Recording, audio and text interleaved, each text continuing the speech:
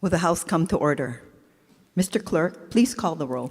Mr. Alcos, Ms. Amato, Ms. Bellotti, Mr. Chun, Ms. Cochran, Mr. Evslin, Mr. Garcia, Mr. Garrett, Mr. Gedeon, Ms. Grandinetti, Ms. Hartsfield, Mr. Hashem, Mr. Hussey, Ms. Ichiyama, Mr. Iligan, Ms. Iwamoto, Ms. Kahaloa, Ms. Capella, Ms. Kohokapu Liloy, Mr. Kila, Ms. Kitagawa, Mr. Kong, Not present.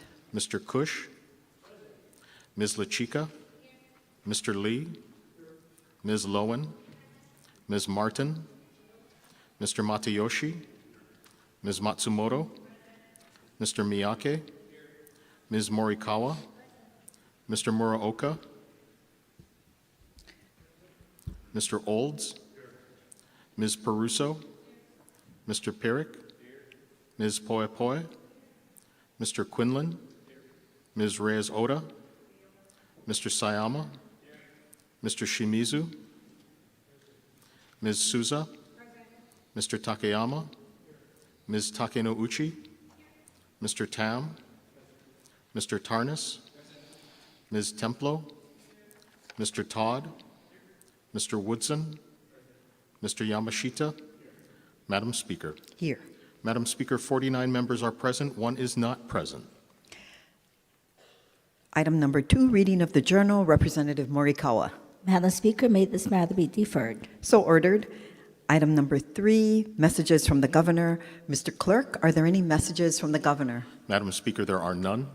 Item number 4, Senate communications. Mr. Clerk, are there any Senate communications? Yes, Madam Speaker, if you and the members will turn your attention to the addendum to today's order of the day. We are in receipt of a communication returning House Bill number 2240, House Draft 1, having passed third reading in the Senate. We are in further receipt of communications transmitting the noted Senate bills, all having passed third reading in the Senate. Representative Morikawa. Madam Speaker, I move that the Senate bills laying on the clerk's desk pass first reading by title. Representative Garcia. Madam Speaker, I second the motion. It has been moved and seconded that Senate bills laying on the clerk's desk pass first reading by title. We'll be taking a voice vote. All those in favor say aye.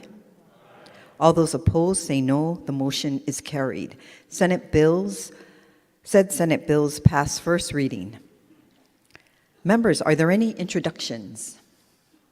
Representative Lowen. Thank you, Madam Speaker. I would like to recognize the Care for Aina Now members in the gallery, and anyone else here for Ocean Day, please stand. Today is Ocean Day at the Capitol, Pilina, Kanaloa. There are more than 70 organizations helping to host. They are set up in the rotunda if staff or others want to stop in from 10 to 2. And welcome all to your House of Representatives.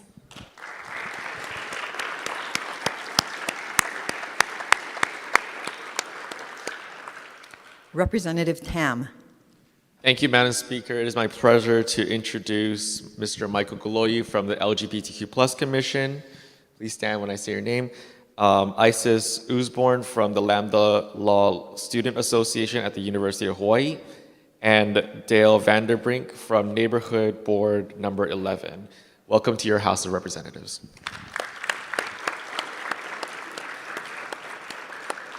Representative Evslin. Thank you, Madam Speaker. It's my honor today to welcome Mrs. Caitlin Kahue's 5th grade class from Island School to the Hawaii State Capitol today. Students and parents, if you could please rise. And if I could have permission to insert their names into the journal. So ordered. Welcome to your House of Representatives.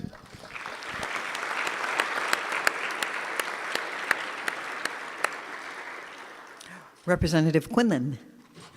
Thank you, Madam Speaker. In the gallery today, we have my favorite apiarist, Denise Antolini. Thank you for all the delicious honey, and welcome to your House of Representatives.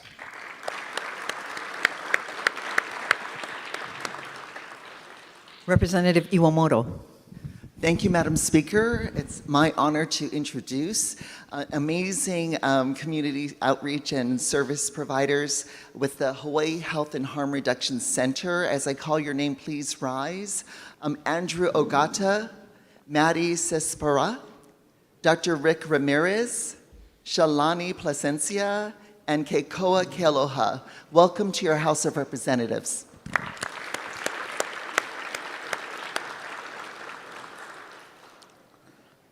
Okay, if there are no further introductions, let's move on to the order of the day. Members, we are on Part 1, Consent Calendar. Representative Morikawa. Madam Speaker, I move to suspend the rules of the House in order to consider certain House bills for third reading by consent calendar. Representative Garcia. Madam Speaker, I second the motion. Any questions? All those in favor say aye.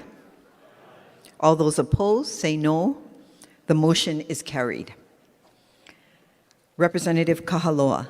Madam Speaker, I move to adopt the Standing Committee reports listed on pages 1 through 16 and that the House bills listed on pages 1 through 19, as may be amended, pass third reading. Representative Morikawa. Madam Speaker, I second the motion. Members, there will be no discussion as these are items agreed to by this body for placement on the consent calendar. Representative Lachica for the vote. Thank you, Madam Speaker. All majority members vote aye with the exception of the following. On page 12, Stancom report number 1136-26, House HB 2293, HD2, Rep. Amato votes no. On page 14, Stancom report 1164, House Bill 1688, HD1, Rep. Iwamoto votes no. And on page 19, Stancom report number 1017, House Bill 2452, Rep. Iwamoto votes no. Representative Garcia. Thank you, Madam Speaker. On the measures before us, all minority members vote aye. Have all votes been cast? Said House bills pass third reading. Members, please remember to submit to the clerk the list of House bills on the consent calendar for which you will be inserting written comments in support or in opposition. This must be done by adjournment of today's floor session. Members, we will have a short recess prior to convening the ordinary calendar.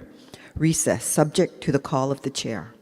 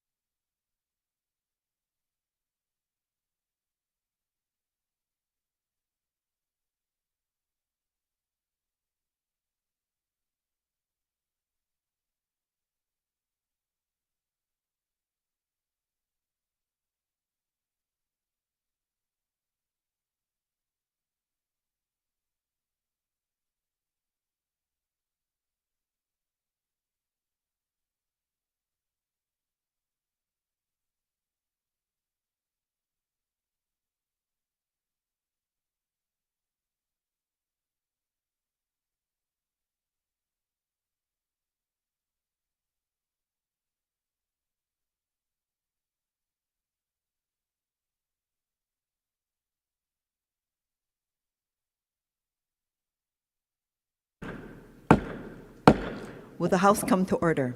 Members, we are on page 19, Part 2, Ordinary Calendar, Item 5B, Unfinished Business. Representative Kahaloa. Madam Speaker, I move to adopt the Standing Committee reports listed on pages 19 through 26 and that the accompanying House bills, as may be amended, pass third reading. Representative Morikawa. Madam Speaker, I second the motion. Any discussions on these items, beginning with HSCR number 1020-26?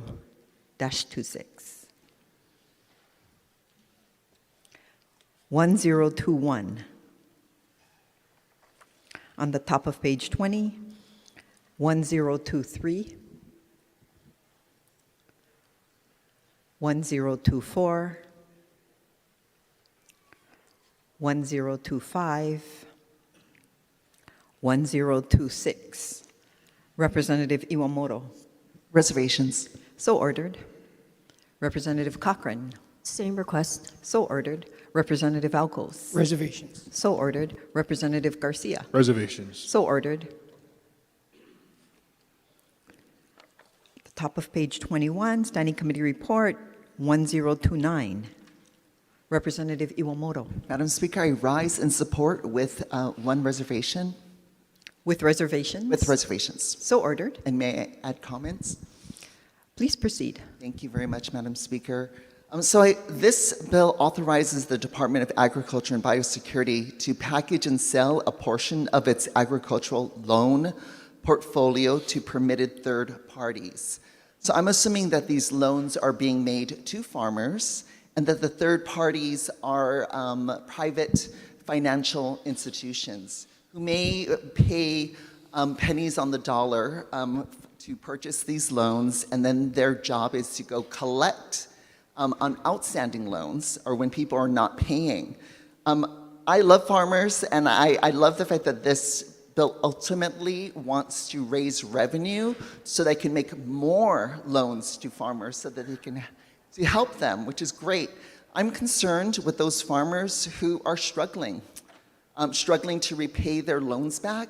And what my concern is that we are basically potentially increasing the fact that we're selling off their loan to a collection agency at some point, and that concerns me. The stress of being sent to collection is overwhelming, and there are a lot of farmers who struggle year after year, and then because of some of the legislation we've provided, they are now eligible to get a grant. And so some of these farmers can actually later on, or hopefully if we invest more into giving them grants, they can actually then repay the loan. But for this reason, I have this reservation. Thank you so much. Standing Committee Report 1031. Representative Muraoka. Madam Speaker, I rise in opposition. So ordered. Madam Speaker, even though I agree with the intent of the bill, the way this bill is worded and certain things in this bill is where my opposition comes. Expanding access to books is very important. Kids got to read. As a grandfather, I have a 4-year-old and a newborn baby, and we read to them. The library system is free. It encourages, if you take these kids to the library, it encourages family time and building points and building stronger families. But the equity issues here in this bill about mailing them. My community suffers from a large number of homeless and shelters where some of these books may not get to by the mail that this bill is saying. And another big thing for me that stands out in this bill is it doesn't clarify the operational costs. I know it says 50% of the program has to be paid for by nonprofits. Well, where do nonprofits get their money from? Grants from taxpayers. Okay, and then it doesn't show where the administrative responsibilities, the staffing, outreach, program management, or any of those things go. So, for those reasons, I'm in opposition. Thank you. Representative Garcia. In opposition. So ordered. And I'd like to adopt the words of the representative from Waianae as my own. Moving on to... Sorry. Speaker? Representative Cochran. I wanted to speak on the previous item, which was 1029-26. Okay. Does anyone want to speak on 1031? Okay, let's move, oh, Representative Tam. Thank you, Madam Speaker. In support. So ordered. Please proceed. Yeah. We're on Second- 1031. Yes. Thank you, Please. Madam Speaker. I am grateful for the legislative body to take this bill up today. This bill will expand access of an already existing program that we have delivering books to those individuals, those kids that are from birth to 5 years old in many of our rural communities, and this expands access to the entire state. Literacy rates in Hawaii has been dropping. We were once at 98% of our literacy rates, and getting books to individuals in rural communities and across the state through the mail will greatly increase that and create an interest in learning in many of our young people instead of having them just simply being on their phones. Madam Speaker, regarding the nonprofits, this bill will have a nonprofit give us 50% matching funds. And to the claim that this nonprofit is getting taxpayer dollars, the nonprofit in question is the Dolly Parton Imagination Library. I don't think that they're getting taxpayer dollars. That's a wild assumption for someone to make. So for these reasons, I ask this body to support this bill. Thank you. Moving on to Standing Committee Report 1029, Rep. Cochran. Thank you, Speaker. I rise in opposition. I am completely supportive Please of proceed. expanding the revolving fund to support our farmers. But I'm just not I'm not fond of selling loans to third party. So that's my main reason. Thank you. Moving on, Representative.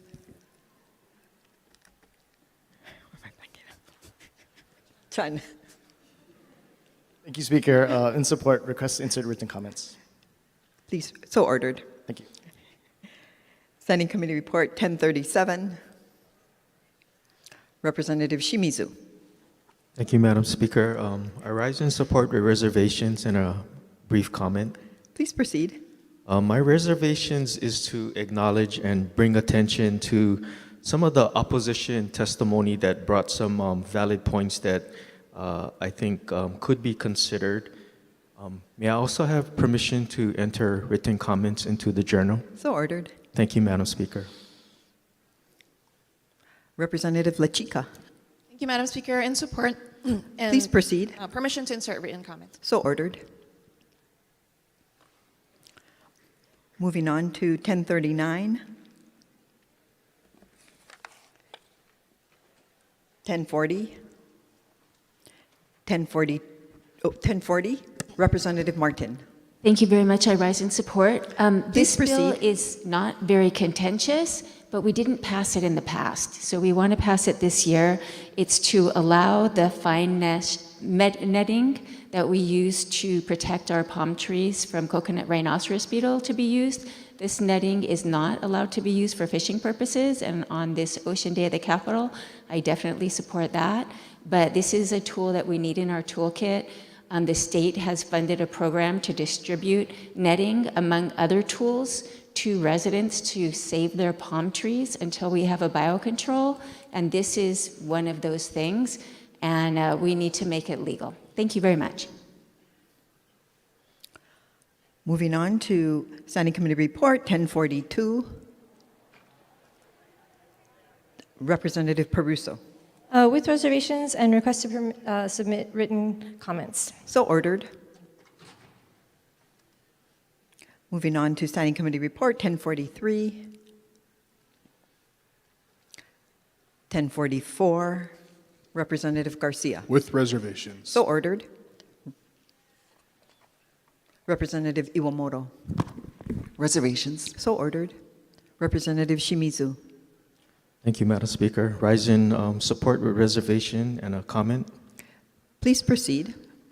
I understand the issue these critical service providers face, where the volatility of the insurance market has made insurance coverage extremely difficult to obtain. My concern is with the testimony of the Attorney General, which expressed that indemnification provisions are standard in government contracts and should be included. Additionally, removing joint and several liability in order for these providers to receive affordable coverage could create a limiting landscape for justice. My reservations stem from ensuring that the legal recourse for both the state and the children in the system are adequately protected. There is an absolute necessity to ensure clear accountability for each actor in a system responsible for the care of the vulnerable children. Thank you, Madam Speaker. Okay, moving on to Standing Committee Report 1045, 1046, 1047, 1049,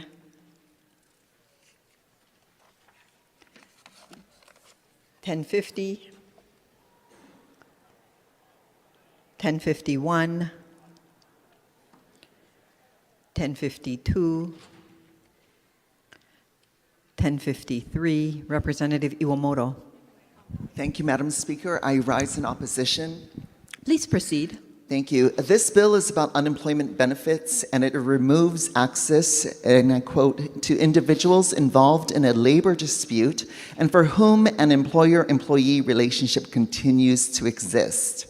This may include workers who are locked out by an employer, like the almost 600 Kapiolani nurses who worked for almost a year without a contract, and when they exercised their right to strike for 1 day, they were then locked out by their employer for 22 days.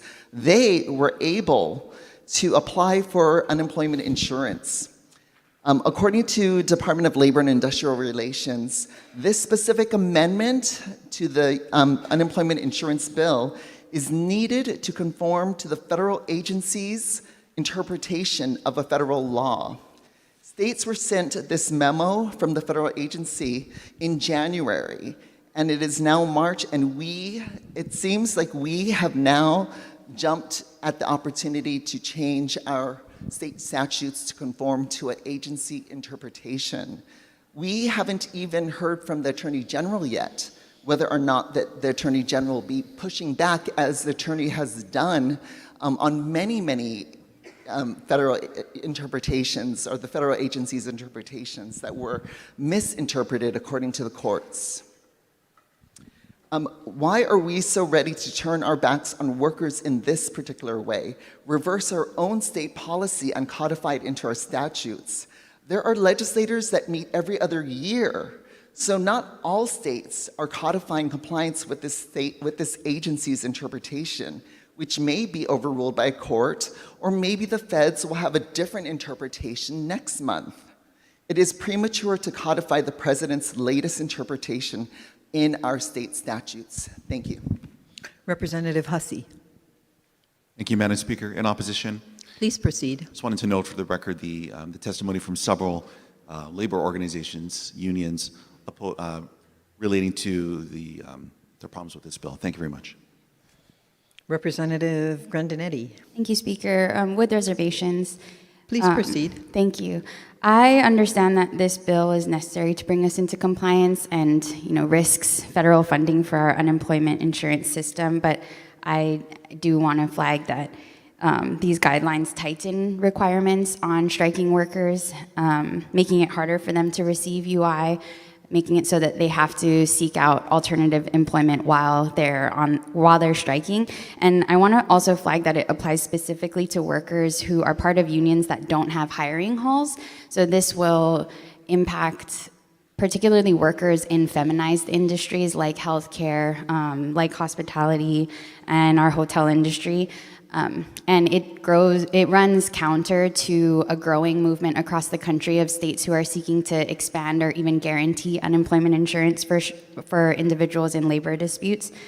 And I really believe that worker power is one of our strongest defenses against corporate abuse and rising authoritarianism, and I really believe that we should be wary of anything, even something that seems relatively small like this, that weakens labor power at this time. So I hope as the bill moves forward, we can look to see what other states are doing, consult our Attorney General, see if we have other options, and if we do pass this, continue to monitor federal guidance as it does change, and revisit this statute, and eventually move towards expanding access to UI for striking workers. Thank you. Representative Garcia. In opposition and permission to insert written comments. So ordered. Representative Reyes-Ota. With reservations. So ordered. Representative Souza. With reservations. So ordered. Representative Bellotti. Thank you. With strong reservations, and may I have the words of the representatives from Kaimuki and Kaka'ako entered as if they were my own. Kaimuki and Kaka'ako. Yes, thank you. So ordered. Representative Shimizu.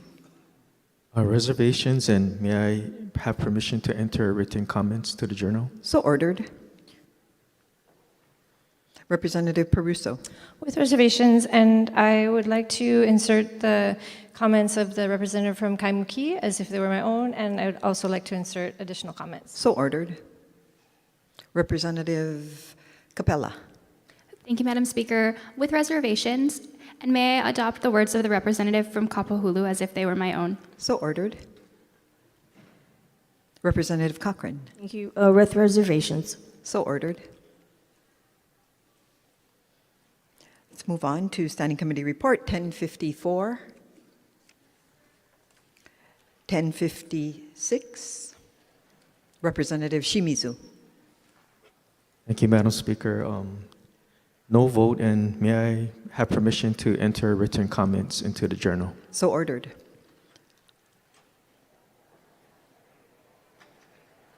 Standing Committee Report 1057. 1058. Representative Iwamoto. Reservations. So ordered. 1059. Representative Iwamoto. Reservations. So ordered. Representative Garcia. Reservations. So ordered. 1060. Representative Iwamoto. Thank you, Madam Speaker. I rise in support with reservations and brief comment. Please proceed. This bill requires any affordable rental housing development project that receives financing or any financial assistance from the Hawaii Housing Finance and Development Corporation that they be allowed to allow one or more common household pet, and I really support that part of it. My reservations are with the amendment that new tenants can come in with pets. I would hope that this bill, as it moves forward, would be amended so that new tenants who are coming in with pets, specifically those who may be unhoused with pets, so that we can get them housed and not separate them from their pets, to allow the new tenants to come in with pets. However, my concern is if people who are in publicly subsidized housing, if they are like, oh, we can now all have pets, and they all go get pets, and then they start to earn too much money and become ineligible to receive public funded housing, and now they must seek housing in the private market, I'm concerned that we just don't have enough private housing, rental housing, who will take pets. And what we might find in an inadvertent consequence is that we'll end up with a lot of people who are now unhoused with pets and make it even harder for them. So that's my concern, is that that's the concern. Thanks. Representative Eslin. In support. Please proceed. Thank you, Madam Speaker. Just to clarify, for LIHTC projects, as your incomes rise, you will not lose eligibility to live in the project, even if your income rises beyond the initial eligibility requirements. Thank you. Representative Cochran. Sorry, Speaker, I've missed the boat here. If I can, get a chance to go back to 1056-26. Okay, can you hold on? Let's finish up. Anyone else would like to speak on 1060? Okay, let's move back to 1056. Representative Cochran. I wanted to record it with reservations on this one. So Thank you. ordered. Let's move on to 1066. On the top of page 26, 1067. Representative Iwamoto. Reservations. So ordered. Representative Matsumoto. In strong support. Please proceed. HB 2558 expands access to telehealth for out-of-state physicians in a practical way that mitigates Hawaii's struggles with healthcare access. This measure supports individuals needing certain specialized care with the ability to seek services that are best for their treatment plans by allowing them to establish a patient-provider relationship with an out-of-state provider via telehealth, which is critically needed in our state. I've been encouraged by the support of this bill and the work that has been put into it by the committee chairs to ensure proper safeguards are put in place. So why is this bill needed? Many of you in this room have heard my family's story and experience with this issue, but I'd like to share it with you now to illustrate why this bill is needed. 5 years ago, my mother was diagnosed with metastatic melanoma, and she was referred by her oncologist to see a specialist at Fred Hutch in Washington. That specialist was not able to have a telehealth meeting because he did not have a Hawaii license. Therefore, she had to pay to go up to Washington to have a 45-minute conversation. Then 3 years ago, my father was diagnosed with a rare kidney cancer. Due to a lack of oncologists in the state, it took him 6 months to get his first appointment and has had multiple oncologists. After his initial surgery, he was referred to go to a specialist in Boston. Same story as my mom. A telehealth appointment wasn't available to him. Both of these appointments were extremely helpful and critical to their continued care, but it cost our family thousands of dollars out of pocket. Unfortunately, my parents' stories are not unique. There are countless examples of those in our community that are facing similar situations. And we all know traveling for medical care from Hawaii is not only time-consuming, but also costly. Flights, accommodations, and lost workdays add up, creating a financial strain that many in our state cannot bear. By enabling telehealth consultations, we alleviate this burden, allowing families to save precious resources and focus on what truly matters, their health and well-being. There are currently 27 states that allow for some type of out-of-state telehealth care in their state law. That's more than half of the country.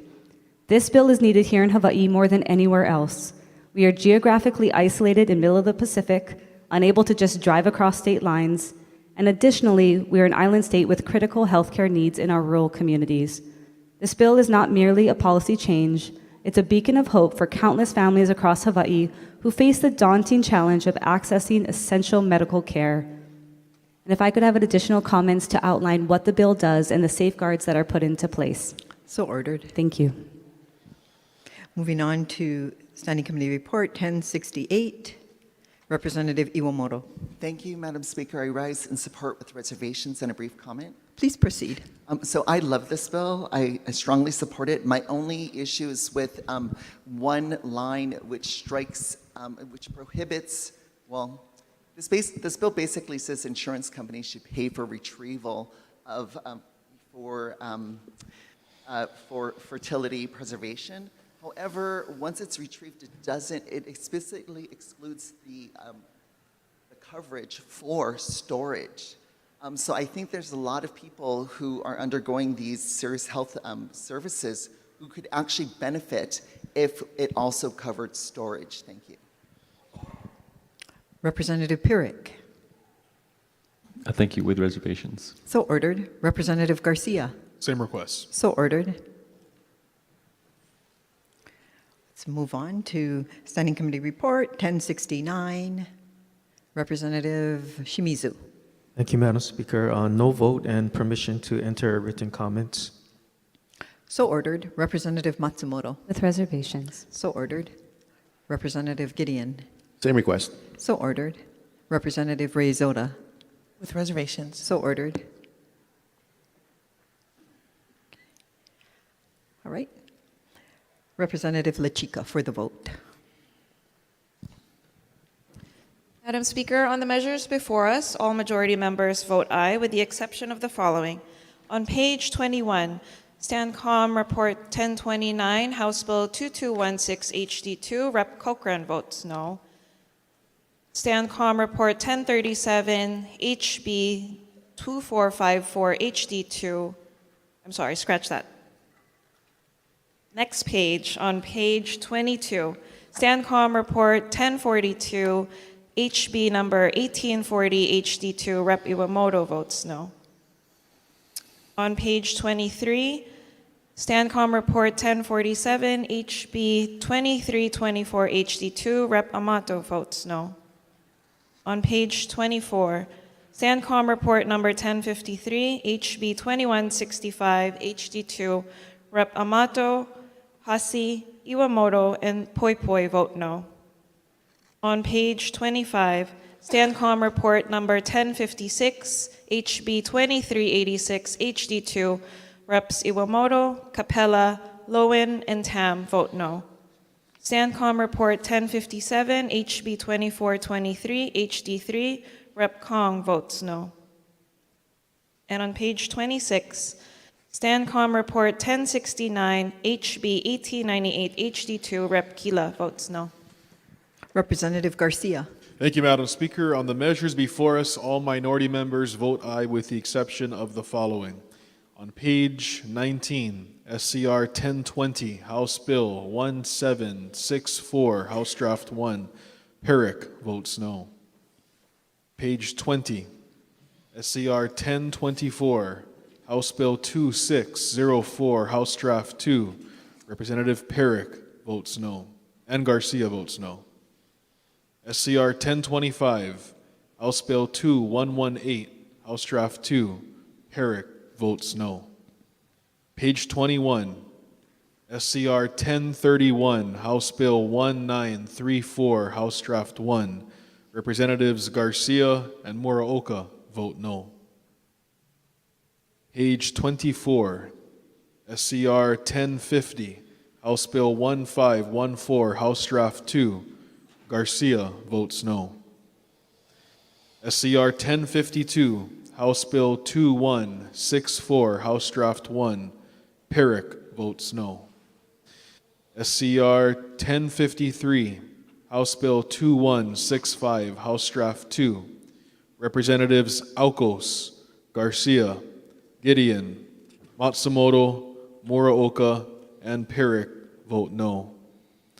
SCR 1054, House Bill 2283, House Draft 1, Herrick votes no. Page 25, SCR 1056, House Bill 2386, House Draft 2, Representatives Aucos, Garcia, Gideon, Matsumoto, Shimizu, and Herrick vote no. SCR 1057, House Bill 2423, House Draft 3, Representatives Garcia and Herrick vote no. SCR 1059, House Bill 1984, House Draft 2, Herrick votes no. SCR 1060, House Bill 1593, House Draft 1, Herrick votes no. And page 26, SCR 1069, House Bill 1898, House Draft 2, Representatives Aucos, Garcia, Gideon, Matsumoto, Muraoka, Shimizu, and Herrick vote no. Have all votes been cast? Representative Peruso.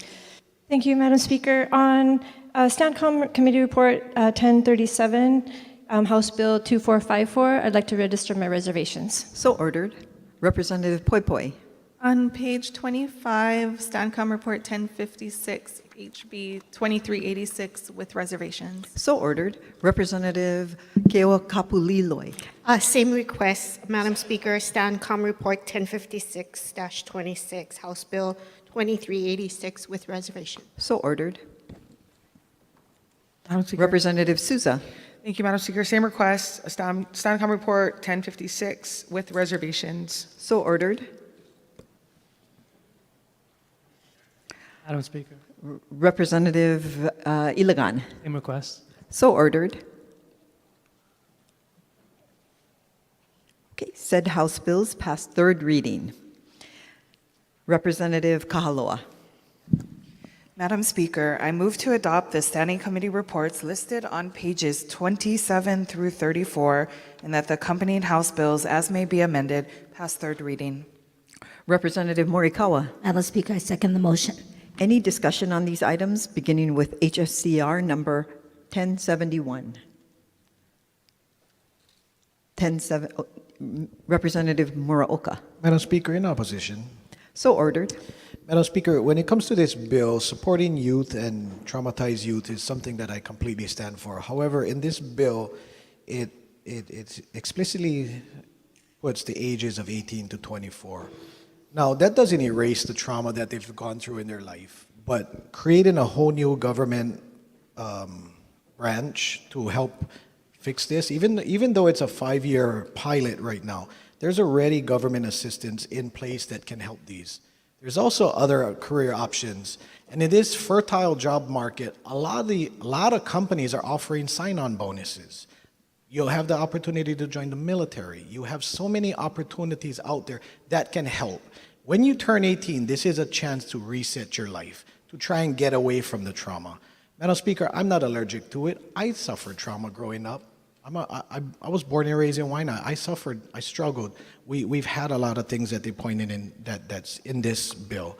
And I just feel like creating a new branch to do it when there's already services like this that exist, on top of the fact that they have opportunities to now change their life for the better and get away from the trauma, giving themselves self-worth by fixing and using what they've been through as fuel for it. For those reasons, I'm in opposition. Representative Martin. In strong support, and I'd like to appreciate the Vice Chair of Human Services and Homelessness for working on this bill. Supporting our youth to get a great start in life is the best investment that we can make. And as parents, we don't stop helping them when they turn 18. For those that are homeless and do not have that support from their extended family, from their neighbors, this is a way for the state to give them a hand up and help get them started. Thank you. Representative Garcia. In opposition, and I'd like to adopt the words of the good representative of Waianae as my own. So ordered. Moving on to Standing Committee Report 1075. Representative Shimizu. Thank you, Madam Speaker. In opposition with a brief comment. Please proceed. I agree that it's a good idea to increase voter registration and participation, but voting is a privilege, and only if you are someone that is interested in being part of the process. So I feel that the opt-in should be actually an opt-out, so that you make a conscious decision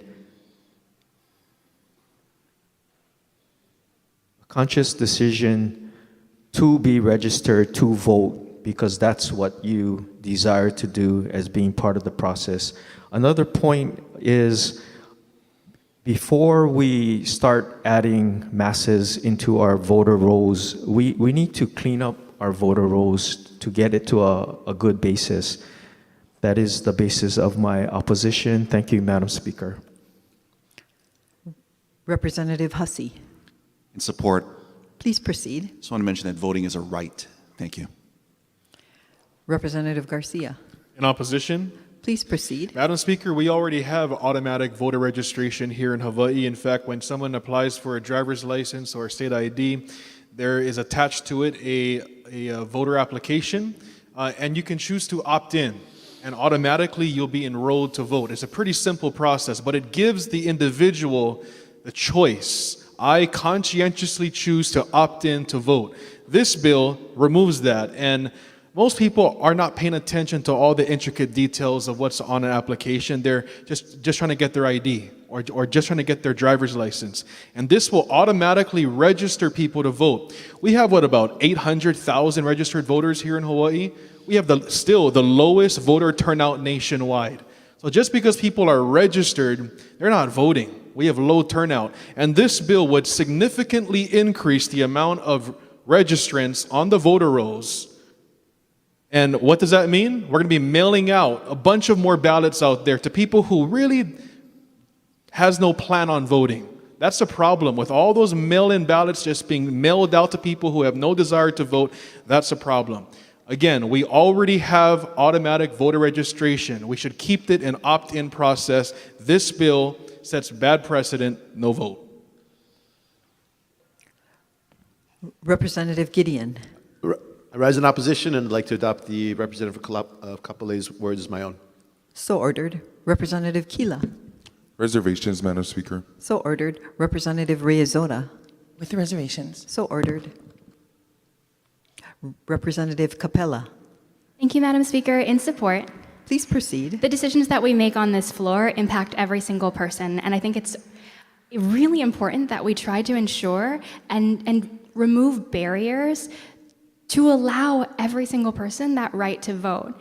And when it comes to making a choice, you make a choice the second you put your pen to the paper to vote for an individual that you believe supports your values. This is about making voting or supporting voting as a right. Thank you. Representative Garcia for the second time. In opposition, yes, voting is a right if you are a U.S. citizen, and this is great. We should encourage voting. We want to get more people voting here in Hawaii. I fully support that. But opting in isn't a barrier. Checking a box to opt in isn't a barrier. It's really not that difficult. And so to say that what we have now is a barrier to voting is just ridiculous. It should remain an opt-in process. Representative Tarnas. Thank you. In support? Please proceed. Your Committee on Judiciary and Hawaiian Affairs has worked on a number of bills to try to increase the number of people who choose to vote. And we have other measures on the order of the day today. But this one in particular is just trying to increase the number of people who are registered to vote so that they would have the opportunity to vote. Our job is then to motivate them to vote, but they have to be registered first. So this is a way to get them to first base, get them to register to vote, and then we have a job to do is to get them motivated to come and show up, right? You know, and fill out their mail-in ballot or show up to vote in person. We're working on that too. So I encourage members to support this measure. Thank you. Representative Muraoka. In opposition, and can I have the words from the representative from Ho'opili inserted as my own? And I'd also like So to ordered. And I also would like to encourage all of my colleagues to take heed of and insert the words of our chair of judicial as my own as well. And using his words, I'd like everybody to encourage them to vote for walk-in voting centers so we can choose to vote if we want to, and we can register that day as an option. Thank you. Representative Souza. Thank you, Madam Speaker. In support, and I'd like the words of the Judiciary Chair inserted into the record as my own. So ordered. Thank you. Moving on to Standing Committee Report 1078. Representative Iwamoto. Reservations. So ordered. 1080. 1087. Representative Iwamoto. Thank you, Madam Speaker. I rise in opposition with comment. Please proceed. This bill is about making appropriations and approves payments or settlements for claims against the state, its officers, and its employees. I'm opposed to one settlement. One settlement is identified as being an $8 million settlement. And from the bill, it looks like it's for DOE allegedly violating due process of one student. It's not a class action, it's one student. I was told that we can't single out one settlement and strike it from the bill as it moves forward. However, that it was there was an all or nothing kind of bill. However, that kind of didn't make sense to me because I noticed that as the bill moved through the House, there was an amendment to add another settlement to the bill. And so if we can add a settlement, we certainly can amend the bill to remove one settlement. All settlement agreements with the state must have a clause that says upon approval by the legislature and governor. The fact that the legislature has to vote on approving this settlement means we're part of the checks and balances. So that we should not be guilty of dereliction of duty. We are not here to rubber stamp all these settlements, especially one so large that it will encourage more claims at a higher dollar amount. If we remove this $8 million settlement from this bill, it will send an important message that we are acting as responsible stewards of taxpayer dollars. Thank you. Moving on to Standing Committee, Representative Quinlan. Moving on to 1091, 1094, 1095. Representative Cochran. Sorry, Chair, Speaker, 1091 is. Okay, we're Back at to that. 1095, and we can go back to that later. Representative Iwamoto. Reservations, and if we can go back to 1094 too, thanks. So ordered. Let's move back to Representative Peruso. I'm still on 1095. Yes, we are. Okay, so with reservations, and I'd like to insert written comments, please. So ordered. Moving on to 1091. Representative Hartsfield. Thank you, Madam Speaker. In regards to 1095, also with reservations. So ordered. Representative Liloy. Thank you, Madam Speaker. Same requests on STANCOM 1095. So ordered. With reservations. Representative Cochran. Yeah, I'll put in a reservations for 1095, but also back to the 1091. Can we hold off on that until we complete 1095? Okay, let's go back now to 1091. Representative Cochran. Yeah, I wanted to insert a reservations. So ordered. And let's move to 1094. Representative Iwamoto. Reservations. So ordered. Representative Poi Poi. 1094 reservations. So ordered. Representative Cochran. Same request for 1094. So ordered. Representative Shimizu. Same request, 1094. Thank you, Speaker. So ordered. Representative Beladi. Same request, reservations. So ordered.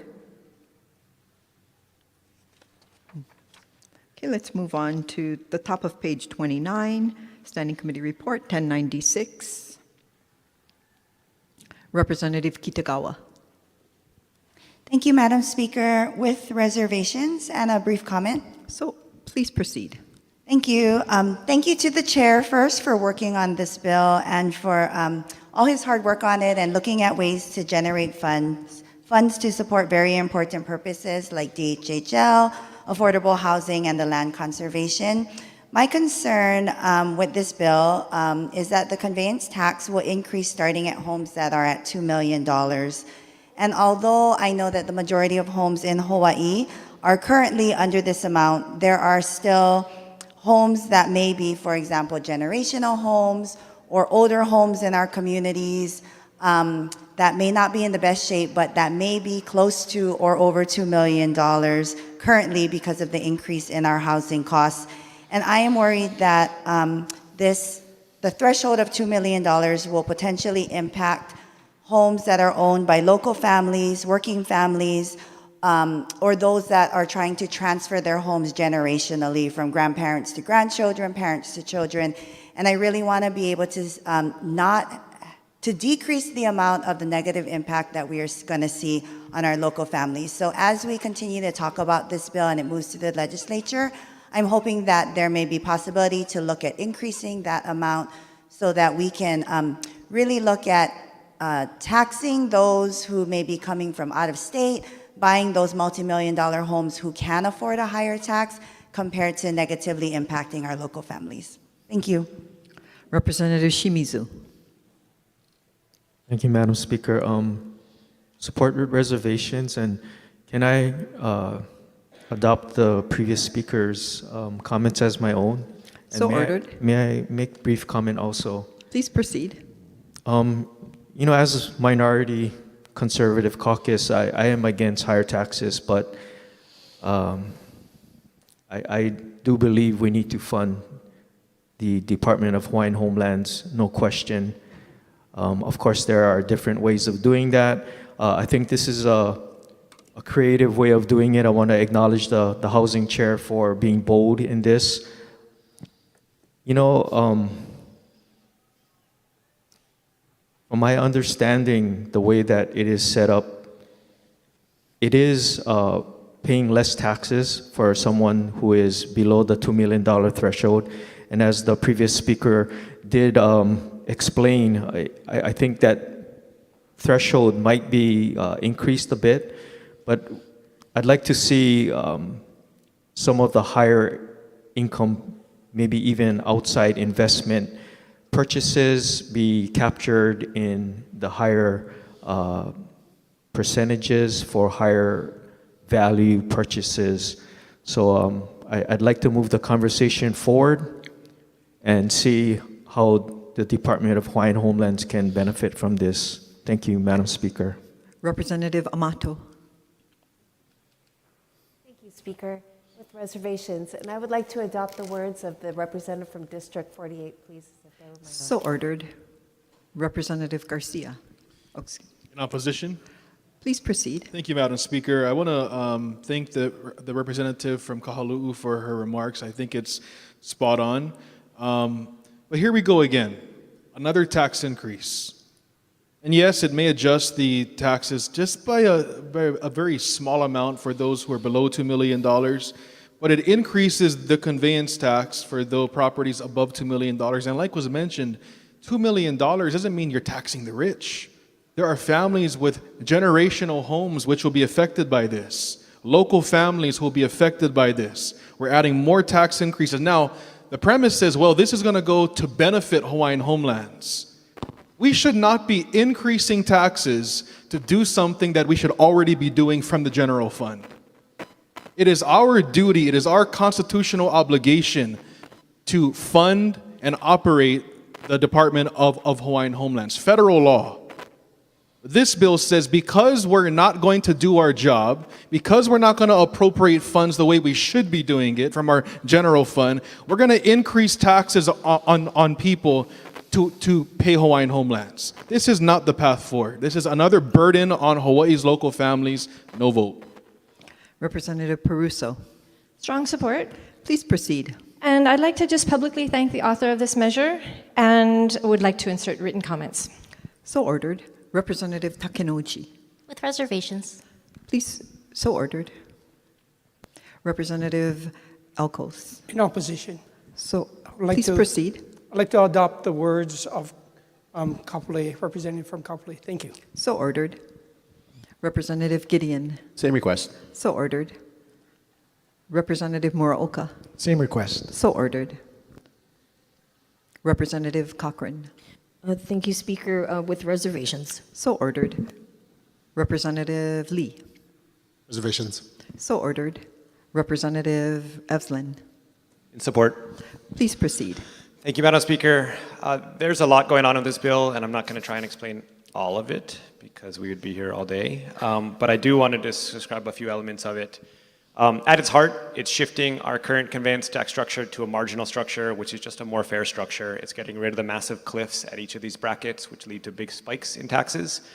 It also introduces a cost of living adjustment, so the brackets will change over time. It gets rid of the existing penalty in our conveyance tax structure for multifamily housing.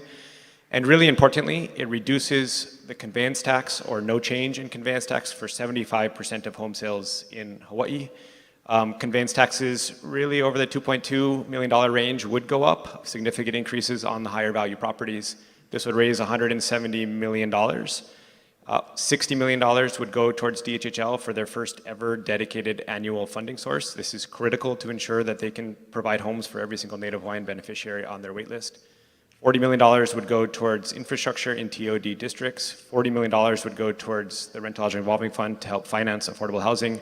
$10 million would go to our Legacy Land Conservation Fund. You know, and for me, at the end of the day, I support it really for three reasons. One is that I think it is important when we have the highest housing costs in the nation to try and reduce taxes on the median cost of housing and below, which is what this bill does. Number two is when we have lots of out-of-state money flowing into Hawaii and propping up luxury home sales, I think it's important that we should honestly be increasing taxes on these and ensure that if you are purchasing a home in Hawaii, especially if you're out of state coming in, that you should be supporting DHHL, you should be supporting rental housing in Hawaii, you should be supporting infrastructure, you should be supporting land conservation. And lastly, and most importantly, I really strongly believe that a percentage of every home sale should go to support the Department of Hawaiian, the Department of Hawaiian Homelands. We are here on Native Hawaiian land. Every transaction, I think, should support Native Hawaiian beneficiaries, which this bill does. Thank you.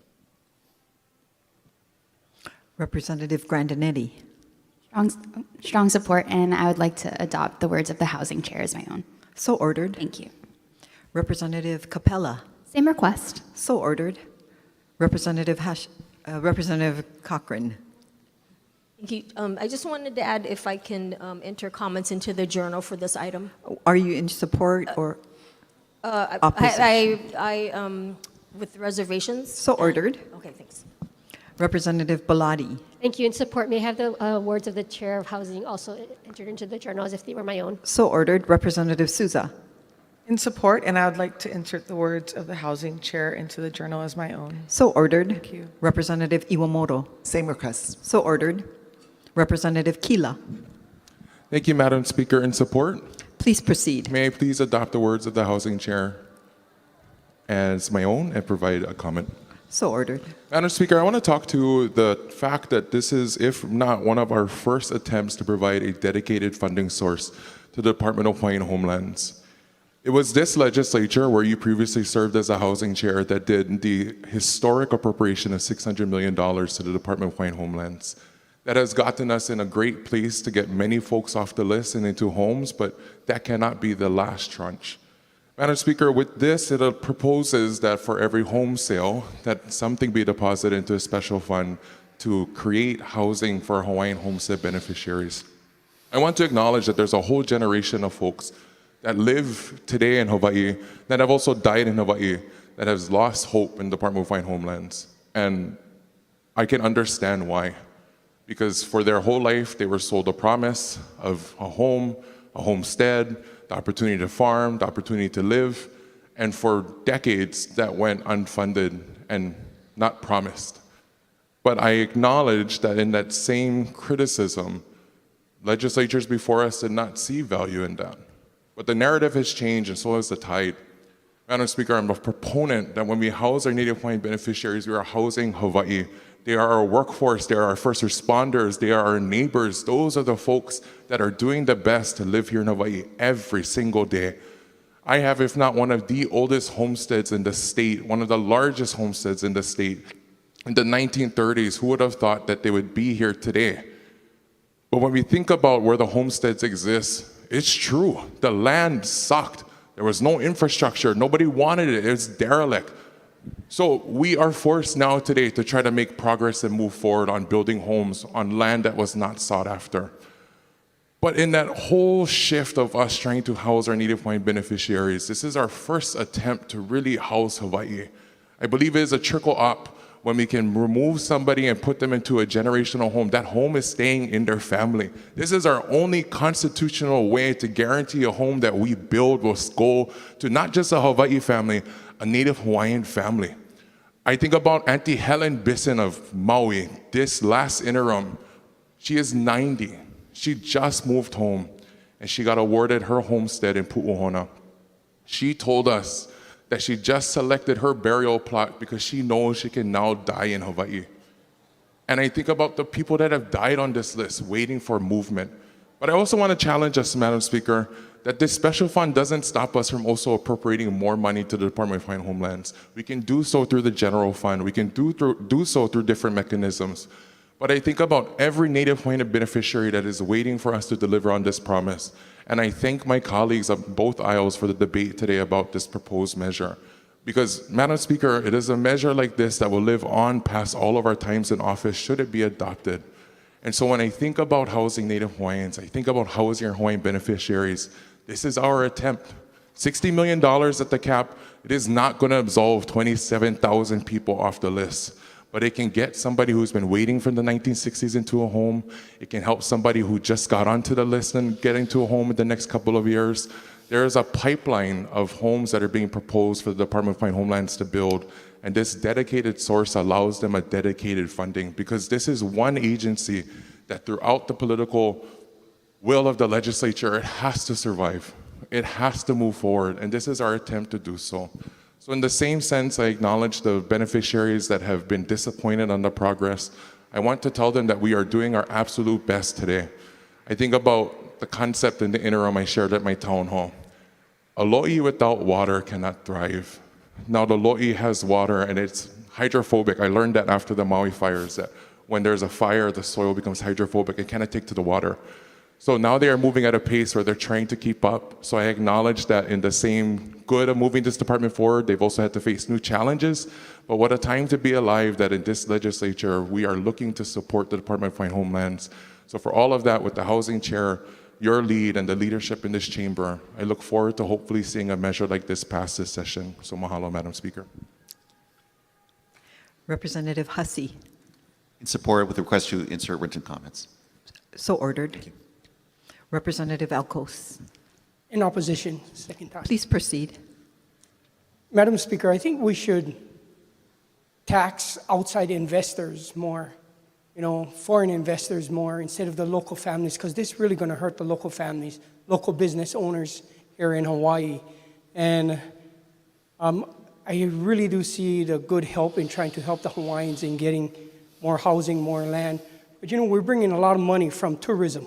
We bring a lot of money from our taxpayers. And I think that if we use our money wisely and stop creating over government, more departments, and use the money to really help the Hawaiian people out here, the local families here.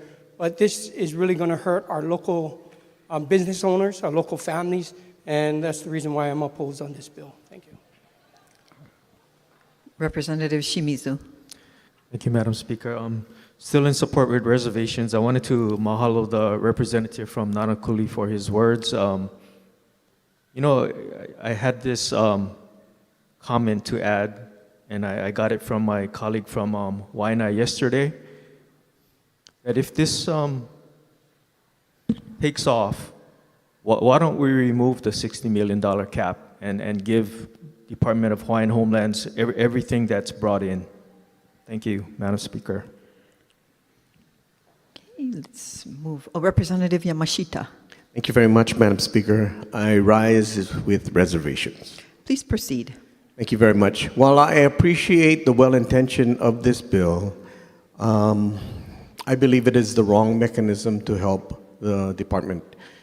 It is, at some point in time, we really got to start making the hard decisions. And I believe that what this bill is trying to do is, because we don't have property tax authority, is trying to tax properties.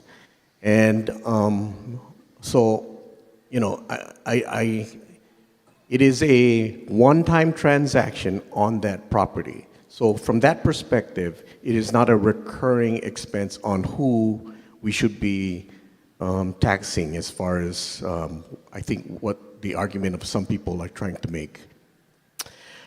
Number two is, I think that we have tried over the years,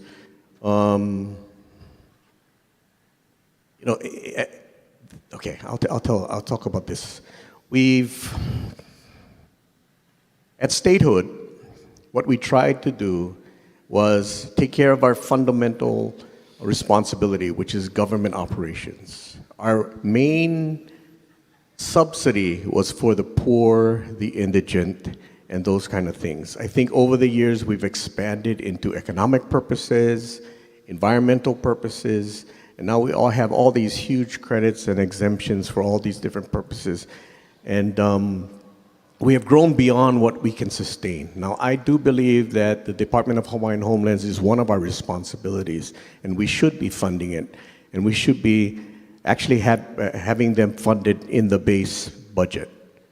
And that should be the goal. I don't think special funds are the right mechanism to do it. If you go back several decades, there was a time when we only had maybe 3 special funds total. But over the years, we've created credits and exemptions and all these different things, and then to make up the difference, we've had to create all these different special funds instead of doing what the legislature should be doing, which is making the tough decisions on where we should be putting our general funds. We'll see if this bill makes it all the way to the end, and I have further comments about this, and I'll save it for if it does return to us. Thank you. Representative Chun. With reservations. So ordered. Representative Iligan. Thank you, Madam Speaker. At the appropriate time, could we go back to STANCOM 1094? Thank you. Okay. Let's go back then to 1094, Representative Iligan. Thank you, Madam Speaker. I stand in support of this measure. Please proceed. I would like to share with this body that this measure adds a commercial project into a current program for experimental and demonstration residential projects. And the reason why, Madam Speaker, is because communities like mine has a lack of commercial areas for job opportunities for local families. And what this does is start up the discussion of commercial development. And I want to share this important part because there are some reservations to this measure, and I think the biggest reservation is transparency. The process for a commercial project to go through the community is that the mayor must propose the plans for this commercial project to the county council. And in that county council, they will have 3 readings on top of their committees, and that will really vet out the importance of that project, whether or not it's warranted in that community.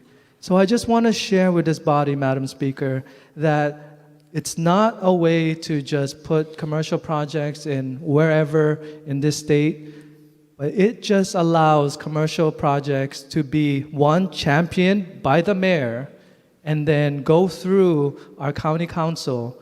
And that is a strong home rule to understand what community jobs that's needed in that area. And that's the reason why the community commercial projects is in this measure. And I just would like to share that because of the reservations that was voiced in this body. Thank you. Moving on to Standing Committee Report 1097, 1098, 1099. Representative Iwamoro. Reservations. So ordered. Representative Reyesora. Reservations. So ordered. Standing Committee Report 1100. Representative Cochran. With reservations. So ordered. 1102. Representative Shimizu. Apologize, Madam Speaker. Could you go back to SCR 1100 when time permits? Okay, let's go back to 1100. Go ahead. No vote with permission to enter written comments. So ordered. 1102. Representative Garrett. Thank you, Madam Speaker. Rising in support. Please proceed. Thank you, Madam Speaker. I rise today in support of House Bill 1873 HT2, which makes several targeted improvements to the governance framework of the University of Hawaii Board of Regents. Madam Speaker, as we know, the University of Hawaii plays an essential role in our state. It educates tens of thousands of students, supports research and innovation, helps train our workforce, and serves communities across every island. For an institution of this scale and importance, strong and effective governance at the board level is critical. The Board of Regents helps guide the long-term direction of the university, oversee its finances, and ensure that it fulfills its mission to serve the people of Hawaii. This bill focuses on strengthening that governance. First, the measure requires members of the board to participate in periodic governance training. That training will cover fiduciary duties, accreditation and academic quality, budgeting and finance, open meeting requirements, public records law, and system-wide planning and governance. These are core responsibilities for anyone serving on the governing board of a major public university system. Ensuring that regents receive ongoing training in these areas help promote sound decision-making and effective oversight. Second, the bill strengthens the candidate advisory council process that helps recruit and evaluate individuals for service on the board. The measure clarifies that candidates should have experience relevant to higher education governance, public fiscal oversight, large-scale organizational leadership, Native Hawaiian education and culture, or other areas relevant to the university's mission. Madam Speaker, the goal here is straightforward. We want to ensure that we have a strong pool of highly qualified individuals to consider when filling these important positions. Third, the bill allows for a strategic planning retreat for the board that would be exempt from open meeting requirements, provided that strict conditions are met. Importantly, the Judiciary Committee heeded the recommendation of the Office of Information Practices to further narrow this provision. The bill now limits the exemption to 1 retreat per year, requires public notice of the retreat and attendance, requires that materials be made publicly available, and prohibits any decision-making during the retreat. Strategic planning retreats are common governance tools used by boards across the public, private, and nonprofit sectors. They allow board members to step back from the minutiae of monthly agendas and focus on long-term planning for the institution. I want to thank the Judiciary Chair for his thoughtful work in refining this position and ensuring that appropriate transparency safeguards remain in place. Madam Speaker, the second issue raised during committee discussions relates to financial disclosures. The Ethics Commission has expressed concern that removing public access to the region's financial disclosures could make it harder to identify potential conflicts of interest. I want to acknowledge the important role the Commission plays in maintaining public trust in government. But it is important to clarify how this bill actually works. Under this measure, regions would still be required to file financial disclosure statements with the Ethics Commission, just as many other appointed officials do today. Those disclosures would continue to be reviewed by the Commission as part of its statutory oversight responsibilities. After reviewing those filings, the Commission would still be able to notify a region that based on the interests reported, they should recuse themselves from matters involving certain organizations or transactions. In other words, the preventive function of financial disclosure remains intact. Madam Speaker, in response to an email that we all received from the Executive Director of the Ethics Commission, I also want to make it clear that no one expects them to review every single agenda item before the university or monitor every board meeting in real time. That is not how ethics systems typically function. Instead, the Commission reviews disclosures and provides guidance when potential conflicts are identified. To reiterate, this bill does not eliminate financial disclosure or the Ethics Commission's oversight. Regions will still file disclosures with the Commission, which can review them and advise recusals before conflicts arise. It is also worth noting that the Board of Regents itself maintains a strong conflict of interest policy that requires members to disclose potential conflicts and recuse themselves from matters where those conflicts may exist. That internal policy provides another layer of protection to ensure ethical decision-making. At the same time, we also heard concerns that public disclosure of detailed financial information about spouses, dependent children, or business partners can discourage otherwise qualified individuals from applying to serve on the Board of Regents. This measure seeks to strike a balance between maintaining ethical oversight and ensuring that the university can attract qualified individuals willing to serve. Finally, Madam Speaker, I understand that some members have concerns that other boards might seek similar changes in the future. If and when that happens, those proposals would still come before this body and would need to be evaluated on their own merits. Madam Speaker, I'd like to yield my time. So ordered. Thank you. Just as we're doing with this bill today. Each board has different responsibilities and governance needs, and the legislature retains full authority to determine whether any future requests are appropriate. Madam Speaker, at the end of the day, this bill strikes a balance between maintaining strong ethical oversight and ensuring that the University of Hawaii can attract the qualified leadership it needs to succeed. For these reasons, I respectfully ask for this chamber's support. Thank you. Moving on, Representative Perek. Thank you. In opposition. Please proceed. Just want to point out that every member here, we file those disclosure reports, but ours are public. This would make their financial disclosure reports private, only accessible by the Ethics Commission, which I don't think is fair.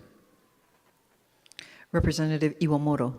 Thank you, Madam Speaker. I rise in opposition. Please proceed. The public deserves greater transparency, more open meetings, and more financial disclosures that are publicly accessible, not less. Only the current regents supported this bill, and I agree with the numerous testimonies in opposition to this bill, which were the Ethics Commission, the Public First Law Center, League of Women Voters Hawaii, and the Society of Professional Journalists. I don't know how many people know, but when a UH regent is selected to take their seat. They are actually, the council sends up numerous names to the governor in that selection process. So there are many people who are willing to disclose their financial interests and have them publicly available so that they could, there's no shortage. Just as there's no shortage of representatives here who are willing to disclose their financial things to the public in order to serve in a very open and transparent way. I also do have issues with the limited exemption for the strategic planning meeting. As someone who served on the Board of Education, we had strategic planning meetings that were open to the public, and why would we need to keep it secret? We're not discussing, things that are going to be, the public deserves to know what we're discussing. Thank you. Moving on to Standing Committee report. Speaker. Representative Cochran. For 1102, yes. I stand in opposition. And because, yes, I Please agree. proceed. Thank you. I agree with more open transparency and inclusiveness, and I've always been a strong support of Sunshine Law. So that's my opposition. Thank you.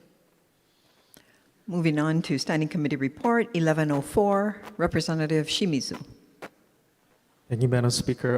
Apologize, but can you go back to 1102 when there is time? Okay, let's go back to 1102. Reservations. So ordered. Moving on to 1104. Representative Iwamoto. Reservations. So ordered. 1106. 1108. Speaker, I'm sorry. 1106. Representative Shimizu. 1106, when time permits. Okay, let's go back to 1106. Thank you, Madam Speaker. I rise in opposition with a comment, please. Please proceed. You know, it's very difficult many times to choose between a yes or a no. In this case, I am in opposition, supporting agriculture. You know, I want to begin by acknowledging with everyone here that shares the same goal of protecting the health of our communities and the environment in our INA. However, this bill would prohibit the use of a product that is very important to local farmers, many of whom are already operating under extremely difficult conditions. Farmers face some of the highest cost productions in the nation, and without a substitute for this product, they will be very much affected. Farmers who farm sweet potato, onions, pineapples, those products that are in the ground are going to be very affected.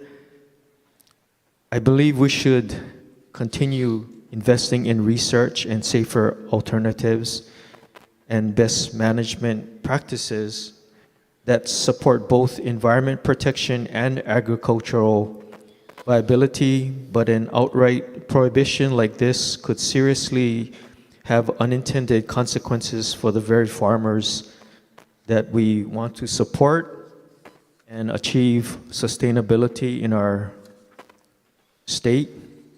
This bill was opposed by the Hawaii Farm Bureau, the Land Use Research Foundation of Hawaii, the Hawaii Crop Improvement Association, and Dole Foods. For these reasons, I respectfully urge members to vote no on HB 1880 and can have permission to enter written comments. So ordered. Thank you, Madam Speaker. Representative Ray Zoda. With reservations. So ordered. Representative Quinlan. Thank you, Madam Speaker, in support. Please proceed. We use a lot of dangerous pesticides in Hawaii and around America, pesticides that have unintended side effects and consequences for human health.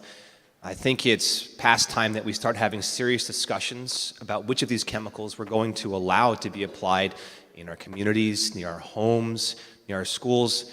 And while I completely understand and agree with the concerns about our local farmers, the vast majority of tea loan use in Hawaii is by the Dole Corporation for their pineapple production.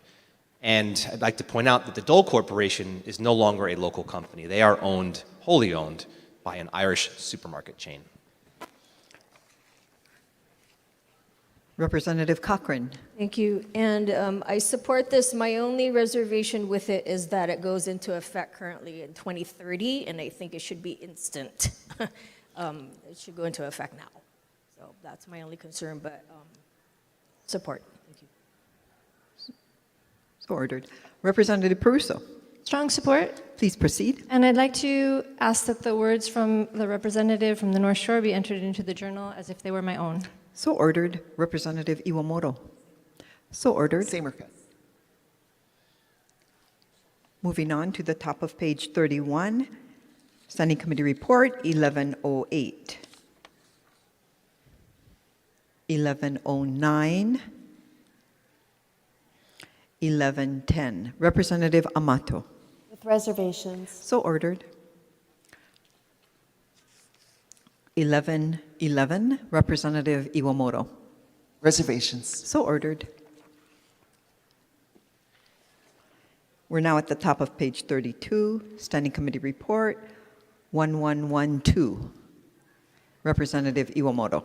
Reservations. So ordered. Representative Poi Poi. With reservations. So ordered. Moving on to Standing Committee Report 1113. Representative Gideon. I stand in strong support of this bill. Please proceed. At its core, this bill is about jobs for the people of Hawaii. For many years, our state has offered film tax credits to attract productions. While those productions bring activity to our islands, the benefits have not always reached the local workforce in the way that it should. HB 1939 helps correct that by tying additional tax credits to verified local hiring. If productions want to receive greater incentives from our state, they must hire more local workers and invest more directly in our communities. This means more opportunities for Hawaii residents, from camera crews and editors to construction, transportation, catering, and many other local businesses that support these productions. Madam Speaker, when public dollars are used to support an industry, we should make sure our people benefit.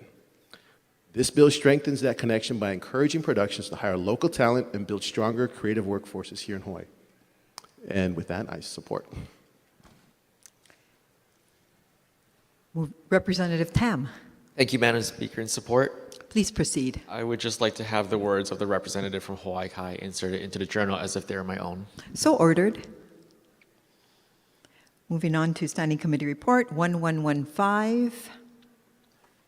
Representative Shimizu. Reservations. So ordered. 1116. Oh, Representative Gideon. Sorry, 1115? Yes. With reservations. So ordered. Let's move on to 1116. Representative Rayzota. With reservations. So ordered. Representative Tarnas. In support. Please proceed. Thank you. Your Committee on Judiciary and Hawaiian Affairs is offering numerous bills that address immigration-related concerns that many of our constituents have voiced to us. This particular measure is one that we're offering because it seems that the federal policies have changed. It used to be the federal policy in immigration enforcement recognized that certain places were protected and they did not carry out immigration related activities in those, immigration enforcement related activities in those areas. This bill recognizes that schools and healthcare settings, libraries, shelters, and places of worship really must remain safe and accessible to all residents. And so this measure specifically focuses on regulating the conduct of state actors, and it preserves compliance with federal law. The measure also reinforces constitutional safeguards and ensures that decisions are grounded in probable cause, not administrative requests alone, by requiring, because this bill requires judicial warrants for access to non-public areas and for disclosure of personal information. This measure also protects both the public and state employees as they work to navigate the complex federal requests regarding immigration. This bill requires written policies and annual training and warrant verification procedures, documentation of immigration-related requests, and multilingual notices to create uniform statewide standards. All of these provisions in the bill work to protect the constitutional rights of our residents. This bill explicitly preserves cooperation with lawful judicial warrants and does not obstruct federal officers acting within their lawful authority. It only regulates the conduct of state actors and contractors. In particular, this bill requires a judicial warrant and expressly excluding administrative warrants or immigration detainers. This distinction is consistent with due process principles and long-standing constitutional protections. By requiring judicial warrant for access to non-public areas and reinforcing safeguards around the collection of immigration-related information, this bill supports constitutional protections and promotes public trust in public institutions. I urge members to support this measure. Thank you. Representative Pirik. Thank you. In opposition? Please proceed. Okay, so if this bill is supposed to engender public trust, promote public safety, we're basically taking 170,000 homes across Oahu, or excuse me, across the state and saying, law enforcement, you can't extract residents from here. So if we add up all of the public schools, private schools, libraries, hospitals, major shelters, places of worship, we've got over 500 places across the state. If we put a 1,000-foot perimeter around each of these institutions, that covers about this many homes. That's crazy that we're basically saying to all the rapists and murderers, hey guys, you guys have a place to escape and not get detained by law enforcement. Escape to some 150,000. Madam Speaker. Representative Quinlan. As on a point of order, and I strongly condemn the characterization of immigrants as rapists and murderers. Please stick to the subject matter at hand, which is the protected community locations. Madam Speaker, Please recess. proceed. Recess.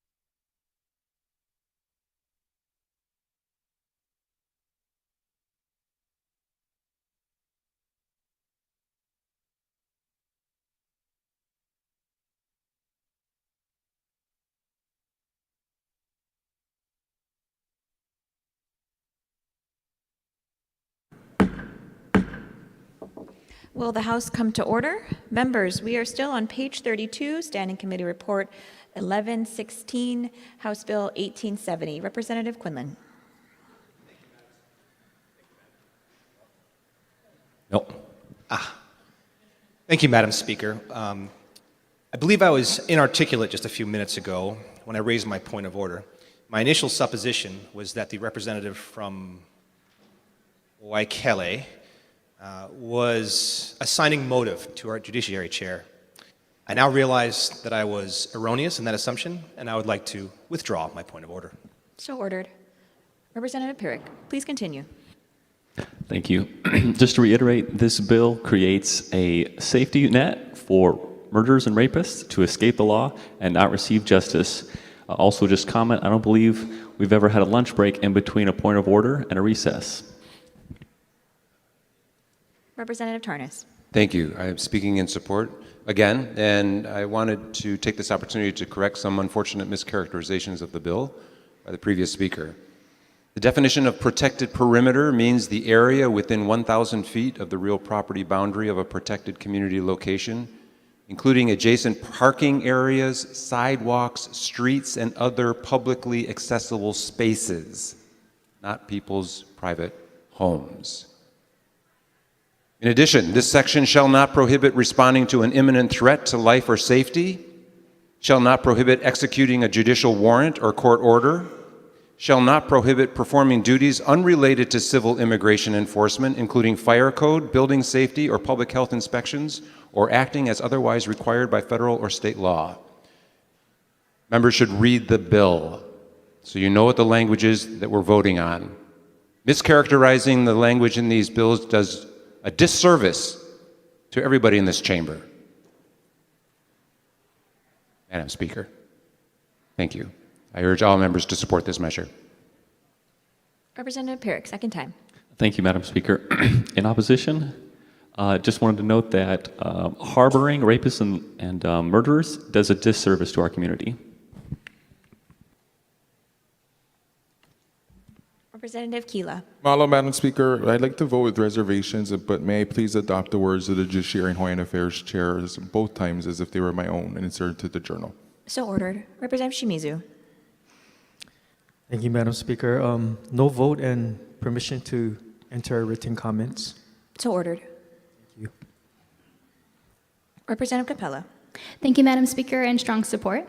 Please proceed. May I adopt the words of our Judiciary and Hawaiian Affairs Committee Chair as if they were my own? So ordered. And just a brief comment. It does a disservice to our community members when bills are mischaracterized on this floor. So it's not just a disservice to members, but it's a disservice to our entire state. And I also just want to add that I really appreciate the work that our JHA chair has done around immigration and many other members as well. This impacts so many people across our state, but specifically in House District 5. So thank you again for your leadership. Representative Bellotti. Thank you, Madam Speaker, and strong support. Brief comments. Please proceed. Madam Speaker, I want to share the personal reasons, the real people reasons why this bill is necessary. As noted in the preamble, the federal government changed its policies around sensitive locations. And that's why we are writing this bill, why we are passing this bill. From Kevin Block, an immigration attorney on the island of Maui, he describes what the effect of immigration raids are on our community. Quote, when guys come from a different island and they start plucking people out of your community, it feels weird. It feels like a war. It feels dangerous and cruel. And then what happens too is people won't send their kids to school. They won't go to the hospital if they're sick. They won't go to work if they need to go to work. And that whole failure to participate in civic life really affects the entire community, right? That's what we're responding to, not rapists and murderers. We know for a fact that many of the people detained have not committed violent crimes. They may have missed a hearing. They may have not informed or been able to inform the immigration officer about their change of address and showed up for a hearing because they were following the rules. And now they may be sitting in a federal deportation center, in a federal detention center without due process rights. That is what we are protecting against. So, Madam Speaker, in strong support of this measure. Thank you. Representative La Chica. Thank you, Madam Speaker. In support, and may please adopt the words of the Judiciary Chair and the representative from Captain Cook as if they were my own. So ordered. And just brief comment, not too long ago, we had more than a handful of teachers in Maui that were getting ready on their way to school, taking showers, having breakfast when they were harassed and asked to leave their home to present, because of a mistaken identity of another person, but they were all here illegally. And so this is happening across the nation. This is happening already here in our state. People should be able to go to their work, to their place of worship, to teach, to get health care without having to fear of getting detained or losing their status here. So for those reasons, in support. Representative Shimizu. Thank you, Madam Speaker. I'm still in opposition, and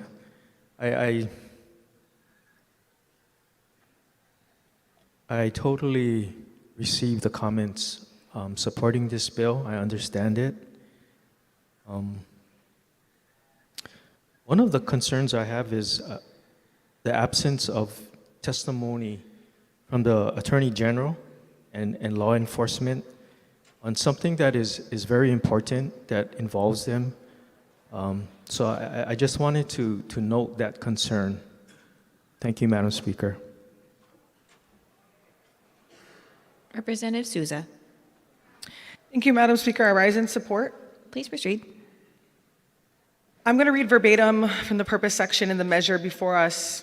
It states, the purpose of this act is to establish statewide standards for state and county agencies, officers, employees, and contractors to limit participation in civil immigration enforcement in or near protected community locations consistent with the state's police powers, civil rights laws, and constitutional protections for education, public health, and the free exercise of religion. I recently attended a town hall in Kapolei for Congressman Ed Case, and the top issue for attendees seemed to be ICE enforcement. Our communities are fearful of federal overreach in this regard, and it's important that we do what we can at the state level, and protecting certain community locations is imperative for the well-being of our community members. The Office of the Public Defender, in its March 4th testimony to the Finance Committee in support, states that from the unique perspective of OPD, the individuals most impacted by fear of immigration enforcement are often the most vulnerable in our communities. Many of our clients and their family members rely on public schools, public health facilities, shelters, libraries, and state-funded social services. When individuals fear that seeking medical care, attending school, or accessing emergency shelter could expose them or their loved ones to civil immigration enforcement, they avoid those spaces altogether. I would like to take a moment to focus on our places of worship that this bill aims to protect as a part of protected community locations. On January 25th, 2026, Maui Now reported in an article titled, "As Tension Over Immigration Crackdown Grows, Community Groups Help Maui Immigrants Know Their Rights, Deal with ICE." And I quote, "Last week, El Pueblo en Acción Maui announced on social media that ICE agents had showed up to a Kihei church during sacrament hour on January 11th. While no arrests were made, it was another sobering reminder for the community that places once considered off limits are now fair game to the federal agency. I understand and value the separation of church and state, but some ignore this fundamental principle that in 1802, Thomas Jefferson addressed in a letter to the Danbury, Connecticut Baptist Convention, where he describes a wall of separation between religion and government. So for those who do not adhere to separation of church and state, let me share the following. A PBS News article from 2025 in November states that Pope Leo XIV, who was very critical of the United States treatment of migrants, underlined that Scripture emphasizes the question that will be posed at the end of the world. How did you receive the foreigner? Did you receive him and welcome him or not? I think there's a deep reflection that needs to be made about what is happening. Pope Francis said just hours before his death in relation to immigration in his final Easter message, how much contempt is stirred up at times towards the vulnerable. the marginalized, and migrants. On this day, I would like all of us to hope anew and to revive our trust in others, including those who are different than ourselves, or who come from distant lands, bringing unfamiliar customs, ways of life, and ideas. Leviticus chapter 19, verses 33 to 34 states, "When a foreigner resides among you in your land, do not mistreat them. The foreigner residing among you must be treated as your native born. Love them as yourself, for you were foreigners in Egypt." I stand in support. Thank you. Representative Garcia, In opposition, please proceed. and permission to insert comments in the journal. So ordered. And also a brief comment, Madam Speaker. A separation of church and state, and by the way, this bill doesn't even talk about that, but because it was mentioned, separation of church and state has nothing to do with showing up to a church or whatever. If somebody calls the police officers for a crime happening at the church, of course they'll show up, and that isn't a violation of church and state. What Thomas Jefferson meant, Madam Speaker, was the government shall never tell the church what to do, and vice versa. The church shall never compel the government in what to do. That is a true definition of separation of church and state. No vote. Representative Iligan, Thank you, Madam Speaker. I rise in support. please proceed. Also permission to insert comments into the journal with a brief comment. So ordered. Thank you.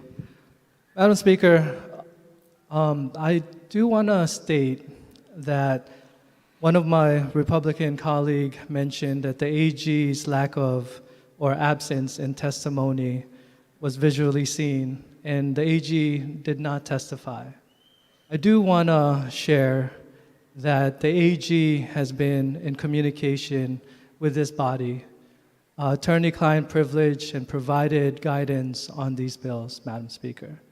I personally wish the AG provided some public testimony so all my colleagues can see what their thoughts are. I just wanted to share that the AG have been a strong supporter of understanding what we could pass as a legislative body for them to be able to enforce these laws. I also want to include that advocates as well as the community has been a part of the bill-making process with this measure, Madam Speaker.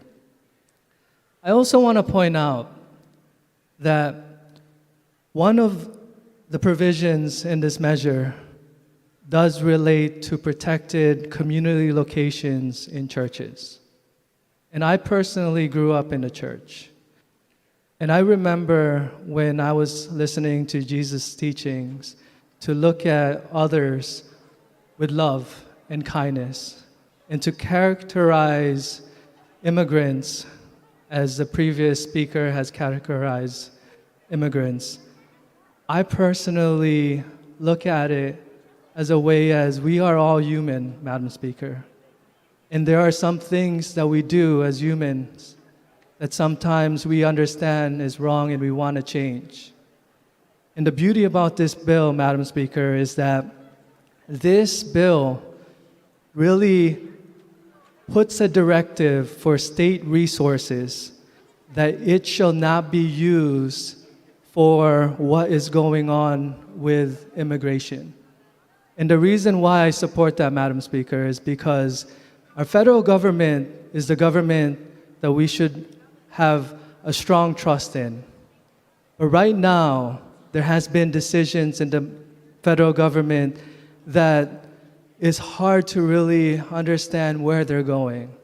And the measures in this bill allows those policies and standards for our state on how our resources are directed.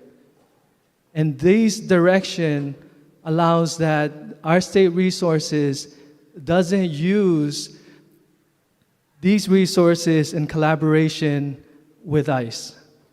And the reason why that's very important, Madam Speaker, is because it's very clear that a judicial warrant is needed, not an administrative warrant. And most people may not understand, especially the public, know the difference between the two, Madam Speaker. And with this measure, this allows the public to have a clear understanding what a judicial warrant is compared to administrative warrant. I know without this body being here in this position, I would not be able to tell the difference. And if I was in that church service, Madam Speaker, I would say anything was a warrant that allowed that disruption. And I would not want a disruption when I was going through my services. And I get what the other speaker said, that a police can come in. And I know what would happen with our pastor. They would probably stop the service.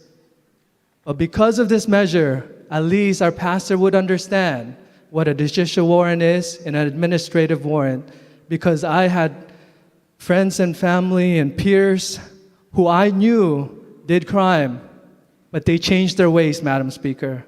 And it's not because they were immigrants or citizens, but they were people. People have the right to change for the better, Madam Speaker. And immigrants are people as well. Thank you. Representative Templo. In support, and request to put remarks into the journal. So ordered. Thank you. Representative Garcia, second time. Second time, still in opposition. It appears that we're going to have theological debates now on the floor and use scripture to justify certain things, but let's be consistent with scripture if that's going to be the case. Because Jesus also says to render unto Caesar that which is Caesar, and to God that which is God's. Separate issues.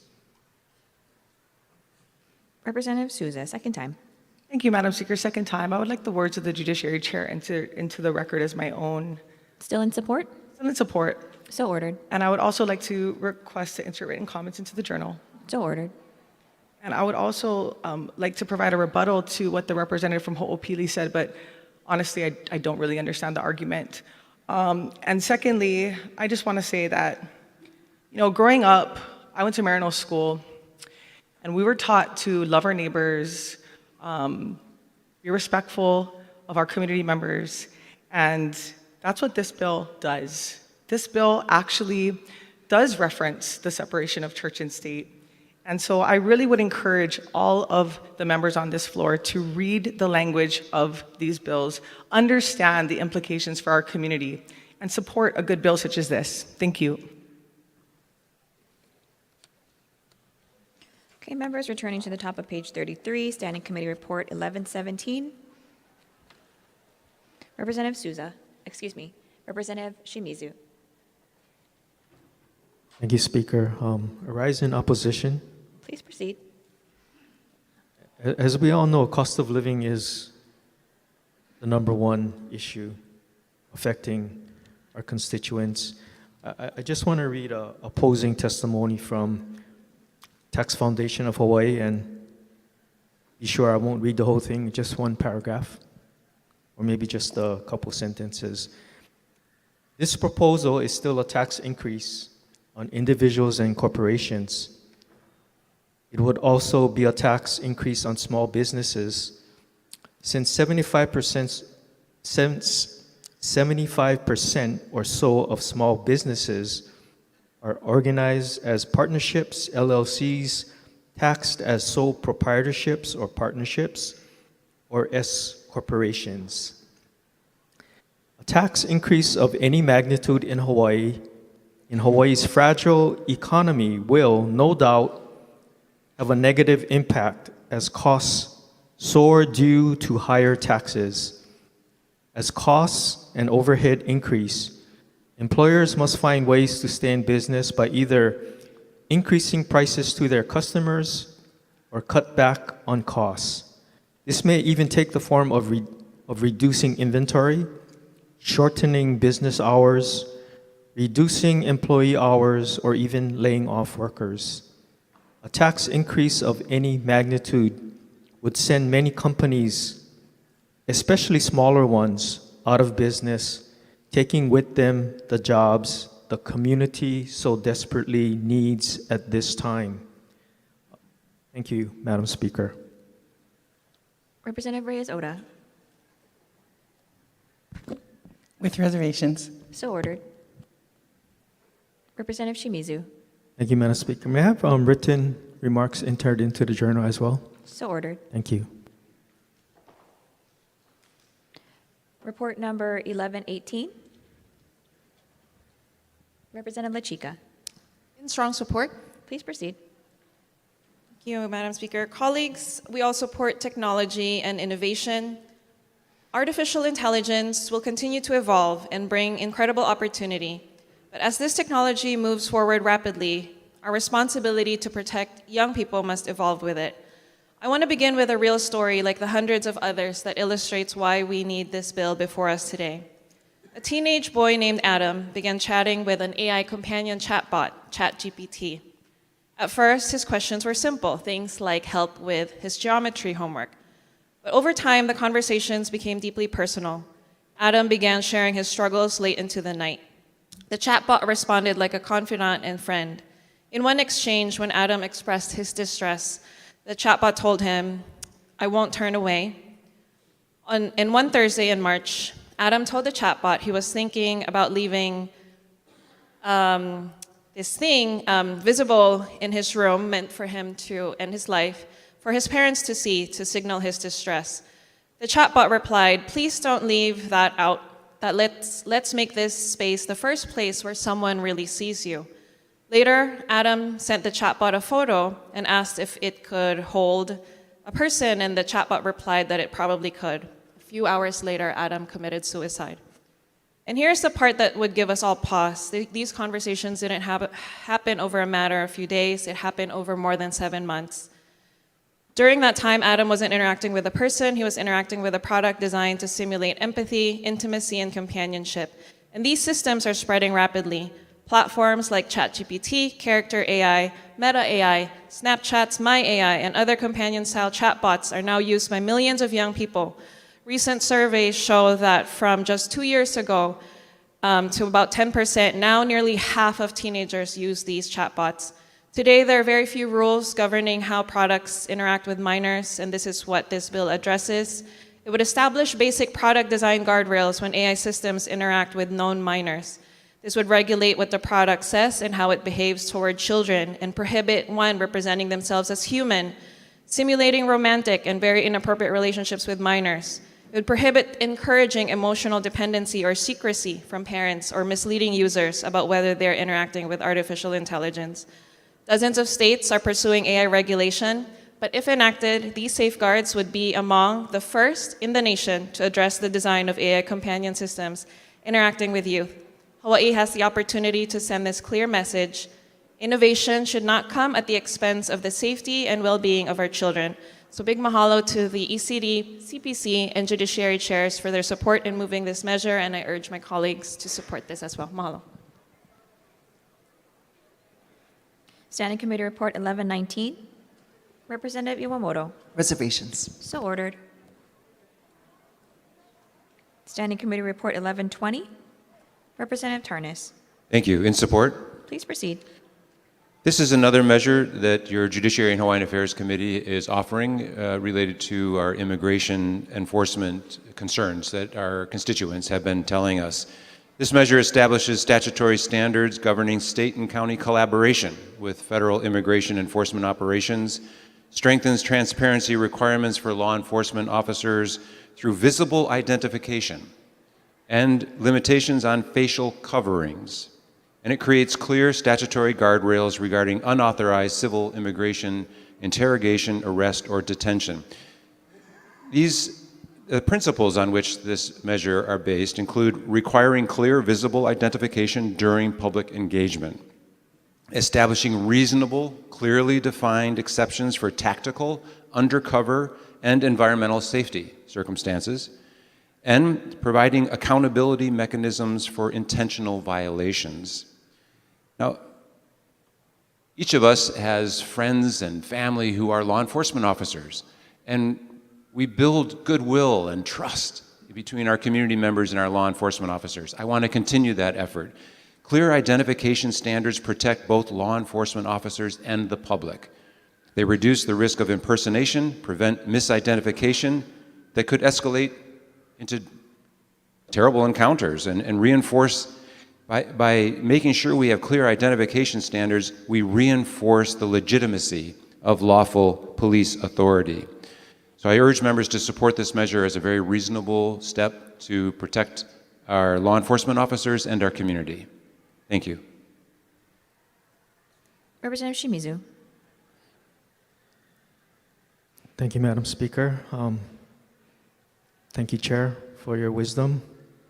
I rise in opposition. Please proceed. Thank you. First, I want to acknowledge the intent behind this measure. There's no doubt protecting civil liberties and ensuring transparency in government operations are vital, critical, non-negotiable goals that all of us in this body value. I agree that the extreme cases that we have seen are totally unacceptable, and I would not want that for anyone, citizen or undocumented. We should have a process, a due process, where we are able to treat people with respect and kindness. I'd like to just make my opposition points based as objectively as I can. The concerns that the provisions in the bill may unintentionally create barriers to effective collaboration between our state and federal law enforcement partners. Law enforcement today operates in an environment where cooperation between different agencies is often essential to protecting our communities, whether addressing organized crime, drug trafficking, human trafficking, or national security threats. Successful investigations frequently rely on strong partnerships between local, state, and federal authorities.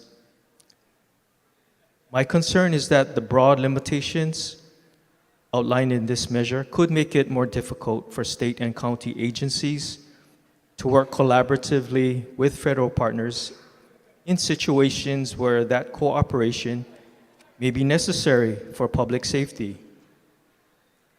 Additionally, certain provisions in the bill create potential criminal penalties for public employees and law enforcement officers.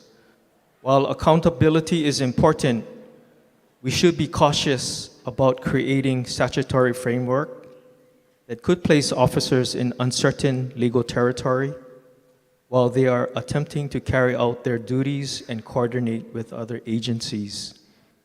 At the end of the day, our goal should be to ensure that law enforcement agencies have the tools and flexibility necessary to keep our community safe, while still respecting civil rights and constitutional protections.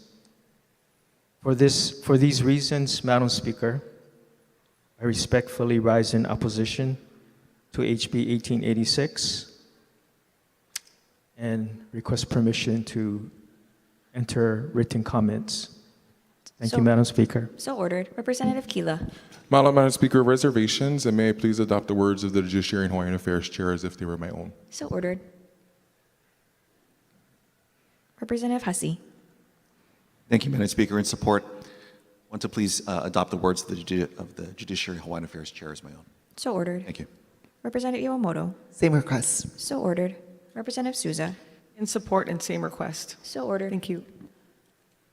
Representative Garcia. In opposition, and I'd like to adopt the words of the representative from Wanalua as my own. So ordered. Representative Gideon.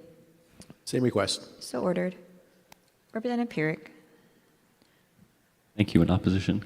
Please proceed. So this law makes it to where law enforcement have to have an ID. Maybe it could be a serial number, their full name, have to show their face.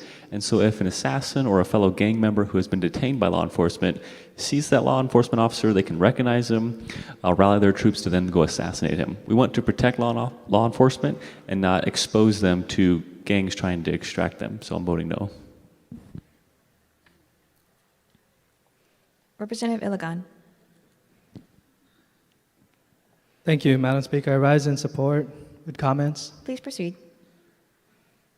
I do want to point out that collaboration with our federal law enforcement is essential, especially in special circumstances and things that they have to do.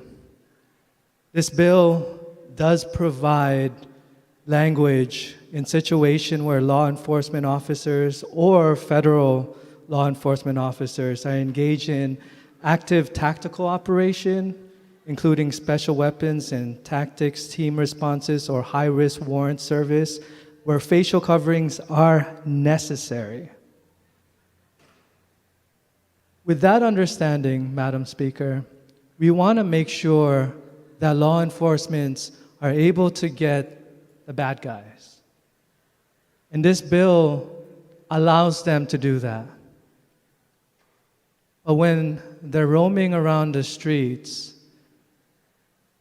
and not having any judicial warrant and just stirring up the community, might be some problem with that, Madam Speaker.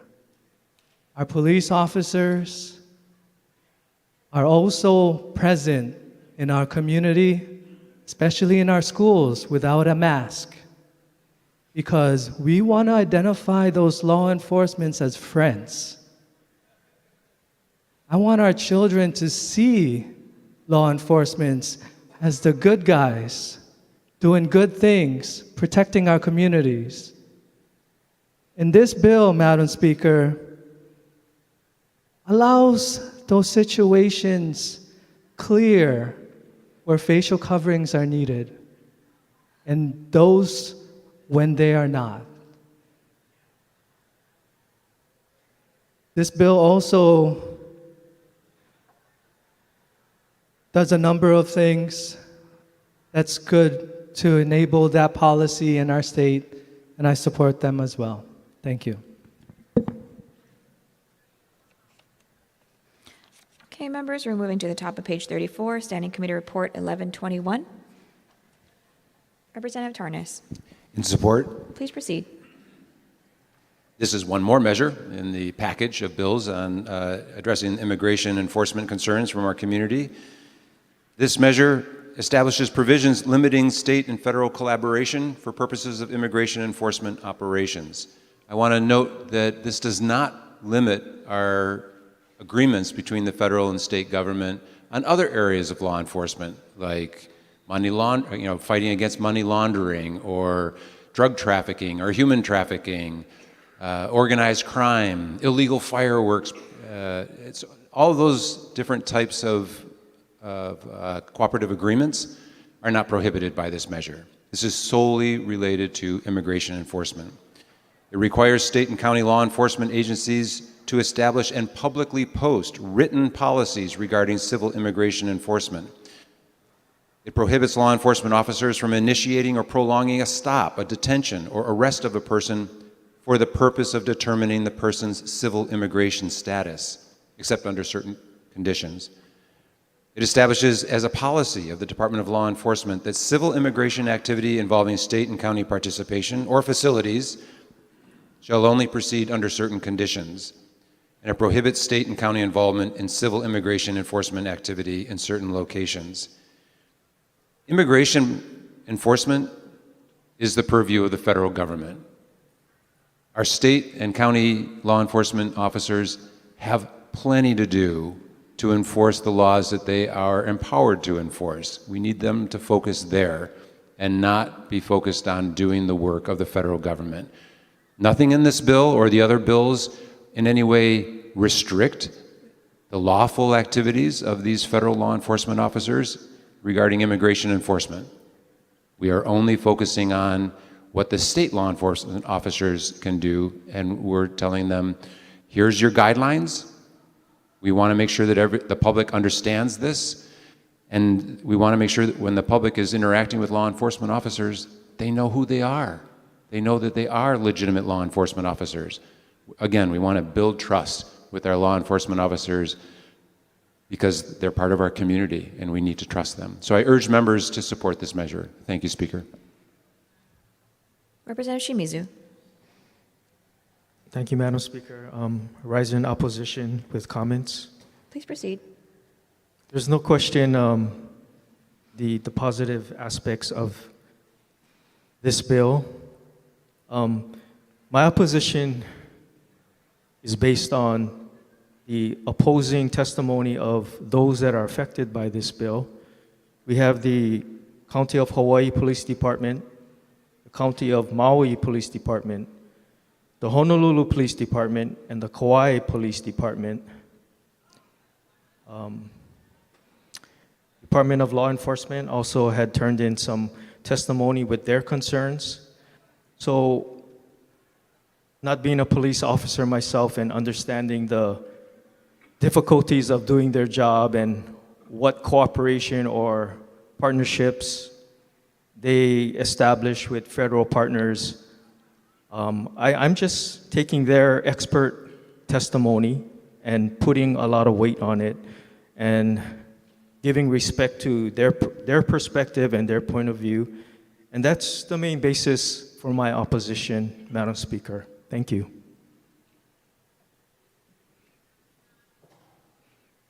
Standing Committee Report number 1122.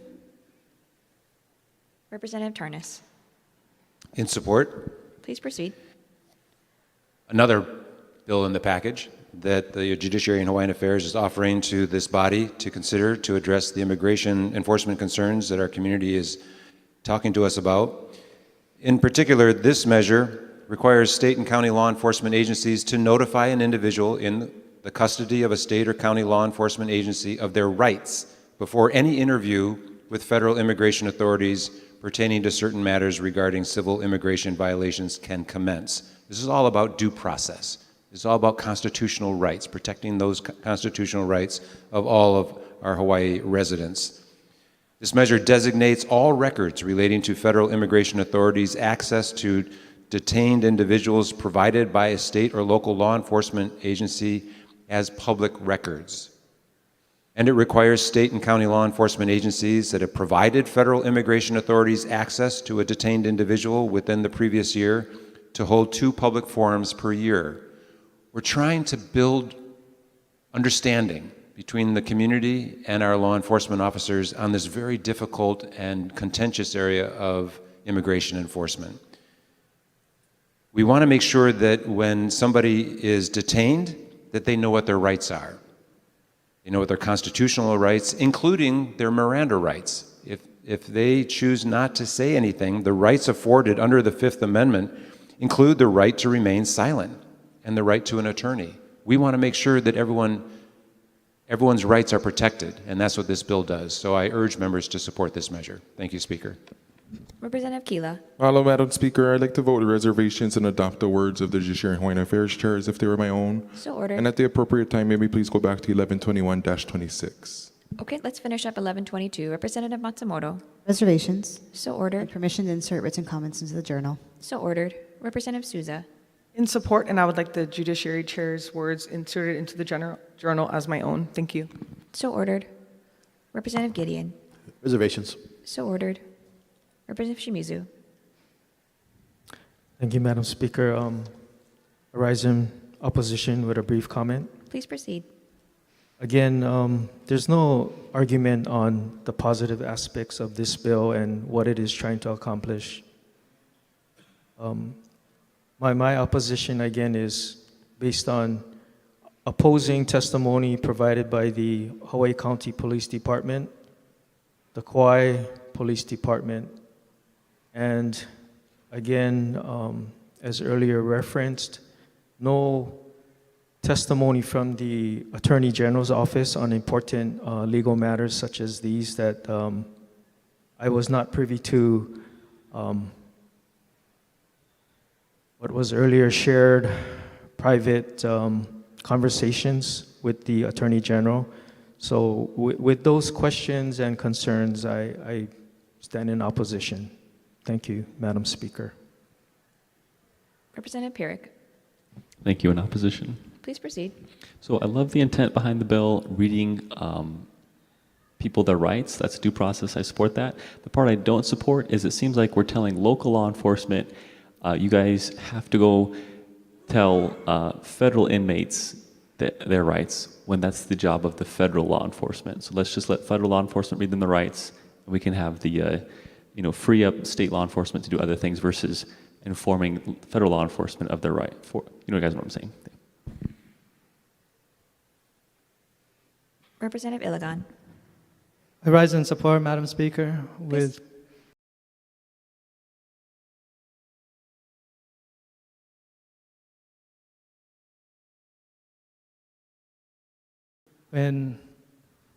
when there's a detention.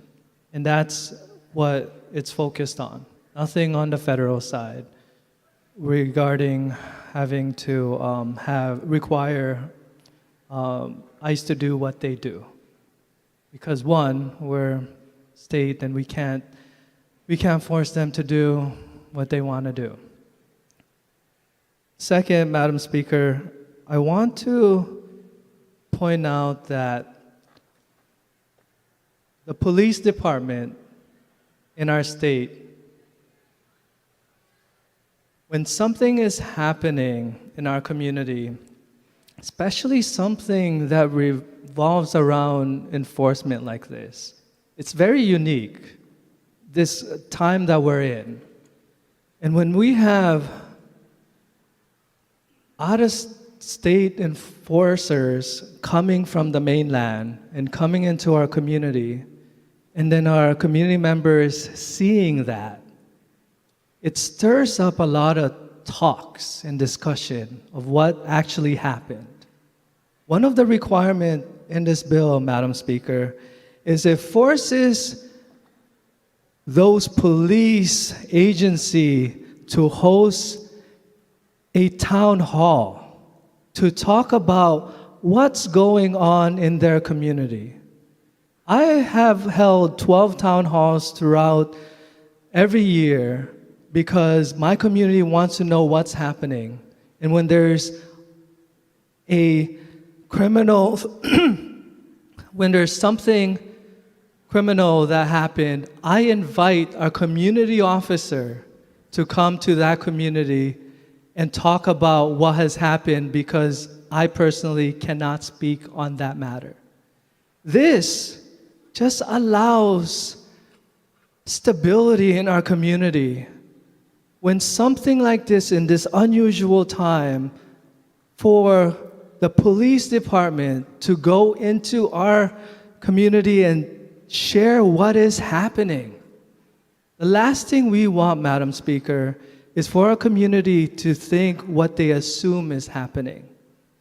Let's give them the facts by the people who are there to protect us, and that's what this measure does. 2 town halls is not a lot to ask for. Our police department should be not only protecting us, but informing us on what's happening at this time. Thank you. Okay, members, if there's no further discussion on Standing Committee Report 1122, we'll go back to 1121. Representative Keela. Madam Speaker, reservations, and may I adopt the words of the Judiciary and Hawaiian Affairs Chair as if they were my own. So ordered. Representative Souza. 1121 in support, and I would like to adopt the words of the Judiciary Chair as my own into the record. Thanks. So ordered. Representative Shimizu, second time. Thank you, Madam Speaker. Can we go back to 1122? Oh, okay. Let's finish up 1121. Okay, members, let's go back to 1122. Representative Shimizu, second time. Thank you, Madam Speaker. I just forgot to ask permission to enter written comments into the journal. Thank you. So ordered. Okay, members, moving on to Standing Committee Report 1123. Representative Iwamoto. Reservations. So ordered. Representative Kush. Thank you, Speaker. I stand in strong support for this measure, and I want to thank the introducer. In my experience, there are 3 types of fires: by accident, by squatters, and by neighbors trying to burn the squatters out because they can't get them out. So I appreciate this measure and strong support. Thank you. Representative Gideon. Thank you, Madam Speaker. I stand in strong support. This bill is simple. It protects property owners from squatters, people who move into vacant homes or buildings without permission. Right now, when this happens, property owners can spend months trying to get their property back. And during that time, they often face property damage, safety concerns for the neighborhood, and frustration of losing rental income. For many small property owners, especially Kupuna living on a fixed income, that rent is what helps pay their living expenses. When squatters occupy a property, that income disappears while the owner still has to cover the costs. I also need to point out that this bill does not apply to legitimate tenants or normal landlord-tenant disputes. It simply creates a clearer process for law enforcement to help remove individuals who have no legal right to be there on the property and helps owners reclaim what is rightfully theirs. For these reasons, I stand in strong support of this measure. Representative Tam, Thank you, Madam Speaker. I rise in support. please proceed. I want to thank the Vice Chair of Finance for introducing this bill. I stand in support of this as a safety issue. Just in Waikiki in the past couple weeks, squatters have created a fire in an abandoned building. This bill is in the right direction to protect their safety. Thank you. Representative Hussey.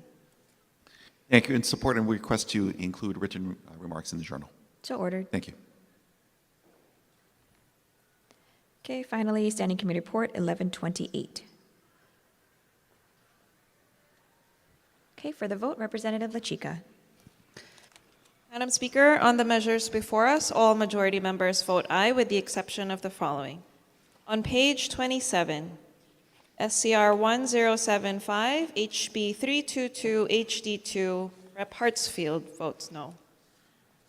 On page 28, SCR 1087, HB 2250, HD2, Rep. Iwamoto votes no. SCR 1095, HB 1725, HD2, Rep. Poi Poi votes no. On page 29, SCR 1096, HB 2049, HD3, Rep. Kong votes no. SCR 1099, HB 2519, HD2, Rep. Amato votes no. On page 30, SCR 1102, HB 1873, HD2, Reps. Cochran, Hartsfield, Iwamoto, Poi Poi vote no. SCR 1106, HB 1880, HD3, Rep. Kong votes no. On page 31, SCR 1110, HB 1991, HD2, Reps. Iwamoto and Kong vote no. On page 32, SCR 1186, HB 1870, HD2, Rep. Kong votes no. On page 33, SCR 1117, HB 1850, HD2, Reps. Amato and Kong vote no. SCR 1120, HB 1886, Rep. Kong votes no. And on page 34, SCR 1121, HB 2540, HD2, Rep. Kong votes no. On SCR 1122, HB 1839, HD2, Rep. Kong votes no.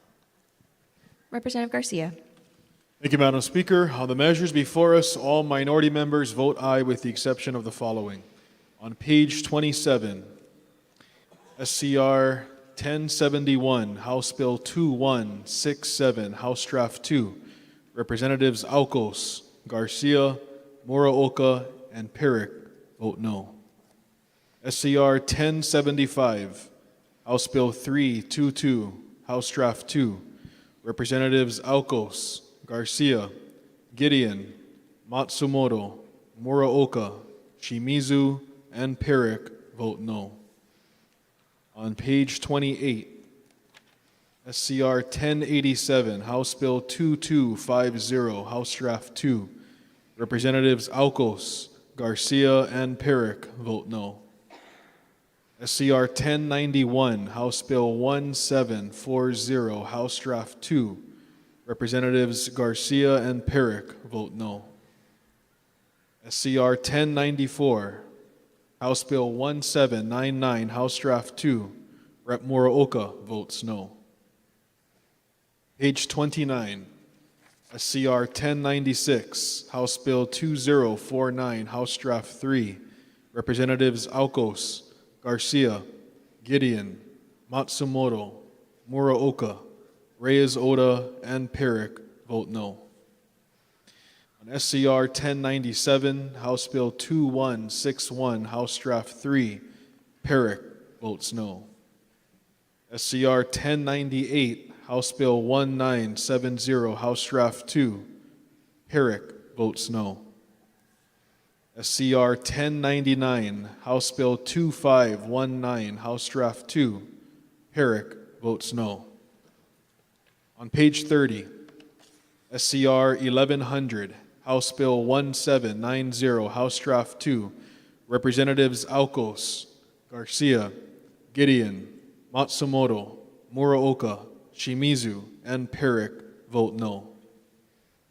SCR 1102, House Bill 1873, House Draft 2, Representatives Garcia, Matsumoto, Reyes Oda, and Perrick vote no. SCR 1106, House Bill 1880, House Draft 3, Representatives Garcia, Matsumoto, and Shimizu vote no. On page 31, SCR 1109, House Bill 1511, House Draft 2, Garcia votes no. On SCR 1110, HB 1991, House Draft 2, Representatives Alcos, Garcia, Gideon, Matsumoto, Reyes Oda, and Perrick vote no. On page 32, SCR 1112, House Bill 1615, House Draft 2, Representatives Alcos, Garcia, and Perrick vote no. On SCR 1115, House Bill 2429, House Draft 2, Representatives Alcos, Garcia, Muraoka, and Perrick vote no. SCR 1116, House Bill 1870, House Draft 2, Representatives Alcos, Garcia, Gideon, Matsumoto, Muraoka, Shimizu, and Perrick vote no. On page 33, SCR 1117, House Bill 1850, House Draft 2, Representatives Alcos, Garcia, Gideon, Matsumoto, Muraoka, Shimizu, and Perrick vote no. On SCR 1119, House Bill 2137, House Draft 3, Representatives Garcia and Perrick vote no. On SCR 1120, House Bill 1886, House Draft 2, Representatives Alcos, Garcia, Gideon, Matsumoto, Muraoka, Shimizu, and Perrick vote no. On page 34, SCR 1121, House Bill 2540, House Draft 2, Representatives Alcos, Garcia, Gideon, Matsumoto, Muraoka, Shimizu, and Perrick vote no. On SCR 1122, House Bill 1839, House Draft 2, Representatives Alcos, Garcia, Muraoka, Shimizu, and Perrick vote no. And on SCR 1128, House Bill 2458, House Draft 3, Perrick votes no. Members, have all votes been cast? Representative Souza. Thank you, Madam Speaker. On page 30, StanCom Report 1102, House Bill number 1873, House Draft 2, no vote for me, please. And then also on page 33, StanCom Report 1118, House Bill number 1782, House Draft 3, excuse me, scratch that. On page 33, StanCom Report number 1117, House Bill number 1850, House Draft 2, with reservations. Thank you. Members, have all votes been cast? Representative Garcia. Madam Speaker, please register a with reservations on SCR 1128-26, House Bill 2458, House Draft 3. 1128 with reservations for Garcia. Okay, members, said House bills pass third reading. Representative Kahaloa. Madam Speaker, I move to adopt the Standing Committee reports listed on pages 35 through 42, and that the accompanying House bills, as may be amended, pass third reading. Representative Morikawa. Madam Speaker, I second the motion. Any discussion on these items, beginning with Standing Committee Report 1129? 1130. Representative Cochran. No vote for me on this, thanks. So ordered. 1131. Representative Martin. On 1130, please. Okay, let's go back to 1130. Representative Martin. In strong support. The Department of Human Services runs a variety of social service programs, a safety net for our most vulnerable populations, from kupuna to foster kids to the disabled. And they don't do all the work themselves, work that is required by law, that was put into place because this body has made it so, or because the department policy has made it so.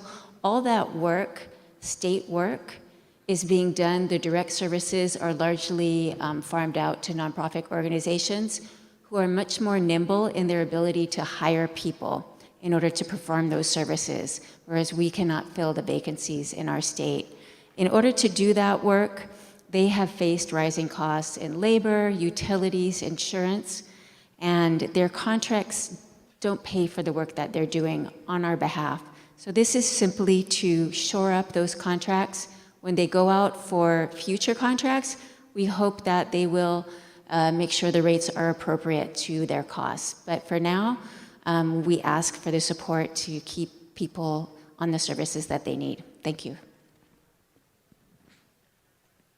Okay, Standing Committee Report 1131.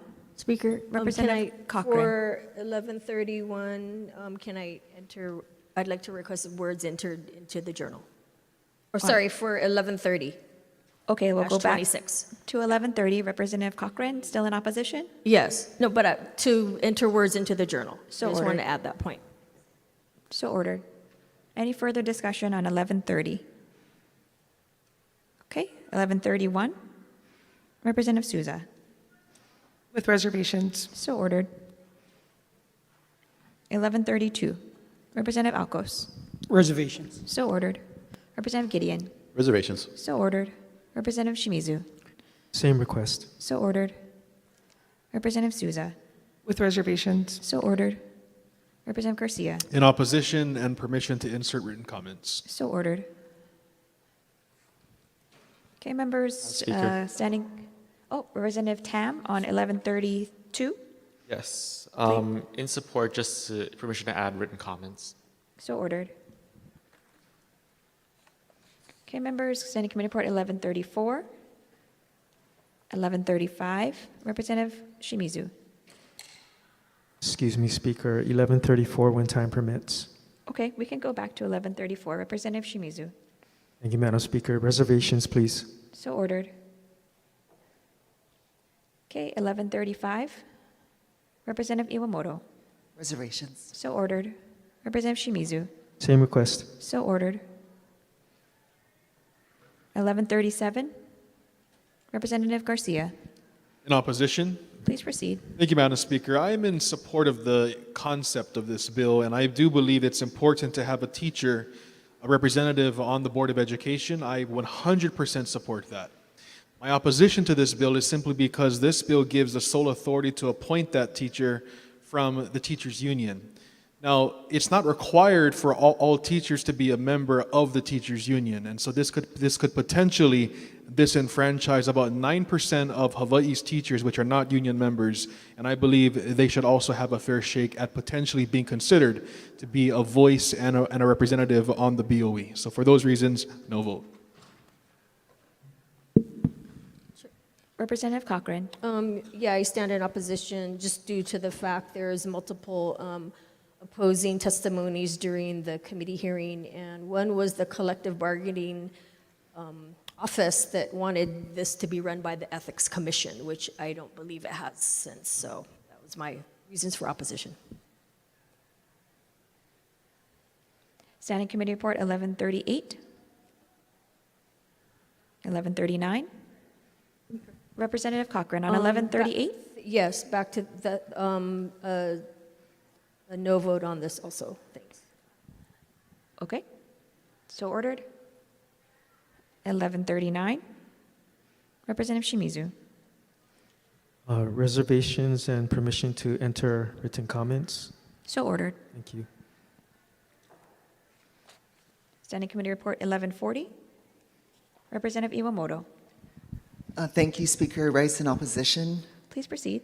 First, I want to thank the introducer of this bill for introducing this bill because I believe it put tremendous pressure on the Board of Education to move forward with adopting a policy, which they did in February. So that was, to me, introducing this bill has already had tremendous positive impact.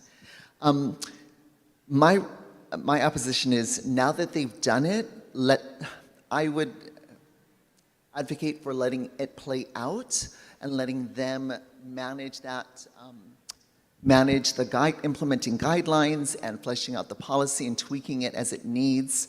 Because I think there's a lot of things that could change quickly around technical device, around digital, around these devices, telecommunication devices can change, and we could learn new things, and they could implement it more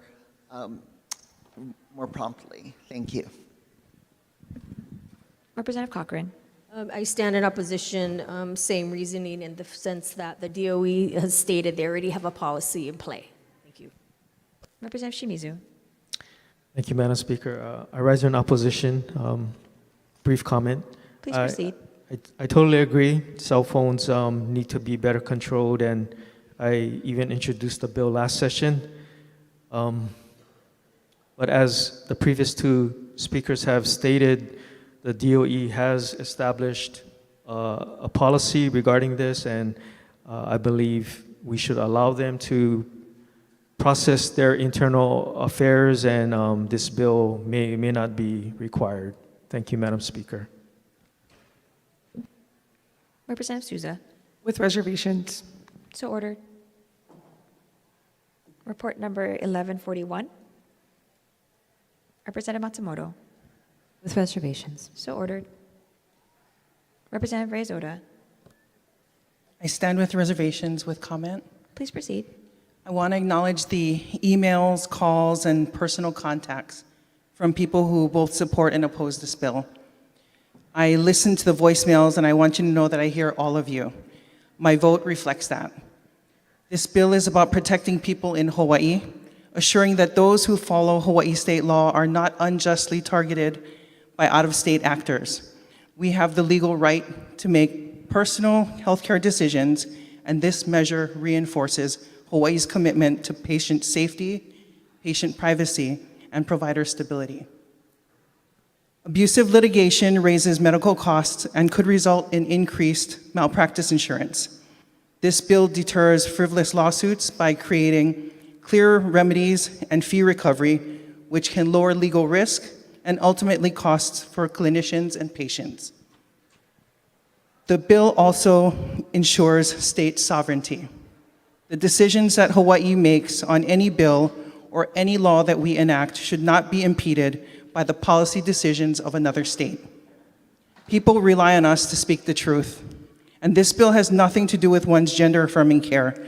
It's about ensuring that all of our people feel safe when utilizing a doctor, and this is also about states' rights. I look forward to working on the issues our families actually care about, which is being able to afford a home, having a good job, and seeing a future for their kids. Representative Todd. Madam Speaker, in support. Please proceed. And I'd just like to adopt the prior speaker's comments in support. Thank you. So ordered. Representative Kahaloa. Same request. So ordered. Representative Quinlan. Same request. So ordered. Representative Tarnas. In support. Please proceed. This bill is intended to ensure that the people in Hawaii can access lawful reproductive health care and gender-affirming health care without fear that out-of-state Political or legal efforts will be used to intimidate patients, providers, or those who assist them. As the State Health Planning and Development Agency said, the bill strengthens privacy and limits cooperation with out-of-state investigations or proceedings that target care that is legal here, while also providing clear civil remedies and protections against insurance or contract retaliation. As a result, this bill reinforces Hawaii's commitment to patient safety, provider stability, and the right to make personal health care decisions under Hawaii law. I encourage all members to support this measure. Thank you, Speaker. Representative Souza. With reservations, and I'd like to adopt the words of the Judiciary Chair into the record as my own. So ordered. Representative Iwamoto. I rise in support and like to ask that the words of the Judiciary Chair be entered into the record as my own. So ordered. Representative Tam. Thank you, Madam Speaker. I rise in support. Please proceed. I would just like to have the words of the Judiciary Chair, as well as the words of the representative from Eva Beach, inserted into the comments as they are my own, and to provide more comments. So ordered. Please proceed. Thank you, Madam Speaker. At its core, this bill is about protecting lawful health care in the state of Hawaii. Specifically, it extends existing protections currently in HRS for reproductive health care to also include gender-affirming health care services, and ensures that providers and patients in Hawaii are not punished under the laws of other states for care that's legal here. Across our country, we are seeing attempts to criminalize doctors, patients, and families for assessing science-based health care. This bill ensures that Hawaii will not enforce those out-of-state penalties and will protect providers who follow Hawaii law and establish medical standards. Let me now address a misconception that has been circulated around this measure. This bill does not change the rules for minors receiving gender-affirming care in Hawaii. In fact, there is nowhere in this country where a minor can receive gender-affirming care without parental consent. I repeat, minors cannot receive medical gender-affirming treatments without the consent and involvement of their parents or legal guardians.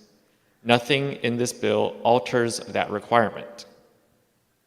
House Bill 1875 does not create new medical procedures, it does not override parental authority, and it does not change the standard of care that physicians must follow.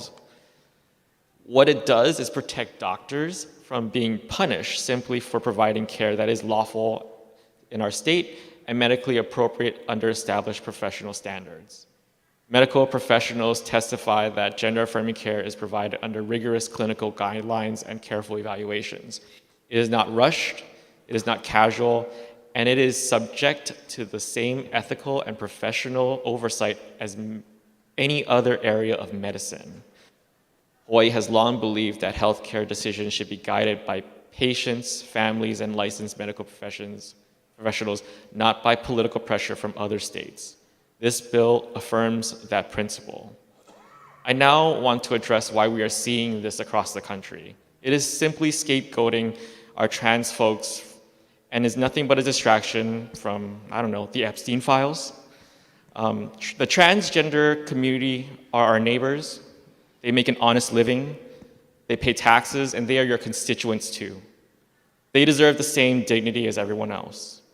Whether someone personally agrees with a particular medical treatment or not, we should all agree that Hawaii should protect lawful medical care and the doctors who provide it and the families who rely on it.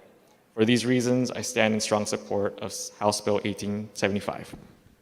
Representative Martin. In strong support, and I'd like to adopt the words of the previous speaker as if they were my own. So ordered. Representative Kila. Madam Speaker, reservations, and may I adopt the words of the Judiciary Hawaiian Affairs Chair as if they were my own. So ordered. The representative from Waikiki's words as if they were my own, just omitting the Jeffrey Epstein part. And then if I could also adopt the words of the representative from Eva Beach as if they were my own as well. So ordered. Representative Garcia. In opposition and permission to insert written comments in the journal. So ordered. Representative Souza.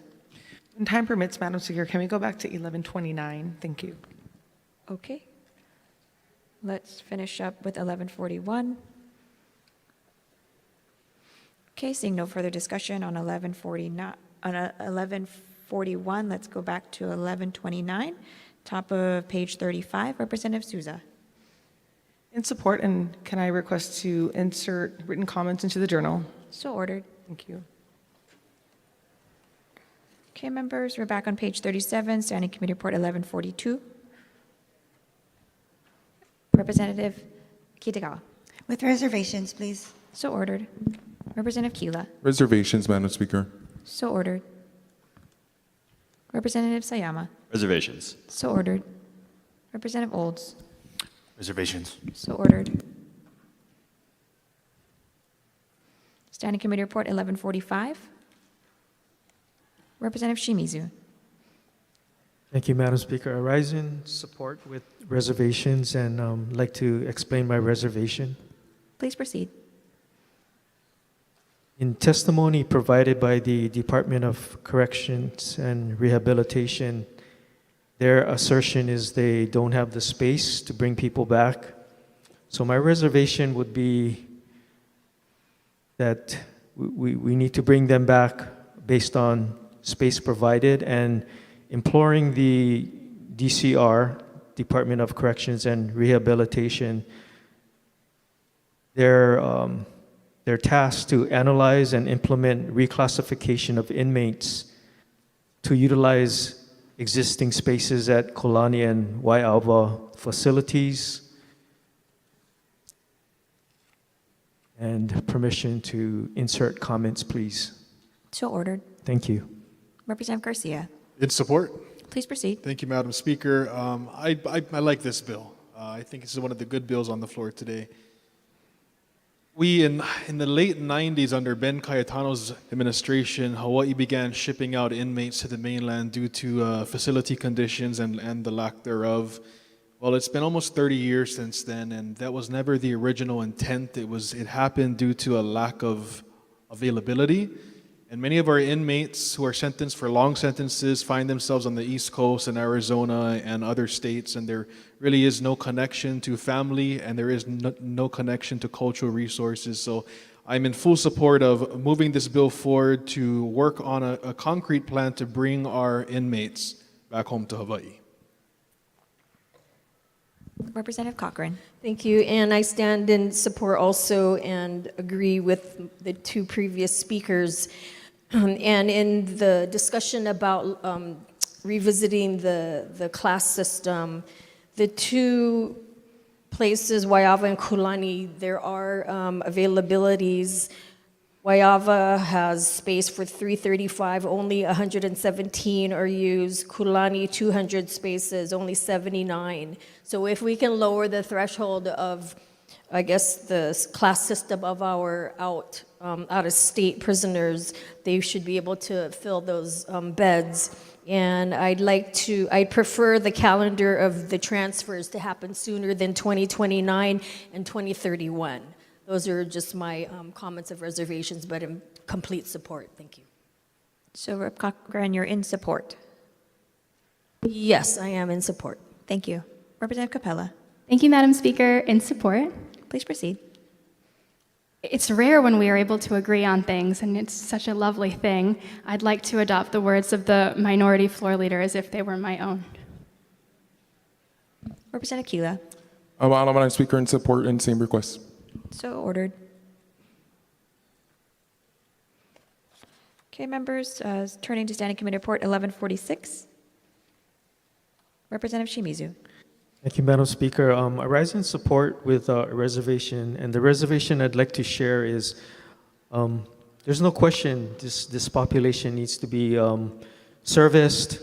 Just wanted to put out the concern, which probably everyone knows, about the adequate supply of interpreters and the logistics to timely access them in emergency situations and other operational challenges. And can I have permission to enter written comments? So ordered. Thank you, Madam Speaker. Representative Garcia. In support with reservations. Please proceed. Thank you, Madam Speaker. This bill requires the governor or a mayor of a county during a state of emergency to provide ASL interpreter at each live broadcast press conference. I'm in full support of that. I think it's important to have those who are deaf and those who cannot hear aware of what's happening, especially during times of emergencies. However, I do want to point out the testimony that was submitted from the mayor of Hawaii County, Kimo Alameda, and I think he brings out some credible points, and that is sometimes there's a hard time, or there's a hard time trying to find an ASL interpreter immediately, especially if something's going on like a volcanic eruption or a tsunami or a hurricane or something where a message needs to get out to the public immediately. We can't be waiting on someone. Now, I believe there should be a list, and I'm sure there is, of ASL interpreters on standby ready to go. But again, in support, but noting those reservations and the points brought forth by Mayor Alameda. Representative Kila. Madam Speaker, reservations, and may I adopt the words of the previous speakers if they were my own. So ordered. Representative Kahaloa. Madam Speaker, with reservations, and I would same request as the previous speaker. So ordered. Thank you. Representative Gideon. Same request. So ordered. Representative Hartsfield. Same request, Speaker. Thank you. So ordered. Representative Keo Kapuliloi. Same request. So ordered. Representative Olds. Same request. So ordered. Representative Souza. With reservations. So ordered. Report number 1147. Representative Alcos. Reservations. So ordered. Representative Gideon. Excuse me, Representative Garcia. Same request. Sorry about that. So ordered. Report 1149. Representative Kila. Reservations, please. So ordered. Representative Garcia. Same request. So ordered. 1150. 1152. Representative Iwamoto. Reservations. So ordered. Representative Shimizu. In opposition with brief comments. Please proceed. Excuse me, with comments. Madam Speaker, I rise today in respectful opposition to 1961. Let me begin by saying that everyone in this chamber agrees on an important point, that patients, healthcare providers, and staff should be able to access healthcare facilities safely and without threats or intimidation. That principle is not in dispute. My concern with this bill is that while well-intentioned, it may create broad and vague restrictions that could unintentionally impact constitutionally protected speech. In committee hearings, I heard both sides of the argument, and both sides were stating how peaceful they are. And I think that's part of this concern about the bill. It introduces new criminal and civil penalties for conduct that interferes, impedes, or disrupts access to a healthcare facility, which those things are definitely unacceptable. But these terms are not clearly defined. When criminal penalties are involved, the law must be precise. Without that clarity, activities such as a peaceful protest, holding signs, leafletting, or other forms of expressive activity near a facility could potentially be interpreted as interference. This raises concerns about vagueness and selective enforcement because individuals may not have clear notice of what conduct is prohibited, and enforcement could vary depending on how those terms are interpreted. Another concern is the severity of the penalties created by the bill. It establishes mandatory jail time beginning with a first offense and creates a private right of action allowing civil penalties and attorney's fees. That combination of criminal penalties and civil liability could have a chilling effect on lawful civic participation. The bill also includes an exception for labor demonstrations. While understandable, this carve-out raises additional questions about consistency. If certain forms of protest activity are recognized as acceptable in one context, we should be cautious about criminalizing similar activity in others. Finally, Hawaii already has laws that address the legitimate concerns this bill seeks to solve. Our statutes already prohibit threats, harassment, obstruction, trespassing, and disorderly conduct. Those tools allow law enforcement to address real safety concerns without creating an additional and potentially overbroad framework. For these reasons, Madam Speaker, I respectfully rise in opposition and urge members to vote no. And I'd also like permission to enter written comments into the journal. So ordered. Thank you, Madam Speaker. Representative Garcia, In opposition? please proceed. Thank you, Madam Speaker. This bill prohibits persons from interfering with another person's access from a healthcare facility or disrupting the normal functioning of a healthcare facility.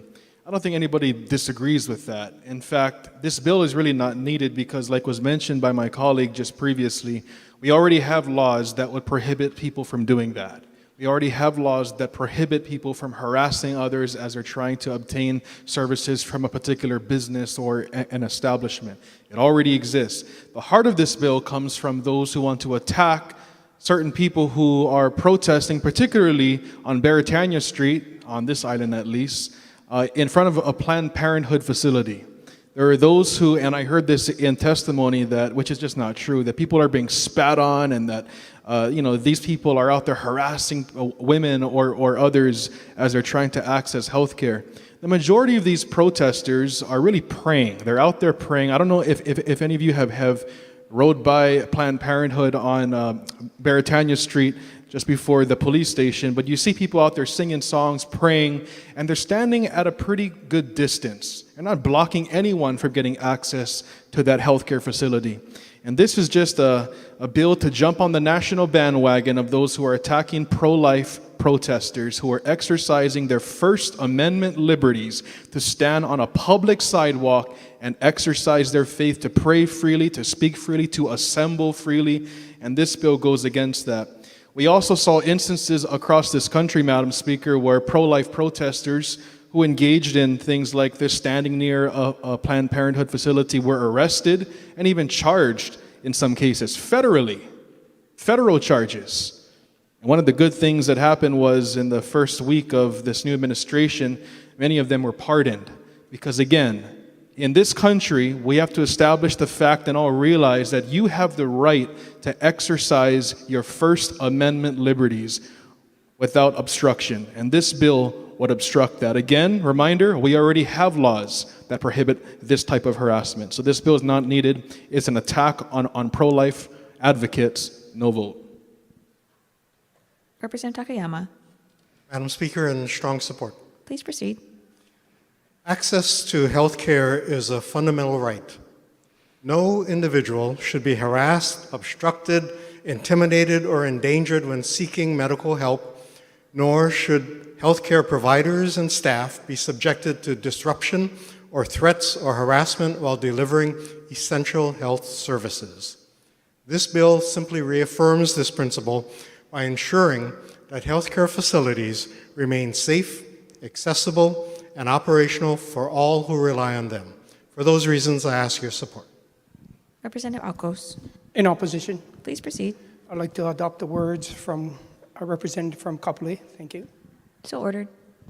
Representative Tan, Thank you, Madam Speaker. In support, please proceed. I want to add the words of the representative, I'm the health chair, comments into the journal as if they're my own. So ordered. And I would like to also add that I do drive past the Planned Parenthood on Beretania on my way to work almost every time I come to this building. And what I can say is that they're not praying, they are intimidating. Representative Garcia, second time. Second time, still in opposition. Madam Speaker, it's interesting because when this bill came before us in the Health Committee, I asked the question to, I don't believe HPD was there, but it was to Planned Parenthood and to some testifiers who accused these advocates of harassment. And if there was real harassment going on, I asked the question, how many police reports were filed? How many 911 calls were made to the police department to come and address harassers and intimidators from prohibiting access to business? They couldn't answer the question because really it doesn't happen. No vote. Representative Pierrick, Thank you. In opposition? please proceed. just wanted to note, if this bill is protecting people who want to get an abortion from people who are intimidating, what's the definition of intimidating? It is the posture of prayer, kneeling down, holding up a sign that says your baby is valuable, letting them know, hey, your child is incredible and they could live an amazing life if you let them live. If that's the definition of intimidating, that's interesting. Representative Shimizu. Thank you, Madam Speaker. I'm still in opposition, but I'd like to adopt the words of the health chair as my own because I have no disagreement with that. Thank you, Madam Speaker. So ordered. Okay, members, we're at the top of page 39, report number 1154. 1155. Representative Shimizu. Excuse me, Madam Speaker. Can we go back to 1154? Okay, we'll go back to 1154. Representative Shimizu. Can I have permission to enter written comments, please? Support, opposition, Opposition. opposition, so ordered.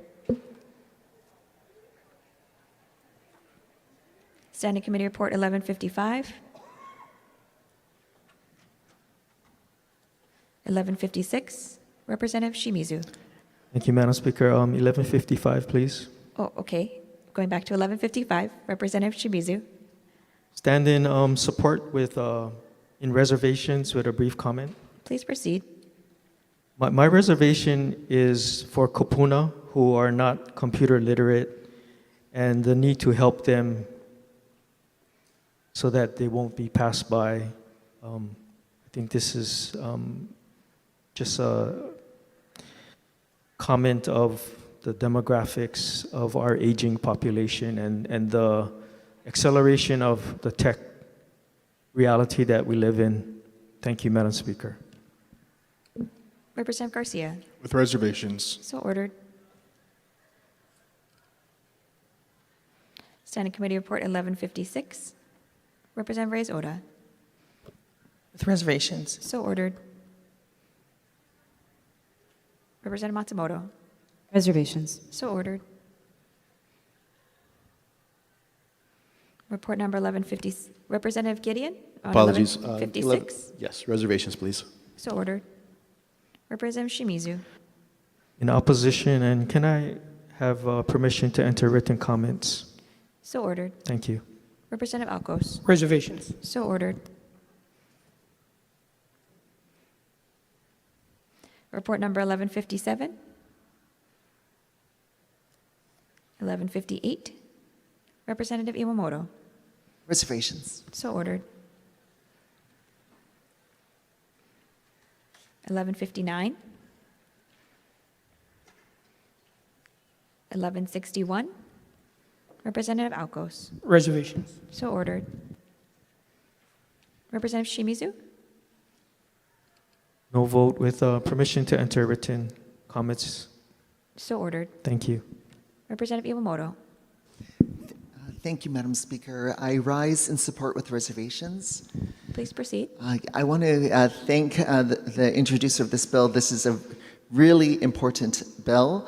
My only reservation is that we kept in TDI, temporary disability insurance, which many would argue is a lesser included insurance in paid family medical leave. It in fact would be covered under the medical leave portion. Employees and employers should not have to purchase both insurances. I hope the Senate will amend this bill by removing that requirement as it continues to move. Thank you. Representative Sayama. Madam Speaker, in strong support. Please proceed. Thank you. First, I'd like to thank the Speaker, as well as the chairs, Finance, as well as Consumer Protection and Commerce committees for moving this measure forward as we continue this important discussion about paid family leave in the state of Hawaii.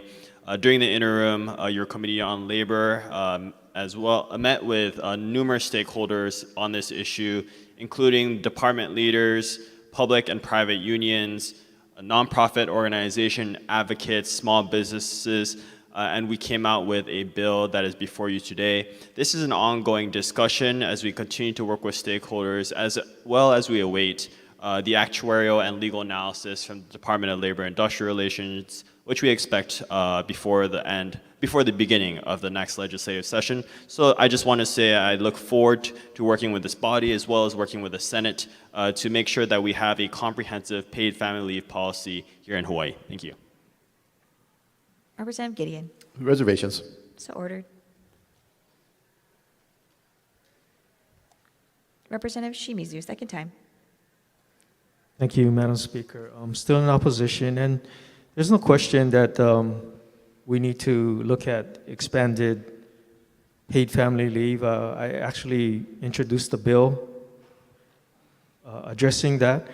One of my main points of opposing this bill is the testimony from the Department of Labor and Industrial Relations opposing the bill because advancing this measure will have significant financial impacts on the state, impacts that cannot be fully quantified until an actuarial analysis is completed, which is currently in progress. So according to the department, a comprehensive actuarial study is essential for producing accurate Hawaii-specific cost projections, and in their words, this bill, as well deserving as it is, may be ahead of its time until this report is come out with definitive data, information, and recommendations. But that's my basis for opposition. Thank you, Madam Speaker. Standing Committee Report 1162. Representative Iwamoto. Thank you, Madam Speaker. Rise in support with reservations. Please proceed.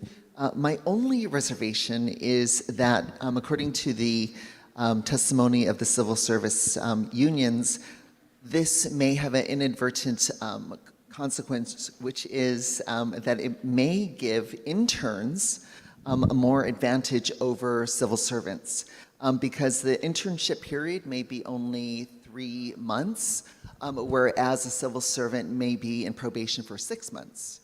So this, because of that inequity, I hold the reservation. Report number 1163. 1165. Representative Iwamoto. Reservations. So ordered. 1166.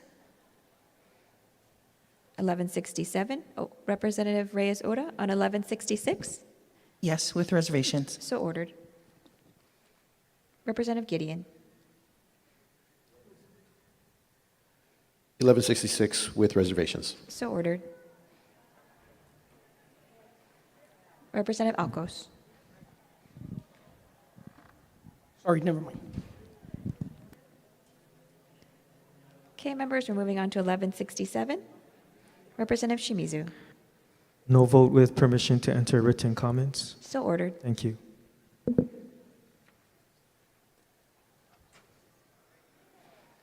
Report number 1168. Report number 1169. 1170. Representative Matsumoto. At the appropriate time, if we can go back to 1168. Okay, let's finish 1170. Any discussion on 1170? Okay, going back to 1169, Representative Matsumoto. 1168, if I could register with reservations vote. Excuse me, 1168, Representative Matsumoto with reservations. Thank you. Representative Gideon. 1168, same request, reservations. So ordered. Representative Shimizu. Thank you, Madam Speaker. 1168, no vote with comments to the journal, please. So ordered. Representative Alcos. Reservations. So ordered. Okay, members, we're back on page 42, Standing Committee Report 1171. Representative Shimizu. Excuse me, Madam Speaker. Can I go back to 1170, please? Let's finish 1171.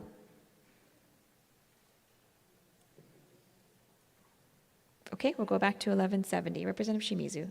I just want to register my reservations, please. So ordered. Report number 1173. 1174. 1175, Representative Shimizu. Excuse me, Madam Speaker, 1174, reservations. On 1174, Representative Shimizu, reservations so ordered. Representative Garcia. Madam Speaker, at the appropriate time, could you go back to 1171? Okay, let's finish up 1174. Okay, we'll go back to 1171, Representative Garcia. With reservations. So ordered. Any further discussion on 1171? Okay, members, we're back at the bottom of page 42, report 1175. Representative Gideon. I rise in strong support and would like to thank the introducer for this bill. High-speed electric devices capable of going 30 miles per hour or more are increasingly appearing on the roads, sidewalks, bike paths, and often with very few clear rules governing their use. That creates real safety concerns for pedestrians, our kapuna, and especially our keiki. In my own district, I see dangerous riding on almost a daily basis. It's an issue that's top of mind across our state. We've already seen tragic deaths in Hawaii involving e-bikes, including children. These preventable tragedies, these are preventable tragedies, and it shows why clear safety rules are needed. HB 2021 helps address this by setting clearer rules for where these devices can operate, strengthening safety standards like helmet requirements for youth, and discouraging dangerous behavior. This is a practical step to help keep our communities safe, while allowing responsible transportation options to grow. These reasons, I respectfully urge passage of HB 2021. Representative Keela. Mahalo, Madam Speaker, in support. Please proceed. May I adopt the words of the previous speakers if they are my own, and permission to insert written comments. So ordered. Okay, Representative LaChica for the vote. Thank you, Madam Speaker. On the measures before us, all majority members vote aye with the exception of the following. On page 35, SCR 1130, House Bill 2115 HD1, Rep. Cochran votes no.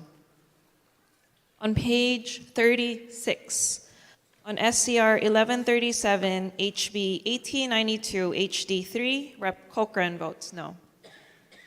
On SCR 1138, HB 2621 HD2, Rep. Cochran votes no.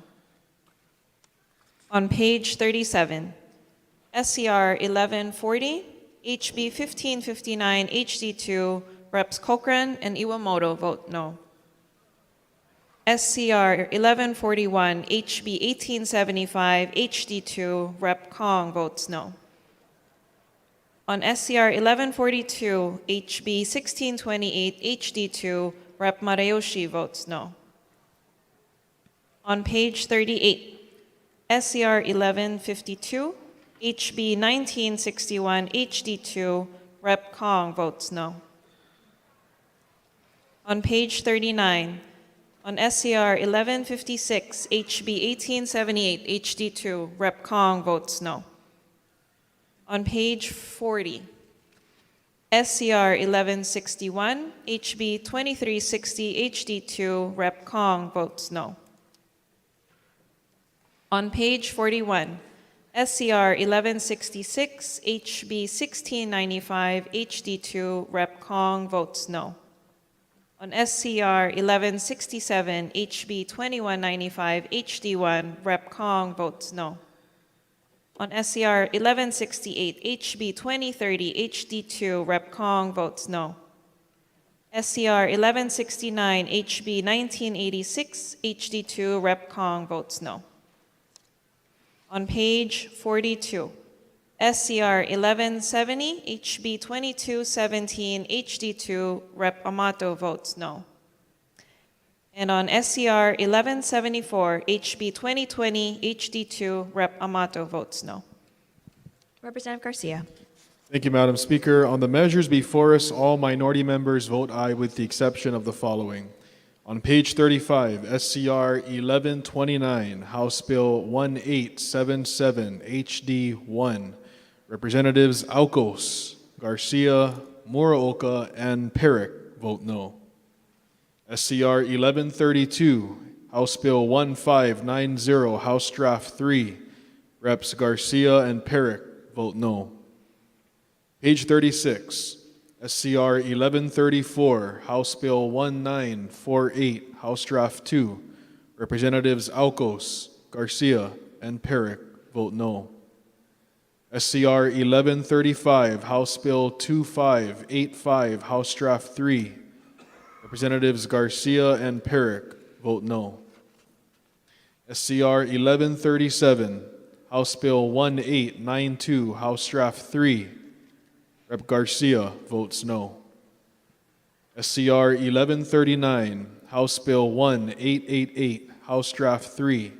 Garcia votes no. Page 37, SCR 1140, House Bill 1559, House Draft 2.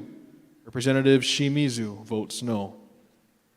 On SCR 1141, House Bill 1875, HD2.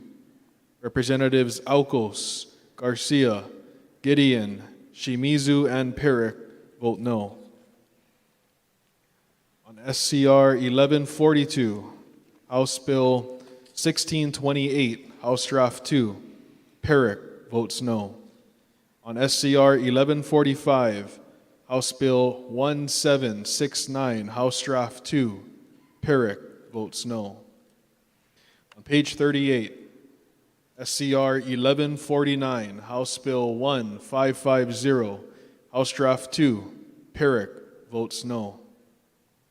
On SCR 1152, House Bill 1961, House Draft 2, Representatives Alcos, Garcia, Gideon, Matsumoto, Muraoka, Shimizu, and Perrick vote no. On page 39, SCR 1154, House Bill 2455, House Draft 2, Representatives Garcia, Shimizu, and Perrick vote no.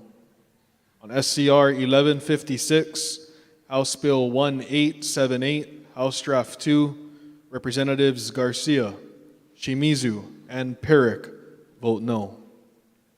On SCR 1157, House Bill 1663, House Draft 2, Perrick votes no. On page 40, SCR 1161, House Bill 2360, House Draft 2, Representatives Garcia, Muraoka, Shimizu, and Perrick vote no. On page 41, SCR 1166, House Bill 1695, House Draft 2, Representatives Alcos, Garcia, and Perrick vote no. On SCR 1167, House Bill 2195, House Draft 1, Representatives Alcos, Garcia, Gideon, Matsumoto, Muraoka, Shimizu, Reyes Oda, and Perrick vote no. On SCR 1168, House Bill 2030, House Draft 2, Representatives Garcia, Muraoka, Shimizu, and Perrick vote no. On SCR 1169, House Bill 1986, House Draft 2, Representatives Alcos, Garcia, and Perrick vote no. And on page 42, SCR 1170, House Bill 2217, House Draft 2, Representatives Garcia, Matsumoto, Muraoka, and Perrick vote no. Members, have all votes been cast? Representative Amato? Thank you, Madam Speaker. I realized an error. I would like to withdraw my no vote from SCRN 1170, HB 2217 HD2. That was made an error. I apologize. So on Standing Committee Report 1170, Rep. Amato is a yes. Yes, correct. Thank you. So ordered. Representative Souza. Thank you, Madam Speaker. For page 41, StanCom Report 1165, House Bill number 2336, House Draft 1, with reservations. So ordered. Members, have all votes been cast? If so, said bills pass third reading. Representative Kahaloa. Madam Speaker, I move to adopt the Standing Committee reports listed on pages 43 through 48, and that the accompanying House bills, as may be amended, pass third reading. Representative Morikawa. Madam Speaker, I second the motion. Members, any discussion, starting with Standing Committee Report 1176? Representative Cochrane. With reservations. So ordered. Representative Iligan. No. Representative Shimizu. Same request. So ordered. Representative Reyes Oda. With reservations. So ordered. Standing Committee Report 1177. 1182. Representative Souza. Thank you, Madam Speaker. I rise in support. Please proceed. I would like to make a disclosure. Please proceed. My brother is the Vice Chair of the Office of Hawaiian Affairs, and he's also the Chair of the Committee on Investment and Land Management, and this bill is a part of the Office of Hawaiian Affairs package. Thank you. Representative Gideon. Apologies, Madam Speaker. Could we go back to 1176 when time permits? Okay, let's finish up 1182. Okay, members, we're going back up to 1176. Representative Gideon. With reservations. So ordered. Representative Alcos. Same request. So ordered. Okay, members, we're going back to 1183.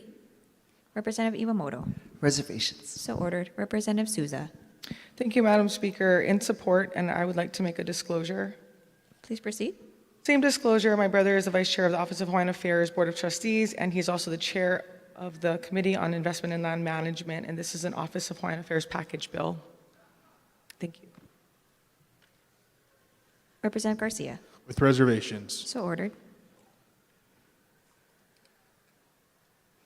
Report 1184. Representative Iwamoto. Reservations. So ordered. Report 1187. Representative Gideon. Reservations. So ordered. Representative Shimizu. Opposition with brief comment. Opposition? Yes, please. So ordered. Please proceed. Although I agree with the intent of this bill, I'm just not comfortable with the potential risk of disproportionately harming low-income or elderly homeowners. This foreclosure timelines may be overly aggressive with unintended consequences, and I just not comfortable supporting this bill. Although I agree with the reasoning behind it, the outcomes may be just too hard to accept. Thank you, Madam Speaker. Representative Hussey. A no vote as well with a request to enter written comments, please. So ordered. Thank you. Representative Poi Poi. With reservations. So ordered. Representative Iwamoto. Reservations. So ordered. Representative Cochrane. Same request. Thanks. So ordered. Report 1188. 1189. 1190. Representative Iwamoto. Reservations. So ordered. Representative Cochrane. No vote. So ordered. Representative Shimizu. No vote with permission to enter comments. So ordered. Thank you. Report number 1191. Representative Amato. Thank you, Madam Speaker. I rise in opposition. Please proceed. HB 1823 would allow any county, state, or federal project to proceed in coastal zones without environmental permit review. Any project, regardless of environmental impact. Today, of all days, is Ocean Day at the Capitol. Of all days, we should not be letting bills pass like this. That's today. The White House has virtually eliminated the EPA, the Clean Air Act, and the Clean Water Act, just to name a few examples. Now, our legislature is the last line of defense for our environment. Speaker, every single member of the legislature has taken a solemn oath to uphold the Constitution of the state. Article 11, Section 1 of the Constitution on conservation and development of resources is clear. It mandates that the state and its subdivisions conserve and protect natural resources for present and future generations. I believe that passing this bill would collectively violate our oath to the Constitution and is a recipe for coastal zone mismanagement. Upholding our Constitution and protecting our environment are responsibilities I take seriously, responsibilities that are even more critically important now given the current federal administration. In addition to environmental protection, we must, of course, always consider our economy. And whether you like it or not, tourism is the lifeblood of our economy. No project in a coastal zone should ever be exempt from proper environmental review. Efficient development must never come at the expense of environmental responsibility, especially when there are already surgical tools for needed infrastructure like 2007 SLH Act 205. I cannot remain silent while we pass state laws to let any agency or entity do anything they want that could damage our oceans. Speaker, today is Ocean Day. I urge you to stand with me and vote no. Thank you. Representative Iwamoto. Thank you, Madam Speaker. I rise in opposition and request that the words of the representative from Kihei are entered into the journal as my own. So ordered. Representative Cochran. With reservations. So ordered. Representative Shimizu. Thank you, Madam Speaker. Rise with support with reservations and a comment. Please proceed. You know, I definitely have concerns about protecting the Aina. There's no way around it. We live in the most beautiful place in the world. But, you know, I want to support my Water and Land Chair on this focused application to support meaningful work that needs to be done as far as infrastructure and construction. And I'd like to move the conversation forward and also try and balance the needs of both sides. Thank you, Madam Speaker. Representative Bellotti. Thank you, with reservations. So ordered. Report number 1192. Representative Iwamoto. Reservations. So ordered. Representative Cochran. No vote. So ordered. Representative Shimizu. Reservations. So ordered. Report 1193. Representative Souza. Thank you, Madam Speaker, in support and a disclosure. This bill will benefit the Office of Hawaiian Affairs financially, and my brother is the Vice Chair of the Board of Trustees and the Chair of the Land Investment and Land Management Committee. Thank you. Report number 1194. Representative Alcos. Reservations. So ordered. Representative Amato. Reservations. So ordered. Representative Matsumoto. Reservations. So ordered. Representative Reyes-Oda. With reservations. So ordered. Representative Garcia. With reservations. So ordered. Representative Gideon. Same request. So ordered. Representative Souza. No vote. So ordered. Representative Cochran. No vote. So ordered. Representative Kush. Thank you, Speaker. In strong support, Please proceed. this bill allows the Mauna Kea Stewardship and Oversight Authority to transition, and it's kind of a housekeeping bill that was left out of the original act, and allows them to take possession of the lands that they will steward going forward, balancing that culture and astronomy and all the uses that occur on Mauna Kea. So it's an important bill to move forward. The entire subject, really, and without this, those functions of the Stewardship and Oversight Authority won't function. Thank you. Representative Shimizu. Reservations. So ordered. Top of page 46, 1195. 1197. Representative Garcia. With reservations. So ordered. Representative Cochran. With reservations. So ordered. Representative Amato. Reservations. So ordered. Report 1198. Representative Garrett. Thank you, Madam Speaker. Rising in opposition. Please proceed. Thank you. Madam Speaker, I want to begin by acknowledging the commitment of your housing chair to solving the housing crisis facing our state. Although we may not agree all the time on policy, I know his heart is in the right place. Housing affordability remains one of the most urgent challenges facing our state, and we should absolutely be looking for ways to remove unnecessary barriers that drive up the cost of housing. Parking requirements can be part of that discussion.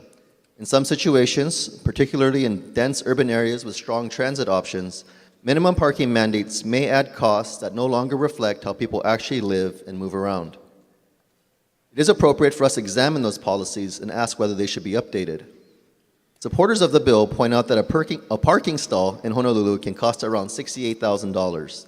That may very well be true for structured parking in high-rise condominium projects where developers must build expensive parking podium structures. But that number is not necessarily representative of many other types of residential development where parking may be provided through surface lots or less costly configurations. The cost impacts of parking requirements can vary significantly depending on the type of development being built. The concern I have with this bill is that it goes beyond reforming parking requirements and instead imposes a statewide mandate that removes local discretion. Under this measure, counties would be prohibited from requiring parking for a wide range of developments, including accessory dwelling units, affordable housing, senior housing, childcare facilities, certain commercial uses, and changes in use of existing buildings. For other developments, the bill caps what counties may require at half a parking stall per residential unit and 1 stall per 1,000 square feet of commercial space. There is an important distinction between reforming parking requirements and prohibiting counties from setting them all together. As someone who strongly believes in home rule, I believe counties should retain the authority to make planning and zoning decisions that best reflect the realities of their own communities. Parking conditions vary dramatically from place to place.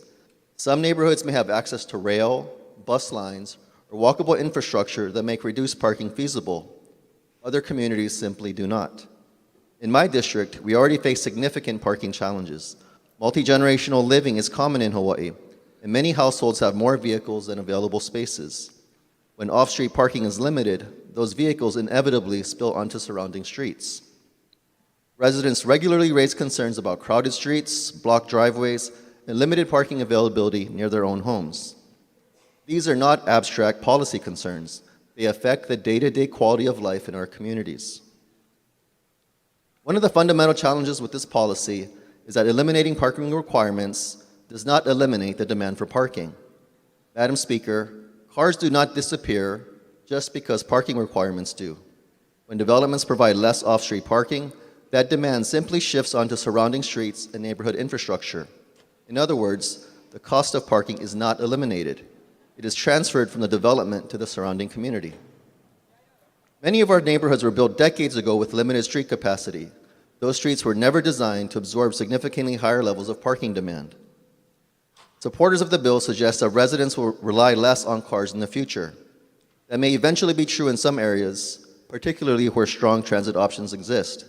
But today, many families across our islands still rely on vehicles for work, school, childcare, and daily life. In fact, we have already seen examples in Kaka'ako where affordable housing units without parking struggled to attract buyers because residents still needed cars while nearby rail service remained delayed. Madam Speaker, public policy should reflect the transportation realities people face today, not just the ones we hope to see in the future. This is also why I believe the issue is particularly challenging when applied as a statewide mandate. The transportation realities of dense urban Honolulu may be very different from those of other communities across our islands, including the neighbor islands where residents often rely heavily on cars. For that reason, I believe counties are in the best position to evaluate those trade-offs. They understand the infrastructure capacity, transportation options, and neighborhood conditions within their communities far better than we can from this building. I do believe there is room for thoughtful conversation about parking reform. Counties may very well decide to reduce parking requirements in certain areas, particularly near transit corridors or in walkable neighborhoods. But those decisions should be made with local flexibility and community input, not imposed through a one-size-fits-all statewide mandate. Let me be clear, Hawaii needs more housing, and we should continue removing unnecessary barriers that prevent homes from being built. My concern is not with the intent of this bill, which is to support housing production. My concern is with the unintended consequences that may arise. Representative Takayama. I yield my time. Thank you. My concern is with the unintended consequences that may arise when parking requirements are reduced too aggressively without considering the infrastructure realities of existing communities. For those reasons, and again, because I believe strongly in preserving home rule and local planning authority, I'll be voting no on this measure and encourage my colleagues to do the same. Mahalo. Representative Sayama. In opposition, and I'd like to adopt the remarks from the previous speaker into the journal as my own. So ordered. Representative Iwamoto. I rise in support with reservations, and I'd like the words of the representative from Manoa to be entered into the record as my own. That's it. So ordered. Representative Cochran. Thank you. I stand in opposition and would request the words of the representative from Manoa to be entered as my own. So ordered. Representative Amato. Thank you, Speaker. With reservation, I would like to adopt the words of the higher ed chair as if they were my own. So ordered. Representative Olds. In opposition, I would like the words of the representative from Manoa entered in the journal as my own. So ordered. Representative Peruso. With reservations. So ordered. Representative Grandinetti. Same request. So ordered. Representative Todd. Thank you, Madam Speaker. In support? Please proceed. If possible, I'd like to preemptively adopt the words of the housing chair. Is that a thing? If not, I'll stand up again later, but thank you. You make a ruling on that. I'll come back to you. Representative Evslin. Thank you, Madam Speaker, and thank you to our finance chair. That's a lot of pressure you just put on me. I deeply appreciate... support? Oh, I'm sorry, in support. Yeah. I deeply appreciate the words of the representative from Manoa. We have had a lot of heated conversations around housing. I know that he's a fierce advocate for his community, as well as many in this room, and I appreciate the thoughts that you've all brought to me regarding this bill and others.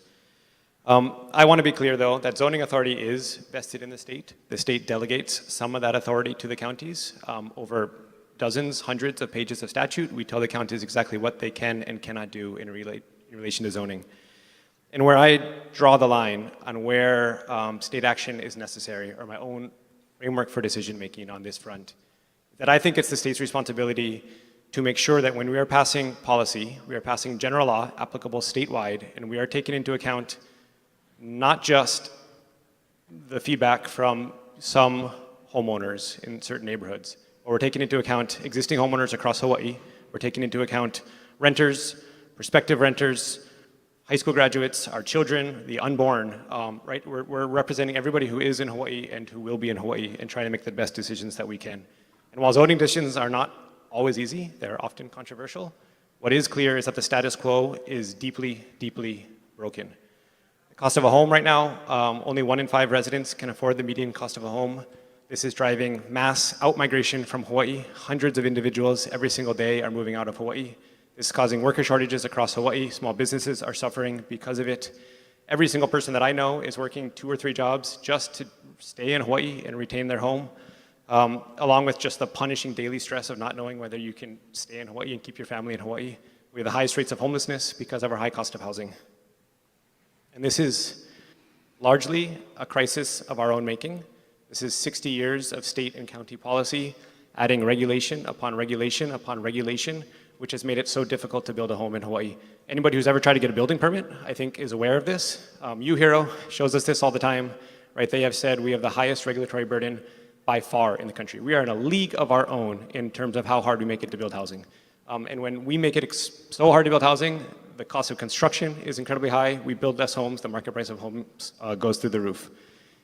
Parking is the single regulation that probably adds the single highest cost to the cost of a home. $68,000 to $70,000 on average to build a new parking stall. In addition to the space required is equivalent to about a bedroom in a home. And that parking is required for everybody across the board, whether you need the parking or not. A significant component of our population does not drive.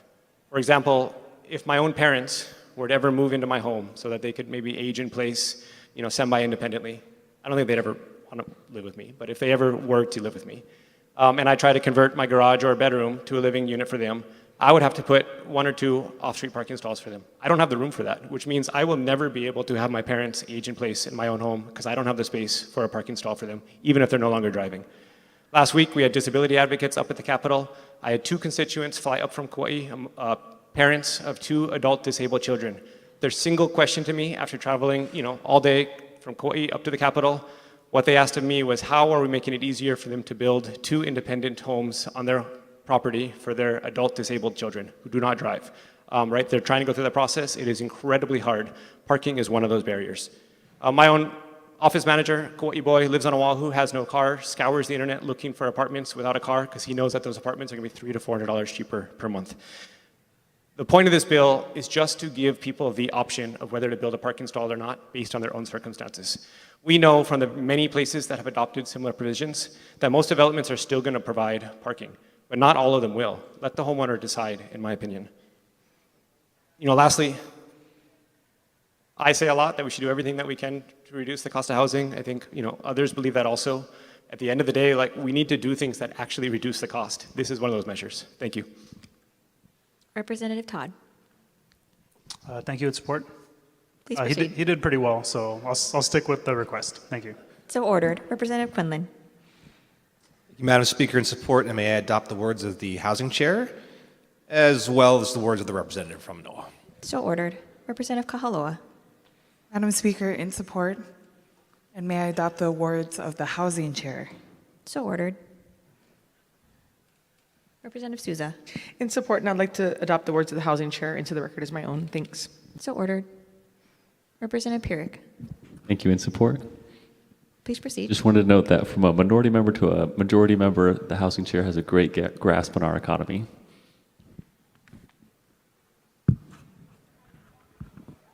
Representative Iwamoto, second time.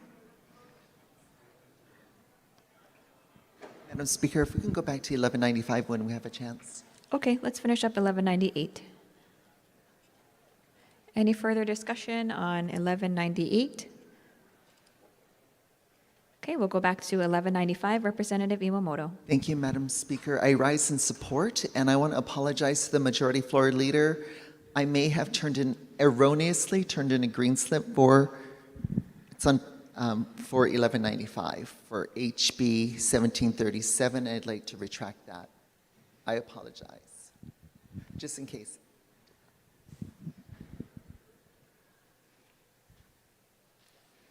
Okay, members, we're back on 1199. Representative Garcia. With reservations. So ordered. Representative Cochran. Same request. So ordered. 1200. Representative Iwamoto. Reservations. So ordered. Representative Shimizu. Thank you, Madam Speaker. I rise in support with reservations and a comment. Please proceed. I supported this bill because I respect the Housing Chair's creativity and boldness to address what he shared of the critical need for housing. But I recently voted no in committee because I was really concerned about the city and county of Honolulu's DPP's strong opposition. But I want to thank the Housing Chair for making time for me and reviewing the bill with me for my better understanding and the work that he's been doing, working hard, communicating with the city. So although similar to the parking discussion where there is concerns about home rule and working together, I'm trusting that our Housing Chair will have more opportunity to work things out with the city, and I'm willing to move this conversation forward. Thank you, Madam Speaker. Representative Kush. Thank you, Speaker. If we're done here, I'd like to go back to 1198. Okay, let's finish up Standing Committee Report 1200. Okay, we'll go back to 1198. Representative Kush. Thank you, Speaker. Apologies for the delay while I stewed on this bill for a bit. I voted no on it, but I think I'm going to change my vote to voting up to support. And I'll tell you why. As someone who's developed homes and ADUs, thanks to the Housing Chair, market forces dictate parking. And when I looked for a place here in Honolulu, I had to have parking. And I think it's important that the market should dictate those choices, and I recognize all of the folks who represent our densest neighborhoods here in town and distress that they and their neighbors face on this subject. But I also think that market choice and market forces, just like the condominium development in Kaka'ako that didn't sell out without parking stalls, will help drive those decisions. The market is very good at sorting these things, and so I'm voting up. Thank you. Representative Yamashita. Thank you very much, Madam Speaker. I stand in opposition. And I rarely vote in opposition, and I haven't voted in opposition in a while, but I want to explain my opposition. It is, my concern with this bill is what it's trying to do is increase density. And increasing density without master planning creates problems for the state on the back end, where it overcrowds schools, creates problems with social services, all kinds of different things that the state has jurisdiction over. And, these kind of things should be done at the county level.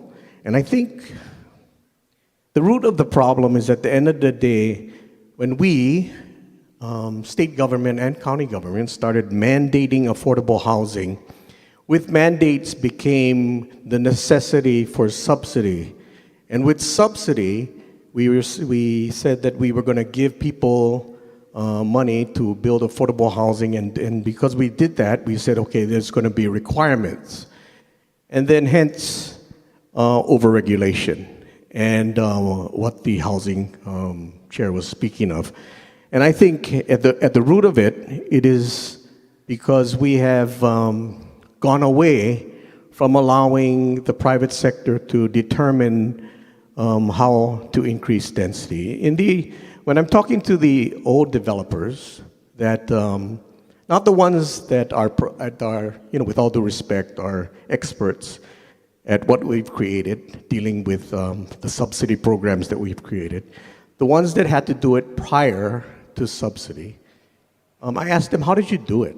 And they said, well, we evaluated the current situation, and we evaluated how much people could afford to pay, and we built what they could afford to pay in a monthly mortgage, which may be a studio, a small one-bedroom apartment, or a condo or something like that, or maybe a small two-bedroom. Once we started mandating affordable housing, then we gave them the nicer product before allowing the market to evolve. When the developers did it in the past, right, they knew at some point in time these people would gain equity, and then they would start making more money, and then they would be able to afford more house. Part of me believes that we've created this situation, and my fear is, again, we're trying to increase density because there is a need, without really thinking through what the long-term effects is, without allowing a master plan to come through. And we're just,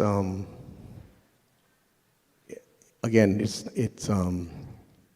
we're not thinking it through, and that's my concern. So that's my opposition. Thank you. Representative Hussey. In support, and a request to insert written remarks at a later date. So ordered. Any further discussion on 1198? Okay, if not, we're at the top of page 47, 1201. Representative Iwamoto. Reservations. So ordered. Representative Matsuyoshi. Reservations. So ordered. Representative Grandinetti. Same request. So ordered. Representative Cochran. No vote. So ordered. Representative Sayama. Reservations. So ordered. Report number 1202. Representative Cochran. With reservations. So ordered. 1204. Representative Cochran. No vote.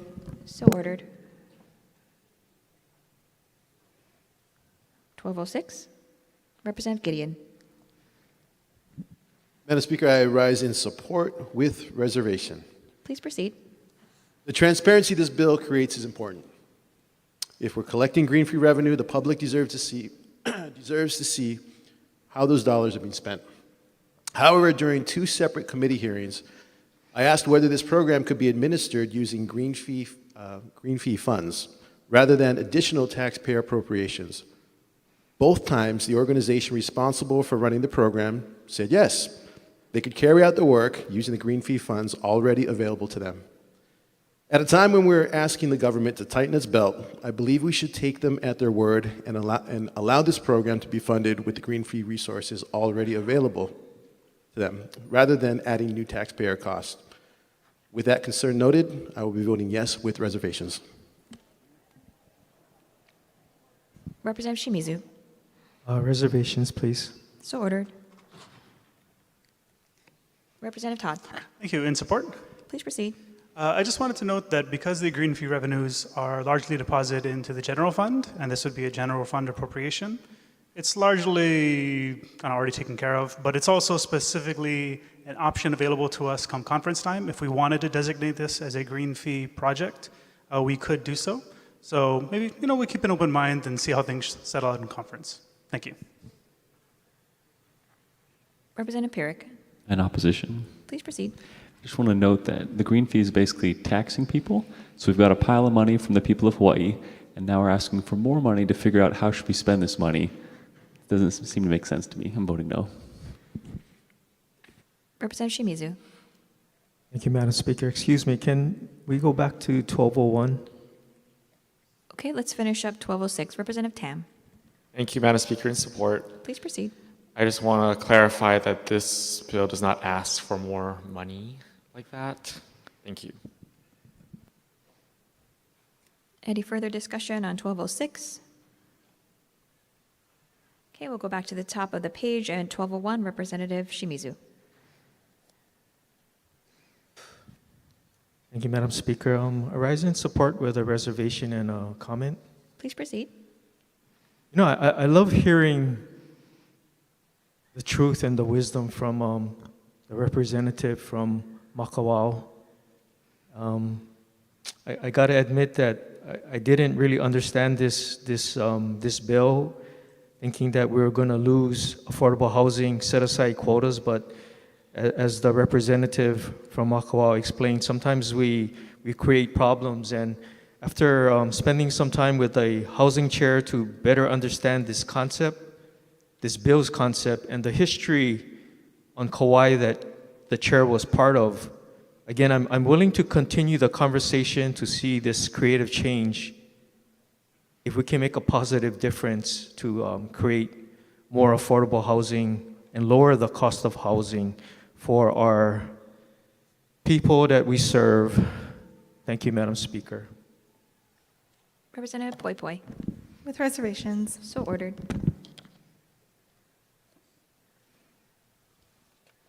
Okay, members, we're at the top of page 48, Standing Committee Report 1207. Representative Iwamoto. Reservations. So ordered. Representative Amato. Sorry about that. Reservations. So ordered. Representative Tarnas. In support with reservations. Please proceed. Thank you. As your former chair of the Committee on Ocean Recreation and Marine Resources, that was back in 1996, and as your former chair of Water and Land, I had the opportunity to work on this issue of how to best manage aquarium fish collecting. And I have studied this. It's my career, my profession, working in coastal and marine resources, and I've been involved in fishery management for many, many years. This is a very controversial fishery. It has been demonized by those who want to ban it, and extractive fisheries are done differently now than they were in pre-contact Native Hawaiian civilization. You know, we have commercial fisheries now where we sell the fish for food, or in this case, for ornamental use. People catch fish to make a trophy out of them, like the big billfish, you know, marlin and spearfish. I think in a modern day, we need to use good science to understand best how to manage fisheries. Kapu areas, bands that are geographically specific or you know, seasonal, are an important tool in fishery management, and they should be used. I think that's very appropriate. But I think it really is best to be done by fishery managers, because it's usually a combination of different fishery management measures that work best to ensure the sustainability of the fishery, the protection of the environment, and the reduction of conflicts of use. And in some respects, aquarium fish collecting has created a conflict of use in the nearshore area, in the coral reef area, because that's the specific area where our dive tourism is very active. So there's this conflict of use between the dive operators and the aquarium fish collectors.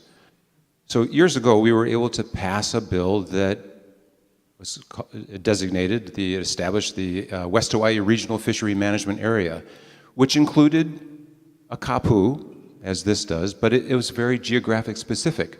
It said that at least 30% of the West Hawaii coastline would be set aside for no collecting of aquarium fish. So the fish would have a place to replenish their stocks, and that they would then be able to populate areas adjacent so that they could be collected sustainably. Again, it's complicated. Fishery management's not a simple thing. That's why I really don't think that it's appropriate for the legislature to do fishery management decisions. I think it's best to leave it up to the Department of Land and Natural Resources and the professionals in the Division of Aquatic Resources. They're the ones that have the scientific knowledge and the data to be able to make the decisions. We as a state have a responsibility to fund the DLNR and the aquatic resources so they can do their job, so that they can actually go and do the surveys and of the coral reef environment and the fish population, so they have the data to be able to do this. So that, I think, is the much better approach to it, rather than just a ban. So that's my first reservation. You know, I think that while a kapu is useful, it needs to be done in cooperation with, in combination with other management measures, and that the department should really be doing the work, not the legislature. My second reservation is a procedural one.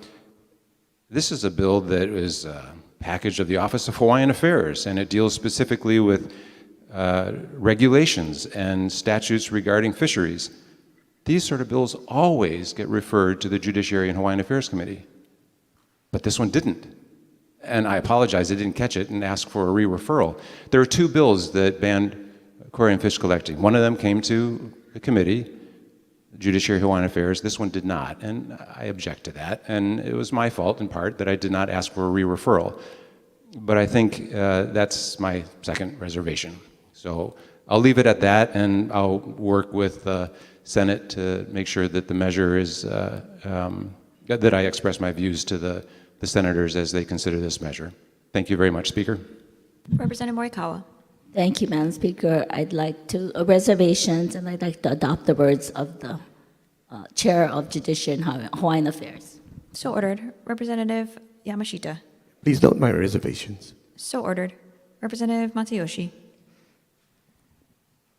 With reservations, I'd like to thank the Chair of Judiciary and Hawaiian Affairs for his decades of work in this area, and I'd like to also to insert written comments. So ordered. Representative Sayama. Reservations. So ordered. Representative Shimizu. Reservations, and I wish I could adopt the words of the Judiciary Chair as my own, but that was so eloquent. I know it wouldn't match me, but that was amazing. Thank you. Representative Lowen. Thank you, Madam Speaker. In support. Please proceed. This bill asks a fundamental question. What should Hawaii's reefs be used for, and who should benefit from them? For decades, Hawaii has allowed commercial harvest of reef fish, not for food or cultural purposes, but just to ship them thousands of miles away to live in glass boxes as ornamental pets. This bill says that shouldn't continue. Opponents of this measure will argue that data from DLNR indicates the fishery can be managed sustainably. But the truth is, there's not a scientific consensus on the issue. Scientists, cultural practitioners, and community members continue to raise concerns about the ecological impacts of removing large numbers of herbivorous fish from our reefs like yellow tang and kole. These species play a critical role in maintaining reef health by grazing algae and helping coral ecosystems recover from the stress of warming oceans and land-based pollution. And at a time when climate change is already placing unprecedented pressure on coral reefs around the world, we should simply be asking whether it makes sense to remove millions of reef fish simply to be used as decoration. But this debate is not only about science, it's about values. For generations, Native Hawaiian practices emphasized taking only what was needed for food, for community, for family. The collection of reef fish was legalized by the 1953 territorial legislature at a time when Hawaiians were vastly underrepresented in their own homeland. The mass extraction of wildlife for commercial export is fundamentally at odds with Native Hawaiian traditions of Malama Aina and Pono stewardship. We should also be asking, who really benefits? The economic value of this trade is relatively small within Hawaii's economy, and most of the profit ultimately leaves the state through national and international supply chains. And meanwhile, the cost of regulating, managing, monitoring, and enforcing this fishery falls on the public. So in other words, taxpayers help subsidize the removal of native wildlife so that it can be sold elsewhere. Another problematic aspect of this industry is that by authorizing the commercial trade of these animals here at home, we help to sustain the global demand for wild-caught aquarium fish and other reef species. Our participation in this industry helps to perpetuate illegal collection and wildlife trafficking not only here in Hawaii, but around the world. When rare and desirable reef fish and corals sell for high prices in the pet trade, it creates incentives for poaching and illegal harvesting that are very difficult to police. And Hawaii's participation in this market, even when it's legal here, has and would continue to contribute to the proliferation of poaching and illegal trafficking, both locally and globally. Our coral reefs are among the most precious natural resources we have. They protect our shorelines, support fisheries, and draw millions of visitors who come here just for the chance to experience the beauty of living reefs in the wild. And those reefs are worth far more to our ecosystem, our culture, our economy than the short-term profit that comes from perpetuating the aquarium trade. I would just want to address a couple comments as well that were made prior, and I do also appreciate my Big Island colleague and chair of Judiciary Committee and his many years of work on this. I would just say that DLNR has repeatedly said that this is a legislative initiative, and the Board of Land and Natural Resources at one point wanted to actually vote to not continue issuing this permit, and was given advice that should not be an initiative of the board, but of the legislature. Also, these bills have been introduced year after year, typically from West Hawaii residents like myself, because this is a trade that primarily happens in those districts. And it keeps coming back because it's broadly supported by the residents of our islands who are frustrated because they see fishermen out there behaving badly, breaking coral, not doing things the Pono way that they always say they are when they come and, talk about it and say how safely they're doing it. But, it gets observed year after year and people are frustrated with it. And so, I think that whether we move something this year or not, this issue is going to keep coming back. There's reasons why it keeps coming back, and those reasons are real. And I would also remark that in prior years, again, I've been in office for far too many years, and the bills have, been here year after year. I yield my time. Thank you. Thank you. And they have not always, they've always gotten different referrals. It just depends. So it's not every year that it goes to a certain committee. And I would say just because a bill is a part of a package does not mean, if the subject matter of the bill is not necessarily relevant, that it should go to that committee. So there's all kinds of different ways referral patterns can go. So I feel like that, I'm not sure that complaint is entirely valid. But yeah, on that note, again, I just think that Hawaii's reef fish should stay where they belong, in Hawaii's reef, and I ask you all respectfully for your support of this measure. Representative Quinlan. Thank you, Madam Speaker. In support? Please proceed. There are two sides of every fish, and there are two sides of every issue. And I want to say that the debate on this fish issue has been in the highest traditions of the legislature. I have a deep and abiding respect for both the chair of EEP and JHA. I do have to say, though, that as a lifelong scuba diver, it has always pained me to see any aquarium fish removed from the ocean, and perhaps I'm thinking more with my heart than my head. But on this issue, I'd like to adopt the words of the chair of EEP, but just the first part, not the other part about the referral. Thank you. So ordered. Representative Kahaloa. Madam Speaker, same request to adopt the words of the chair of the Environment EEP Committee. So ordered. Representative Iwamoto. Thank you, Chair. This is my second time I rise in support with reservations, and I would like to adopt the words of the representative from Waikoloa, or Kailua Kona, as into the journal as my own. So ordered. Thank you. And I do want to clarify my reservation. My reservation was specifically because this was part of the OHA package. OHA originally asked for this practice to be banned across the state, and then it was limited to just one area. That was my reservation. My reservation is that it's limited and it's not more expansive. Thank you. Representative Cochran. Thank you, and I stand in super strong support. And noting, as a former council member, we passed a fishing ban bill in Maui County, and it stands till today. We banned collecting and killing of sharks, and also all of the herbivores, uhu, parrotfish, and things. So strong support, and want to celebrate Ocean Day today too. On top of it, so thank you. Representative Capella. Thank you, Madam Speaker. In strong support. Please proceed. I'd first like to adopt the words of the EEP chair as if they were my own. So ordered. We have been sent numerous resolutions asking for us to do something around this issue to protect fish.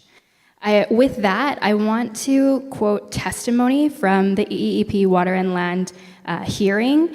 This testimony comes from Kahakaʻio Ravenscraft, Field Director or Director of Field Operations for Ho'ola Kealakekua Nui, right in Kealakekua Bay. He talks about Resolution 2025-40 of the Association of Native Hawaiian Civic Clubs supports this action in accordance with community advocates on the ground for 1. Upholding the state of Hawaii's public trust doctrine.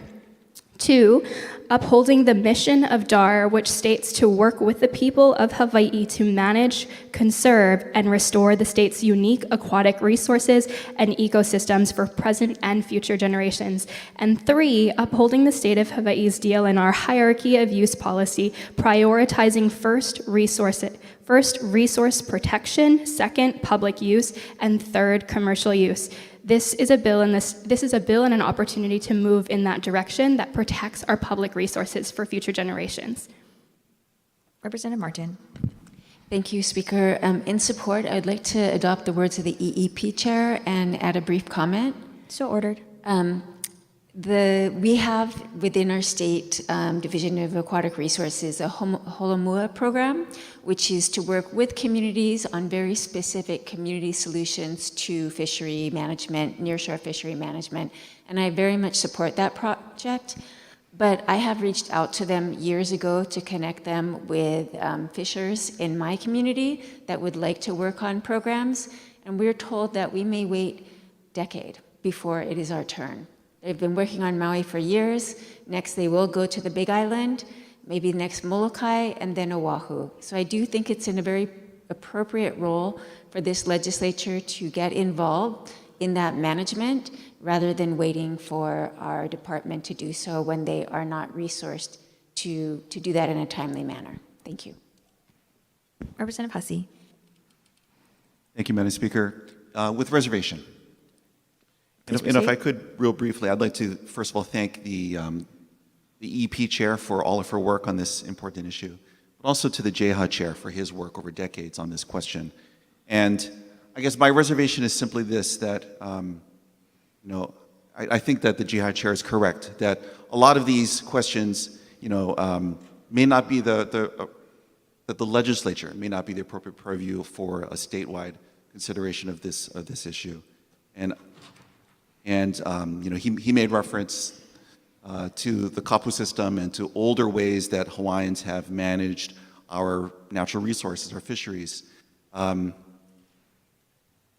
I find this to be sort of an emotional subject. My great-grandfather was a traditional fisherman in Kona, and we have stories in our family of him riding donkeys, a donkey from up in Kalawa down to fish at the ocean, at a fish pond there.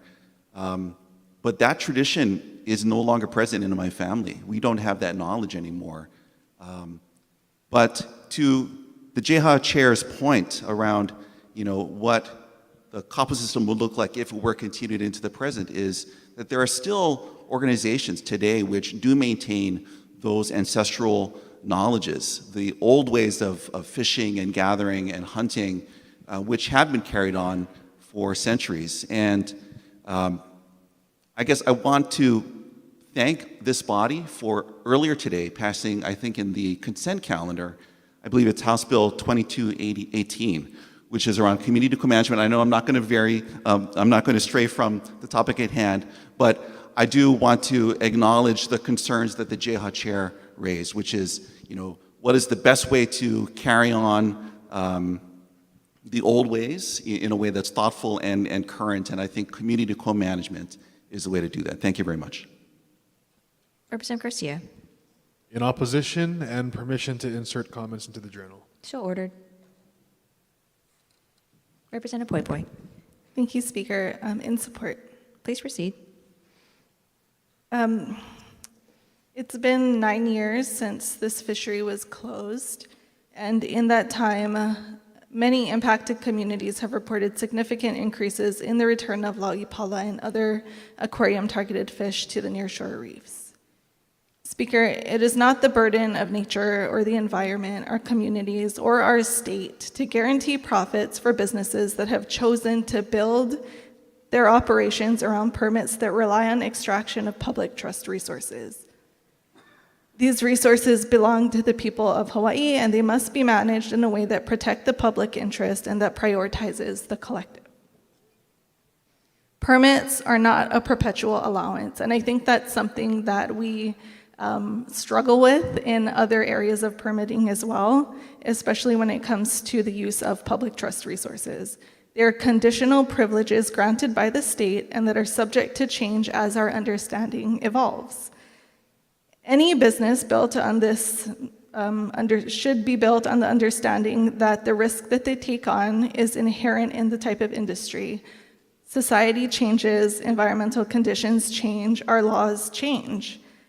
In the state constitution, it doesn't say that we have to provide for commercial aquarium extractive permits. It does say that we have to protect and conserve public resources, natural resources for present and future generations, and that Native Hawaiian traditional and customary practices need to be protected. And we have a duty to apply the public trust doctrine. Speaker, research shows that although Indigenous people make up only about 5% of the world's population, they steward roughly 80% of the planet's remaining biodiversity. This tells us that Indigenous knowledge systems are not just traditions of culture, they're highly effective systems of environmental stewardship. In Hawaii, and we heard a little bit about the kapu system, we also have the practice of kilo, which is the generational observation of the natural world, which is legitimate science based on centuries of accumulated and careful observation of ecosystems. So when we hear from many in our Native Hawaiian community when they came out to speak on this measure, they are speaking from generations worth of place-based scientific observation. Speaker, estimates suggest that the mortality rate for aquarium fish from the moment they're collected through being transported in tiny plastic containers around the world, the mortality rate could exceed 50%. And if the outcome of this industry is widespread mortality along the supply chain, then I think that the fundamental justification for the practice itself is lost. If people must absolutely keep fish in aquariums for amusement, these fish can be successfully bred in captivity, and captive breeding is capable of filling the market demand without requiring the stripping of fish from our reefs. I do not believe the state should be subsidizing this industry. The monetary benefit to the state, should the proposed rules pass, will be less than $1,000 and will benefit 7 permittees, while the cost to the state will be tens, if not hundreds of thousands of dollars. There were no answers to questions about enforcement, only that permit holders are responsible for self-enforcing through an honesty system, which is likely in the past why we've ended up with some inconsistent data. Passing this measure, I believe, will relieve DAR and DLNR of having to undertake the time and resource-consuming rulemaking process, and will allow them to reassign that focus to things like the Holomua process, which many communities are eagerly waiting for. As a state, we invest significant time, effort, and resources into restoring our reefs. We grow coral in laboratories and we plant them in degraded areas, and we do this because we understand how vital the reefs are to Hawaii. Each year, the reef prevents an estimated $836 million in preventing flood damage to infrastructure and coastlines. But the reef cannot survive alone. They depend on entire living communities, thousands of organisms working together in balance. And reef fish, lauipala, are a big part of it. Representative Grandinetti. Yield my time. Thank you. Thank you. So we heard earlier that today's Ocean Day at the Capitol. 2026 has also been declared by our governor as the year of our coastal kuleana, which recognizes our shared responsibility for caring for coastal and marine environments, and that every Hawaii resident has a responsibility to care for our land and coastlines and ocean. There are so many issues facing our reefs, and this is just one part of the puzzle. I just ask myself the question of what do we want to leave behind for our next generation, and I want them to have healthy and thriving reefs. Thank you, Speaker. Representative Kitagawa. Thank you, Madam Speaker. In support. Please proceed. And I'd like the words of the representative from Molokai entered into the journal as my own, and just a brief comment. Please proceed. In committee, when we heard this bill, I had asked the DLNR's, the Division of Aquatic Resources, what the percentage was of individuals, where were these fish going when they were caught, the aquarium fish? And so they did get back to me, and they had indicated that the overwhelming majority, more than 90% of aquarium fish caught, are exported outside of Hawaii, and only a small fraction remains within the state. So my concern really, not only from the community members who have reached out, who are also concerned about Kaneohe Bay, which was not included in this draft of the bill, but the concern really is that we are not providing aquarium fish for people who are in Hawaii, for our local families to enjoy. It is really being exported out of Hawaii for the benefit of those not living here. So I just wanted to mention that data. Representative Peruso. In strong support. Please proceed. I'd just like to enter the words of the chair of the Energy and Environmental Protection Committee, as well as the vice chair of Judiciary and Hawaiian Affairs Committee, into the journal as if they were my own. So ordered. Representative Hashem. So ordered. Representative Alcos. In opposition. Please proceed. Madam Speaker, we've been fishing being going on for years, a lifetime here in Hawaii, but a lot of our fishes is disappearing from our ocean. It's not just aquarium fish, but many fish, but we'll be closing down local businesses that is doing this for a living. And I'm looking at maybe we should be closing down commercial outside fishermen that are from the mainland or from different states, or minimizing the fishes that they catch, or taking away the nets that is surrounding the whole reef and catching all kind of fish that's going in that net, because those are the kind of things that is really depleting our ocean. And I cannot see, like, we talking about fishes, we sell our ahi, our marlin, and all our fish to the mainland as well. You know, this really concerns the local fishermen that continue having a business here and always had one. You'd be taking away their jobs. And I would really take a look on opposing this, because the testimonies was these are deep water fish from 30 to 80 feet, need akulong. And, maybe there's other laws that we can put in, but I'm totally opposed on this. Thank you. Representative Kila, Mahalo, Madam Speaker. In support, please proceed. may I please adopt the words from the representative from Molokai as if they were my own? So ordered. Representative Hussey, second time. I'd like to change my vote to a yes, and please also add the remarks from the representative from Molokai as my own. Thank you. So ordered. Representative Gideon. I'd like to go with reservations. I was originally a yes when it came through committee. I've heard some very strong arguments on both sides. And I'd like to take this back to my constituents and survey them to really get their word, as my job is to be a representative of their voice. So I'll be standing with reservations. Representative Orua. With reservations. So ordered. Representative Matsuyoshi, second time. Still with reservations. I just want to clarify that my reservations apply to the West Hawaii fishery, which has been extensively studied, 20 plus years of DLNR reef, of 20 plus years of DLNR surveys, over 2,000 reef surveys off the coast of West Hawaii, both in open fishing areas and in closed fishing areas. Over that period of time, they've both shown a dramatic increase in the number of aquarium fish that were being surveyed.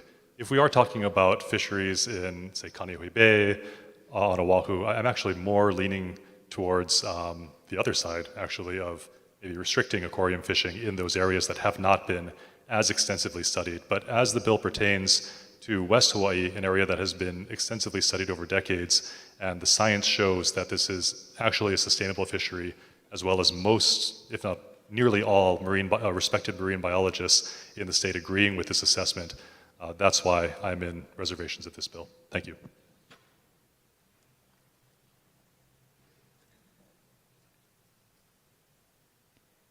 Okay, Representative Lachika for the vote.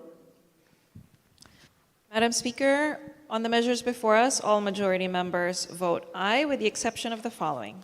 On page 43, STANCOM Report 1176, HB 1524, HD2, Representative Olds votes no. On page 44, SCR 1187, HB 1990, HD2, Reps Amato, Hussey, and Kong vote no. On SCR 1188, HB 2424, HD2, Reps Amato and Poi Poi vote no. On SCR 1190, HB 1845, HD2, Reps Amato, Cochran, Grandinetti, Hussey, Peruso, and Poi Poi vote no. On page 45, SCR 1191, HB 1823, HD2, Reps Amato, Grandinetti, Hussey, Iwamoto, Peruso, and Poi Poi vote no. On SCR 1192, HB 1844, HD2, Reps Amato, Cochran, Grandinetti, Hussey, Peruso, and Poi Poi vote no. On SCR 1194, HB 2592, HD2, Reps Cochran, Grandinetti, Hussey, Iwamoto, Peruso, and Poi Poi vote no.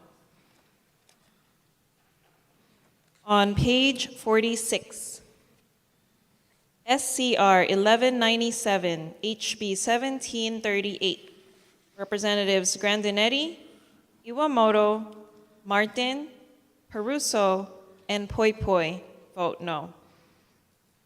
On SCR 1198, HB 1919, HD3, the following vote no.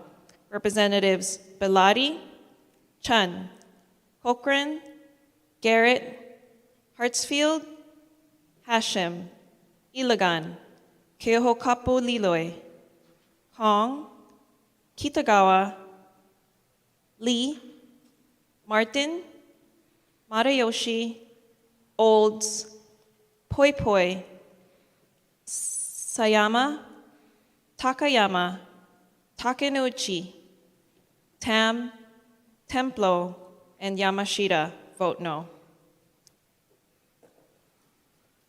On SCR 1200, HB 1739, HD2, Representatives Olds and Poi Poi vote no. On page 47, SCR 1201, HB 1741, HD2, Representative Cochran votes no. On SCR 1202, HB 1742, HD3, Representatives Keho Kapuliloy, Kitagawa, Lee, Marayoshi, Olds, Peruso, and Poi Poi vote no. On SCR 1204, HB 1979, HD3, the following vote no.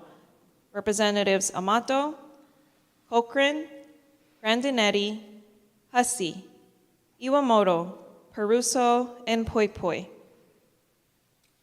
And on page 48, SCR 1207, HB 2101, HD1, Representatives Hartsfield, Lee, and Takayama vote no.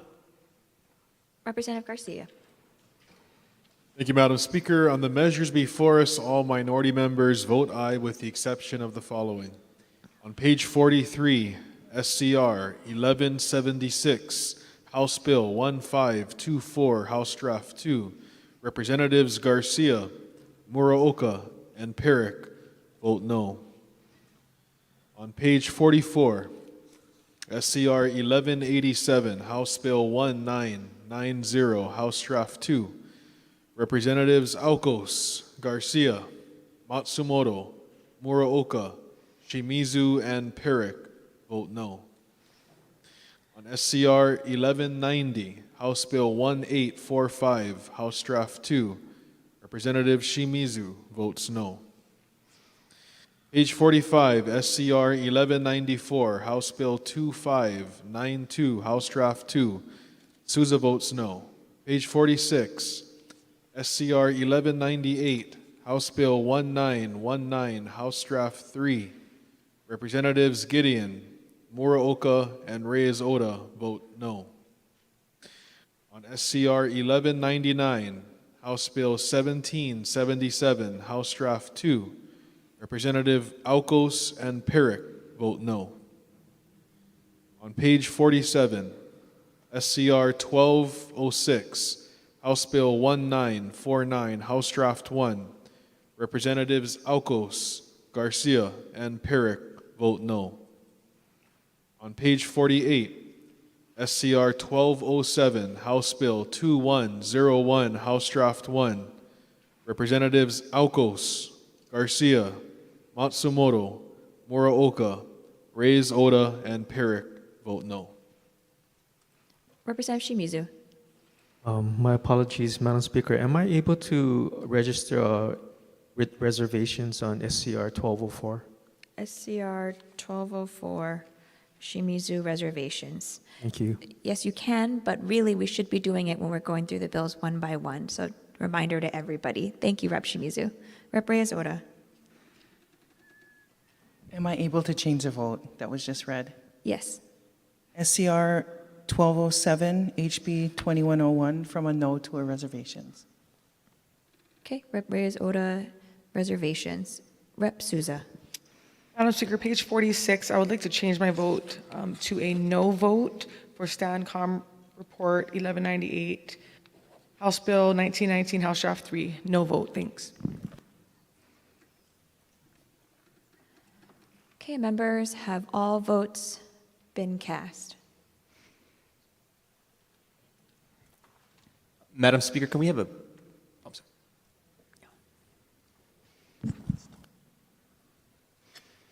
Okay, members, said House bills, with the exception of House Bill 1919, pass third reading. Recess, subject to the call of the chair.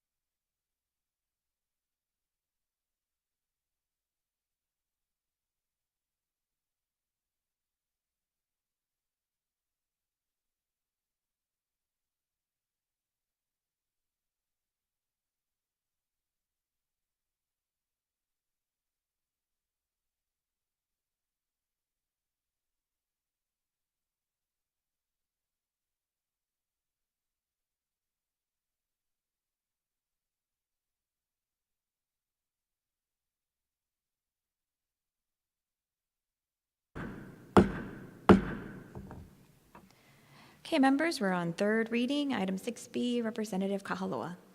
Madam Speaker, I move that the House bills listed on pages 48 through 53 pass third reading. Representative Morikawa. Madam Speaker, I second the motion. Members, any discussion, starting with House Bill 1678, 1679. Representative Shimizu, Reservations with a brief comment. please proceed. Again, I'm just really concerned for the Kupuna being left behind in our tech, and I'd like to see us do something to help them. Thank you. House Bill 2107, 1548. Representative Tarnas, Thank you. In support? please proceed. Thank you. This measure, you wouldn't know it to look at it, is also part of our immigration enforcement package of bills from your Judiciary and Hawaiian Affairs Committee, and I'm in strong support of it. This bill specifically limits the maximum term of imprisonment for misdemeanors and offenses punishable by up to or not exceeding 1 year, and it changes it to 364 days and permits individuals previously sentenced to a 1-year term to petition the court for that modification. Why do we do this? It's because under federal immigration law, a sentence of 365 days may trigger severe immigration consequences, including classifications of certain offenses as aggravated felonies or crimes involving mandatory detention. By contrast, a maximum sentence capped at 364 days will avoid these disproportionate federal consequences. This bill does not change the elements of any offense. It does not eliminate accountability. It does not prevent courts from imposing substantial jail time, and it preserves the full judicial discretion within the misdemeanor framework. But what it does is simply ensures that a state-classified misdemeanor does not automatically result in immigration penalties far exceeding what the legislature intended when designated the offense as a misdemeanor. So for these reasons, I encourage all members to support this measure. Thank you. Representative Kila. Madam Speaker, reservations, and may I adopt the words of the Judiciary and Hawaiian Affairs Chair as if they were my own. So ordered. Representative Garcia. In opposition and permission to insert written comments in the journal. So ordered. Representative Shimizu. Reservations. So ordered. Representative Iwamoto. When we can we go back to 898, please? House Bill 898. I'm sorry, Standing Committee Report number 898. What page is that, Rep. Iwamoto? Page 48? 48, correct. Okay, let's finish up this bill, House Bill 1548. Representative Gideon. With reservations. So ordered.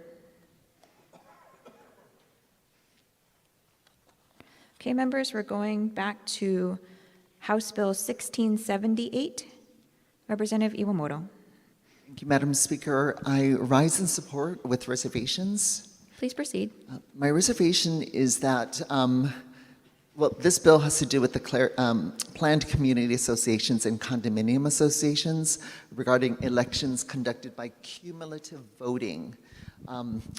My concern is that cumulative voting compounded with existing access to proxy voting can lead to potential corruption of the election process that will tend to benefit the incumbent board members and management companies. Thank you.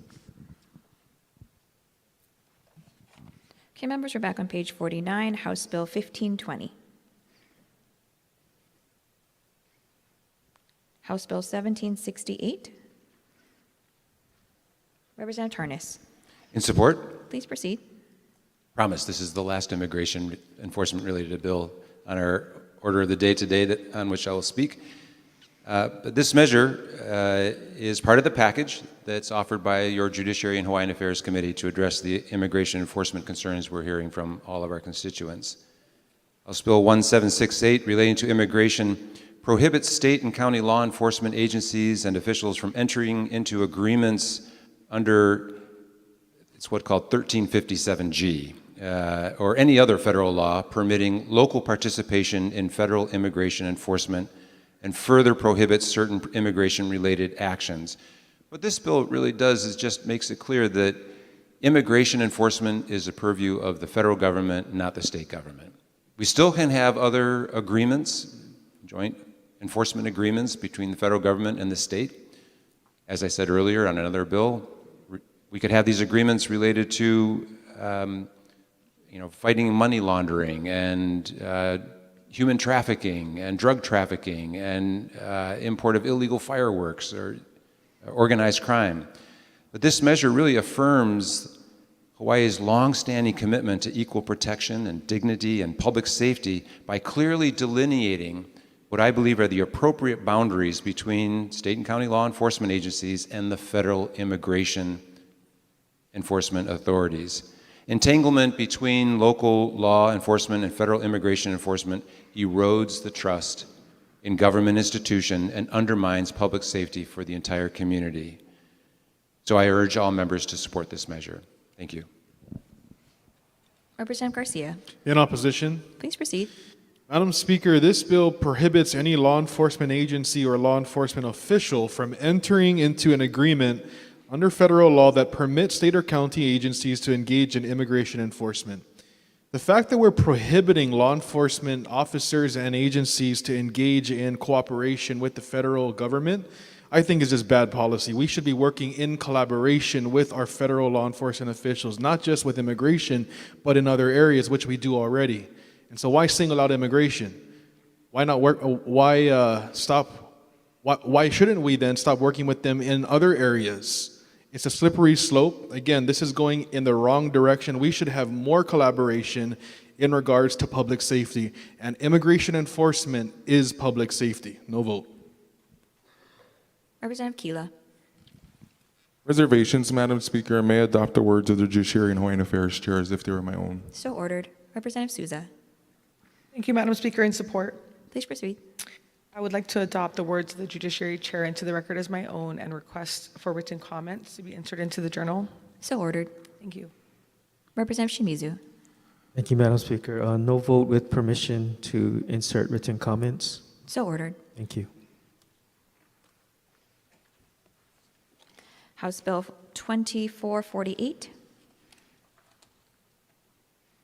House Bill 1682.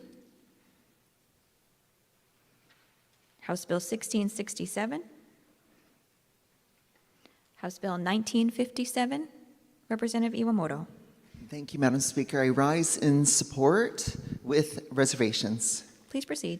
I want to thank my neighboring district representative from Moilili for this very elegant bill. My only reservation with this is that it applies only to counties with over 300,000 in population, and I wish this bill applied only to those counties that provide enough shelter beds to shelter 100% of those counted in the point-in-time count. Right now, most counties recognize and accept that they only provide enough shelter space for 50% of their unhoused population.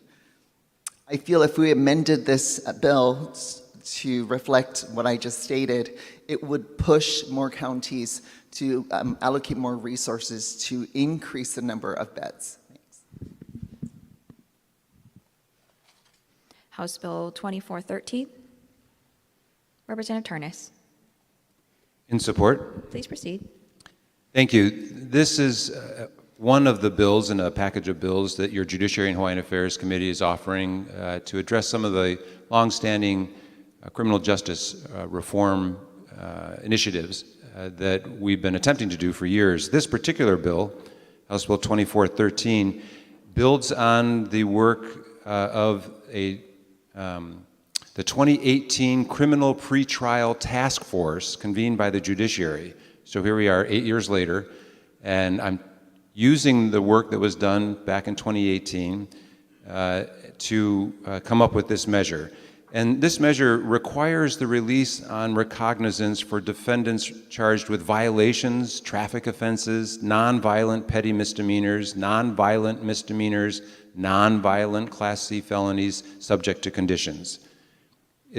encourages greater, this is one that it does allow for exclusions for specified offenses, such as threats to public safety, certain other circumstances, and it requires findings when bail or detention is imposed, ongoing review of continued detention or conditions, and a prompt hearing if bail cannot be posted.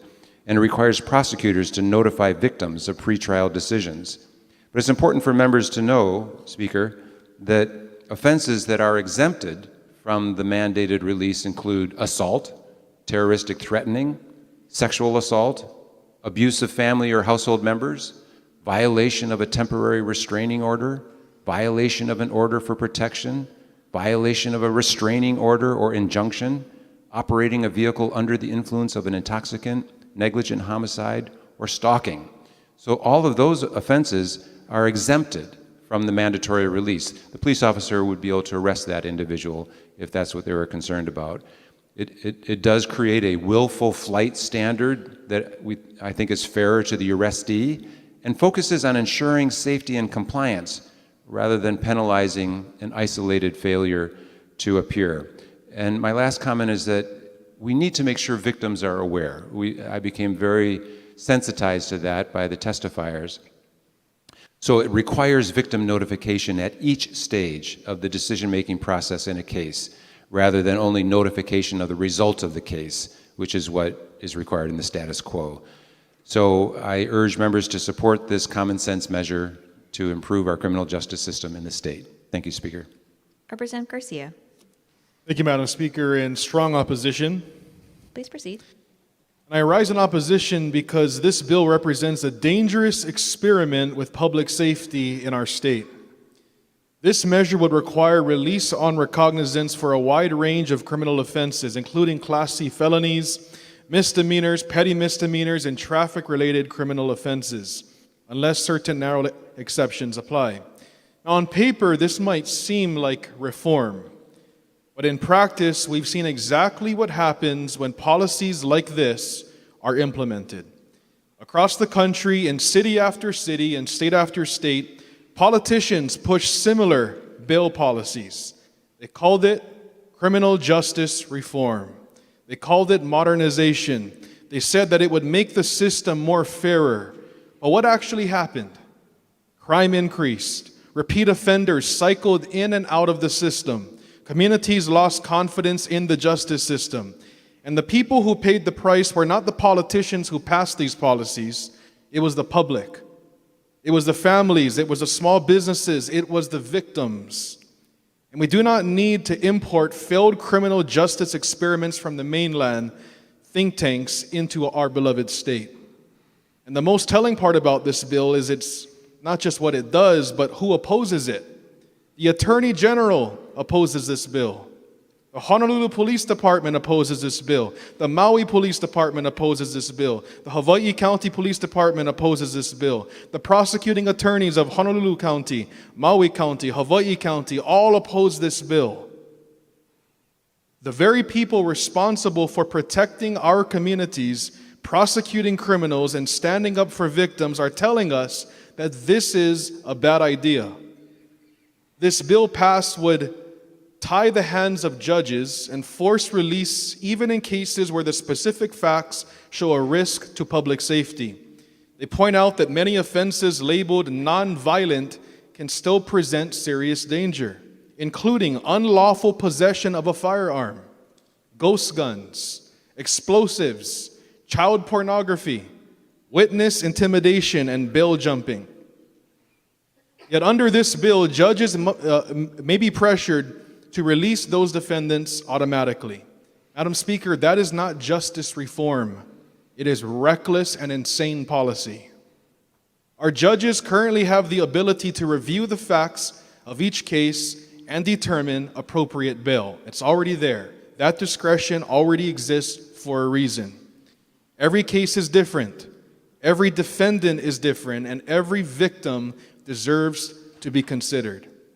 But House Bill 2413 moves us toward a one-size-fits-all system that prioritizes progressive ideology over common sense judgment.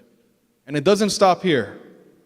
This bill would also impose new burdens on our courts, requiring written findings whenever bail is imposed and requiring constant reconsideration of release conditions at every single court hearing.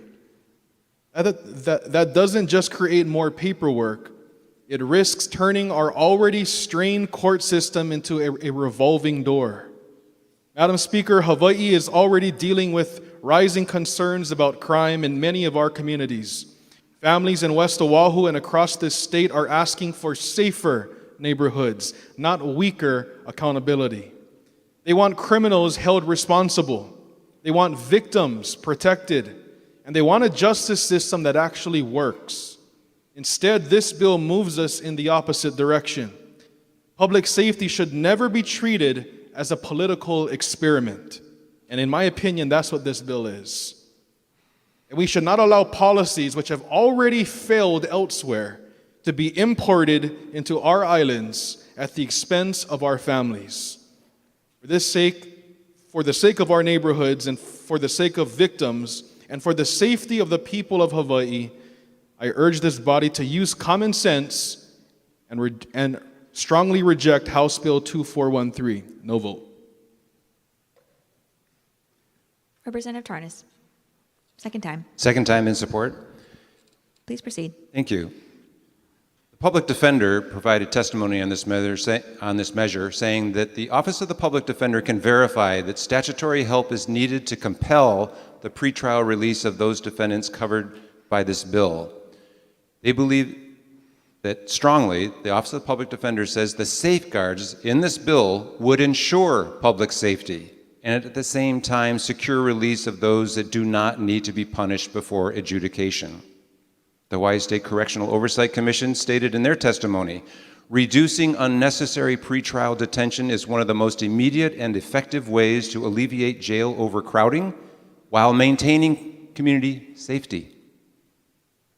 This approach promotes more efficient use of correctional resources, allowing facilities and staff to focus on individuals who pose greater risks. This bill also maintains important safeguards by preserving judicial discretion to impose detention when warranted and requiring ongoing review of those decisions. The judiciary, who is responsible for the courts, says the judiciary supports the intent of this bill. The judiciary notes that any pretrial bail reform should be tailored to the presumption of innocence, ensuring the appearance of the defendant, minimizing the risk of danger to the community, and ensuring the equal treatment of individuals regardless of race, wealth, and social class. Speaker, I listen to the experts, and yes, there is disagreement. Prosecutors will say one thing, police will say one thing, public defenders will say another. So I sometimes, and judiciary. So in this case, I listen to the judiciary, I listen to the Hawaii State Correctional Oversight Commission, I listen to the Office of the Public Defenders, but I also listen to those who oppose the bill and try to address their concerns in the bill as best as I could. And I look to national examples from other states of what works, learn the lessons of things that don't work in other states. And from this is my last quote that I'll make. This is from the R Street Institute, which is really a middle-of-the-road, nonpartisan criminal justice research and think tank. Their quote is, HB 2413 is a measured way to realign the system with what it is intended to do, reserving beds and staff attention for higher risk cases. My time is up, so I'm going to request that I could add some additional written comments to the journal. So ordered. Thank you. And I urge all members to support this measure. Representative Iwamoto. Thank you, Madam Speaker. I rise in strong support. Please And I thank the Judiciary Chair for his incredible work on this bill. And I ask that his words for both of his presentations are entered into the journal as my own. Thank you. So ordered. Representative Alcos. Madam Speaker, in opposition, please proceed. I would like to adopt the words of Representative from Kapolei and also a brief comment. Please proceed. So ordered. This is softer on crime again, and like many other bills that we've been pushing around is going towards softer on crime. And I think that we got to hold accountability to people's actions. So, yeah, opposed. Thank you. Representative Muraoka. In opposition, and can I have the words of the representatives from Kapolei and Ewa Beach inserted as my own? So ordered. Representative Shimizu. Thank you, Madam Speaker. In opposition with a comment. Please proceed. I'm all for some bill reform and improving our system that would provide relief to people who should not end up in jail. My opposition is just objectively based on the opposing testimony of those who are in the game and deal with it every day. We have opponents, as was previously stated, opposing testimony from the Department of the Attorney General, Maui Police Department, Office of Prosecuting Attorney of County of Hawaii, County of Maui, and the City and County of Honolulu, as well as HPD, and even throw in the Waikiki Neighborhood Board. So just based on these significant testimony, I have to lend credence and respect to them, and that's the basis for my opposition. Thank you, Madam Speaker. Representative Lachika. Madam Speaker, reservations. So ordered. Representative Souza. Madam Speaker, I rise in support. Please proceed. And I would like the words of the Judiciary Chair entered into the record as my own, both times. So ordered. He spoke. And I also just wanted to make a comment. I know the representative from Ho'opili said that this is just common sense, right? To be voting in opposition, you know, it's a bad bill, it's just common sense. But I will say that common sense runs the gamut, and there's regular common sense, and then there's common sense where someone would get on an airplane and travel all the way to Virginia to visit a post office box. So just taking that into consideration. Thank you, Madam Speaker.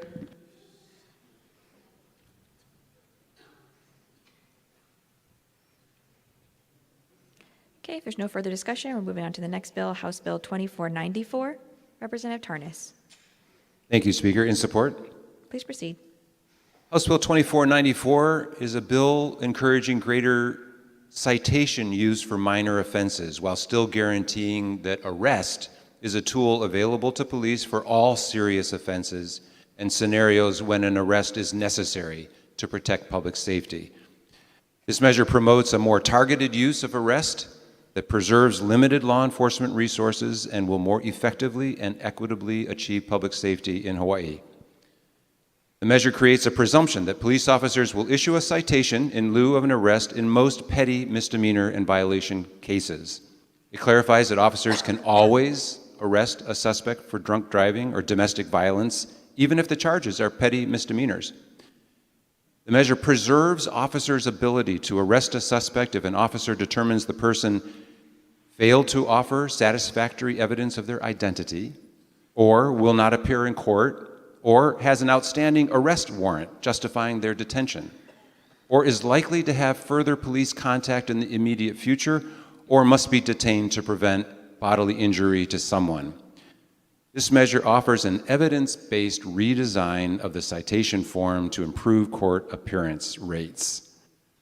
The bill does not allow people who are dangerous or who are flight risks to evade arrest. Police can always arrest if the suspect poses a danger to public safety. The bill does not change in any way an officer's ability to arrest someone for any felony, misdemeanor, or drunk driving or domestic violence petty misdemeanor. The bill does not prevent officers from arresting someone who they cannot identify or who they reasonably determine is unlikely to show up in court.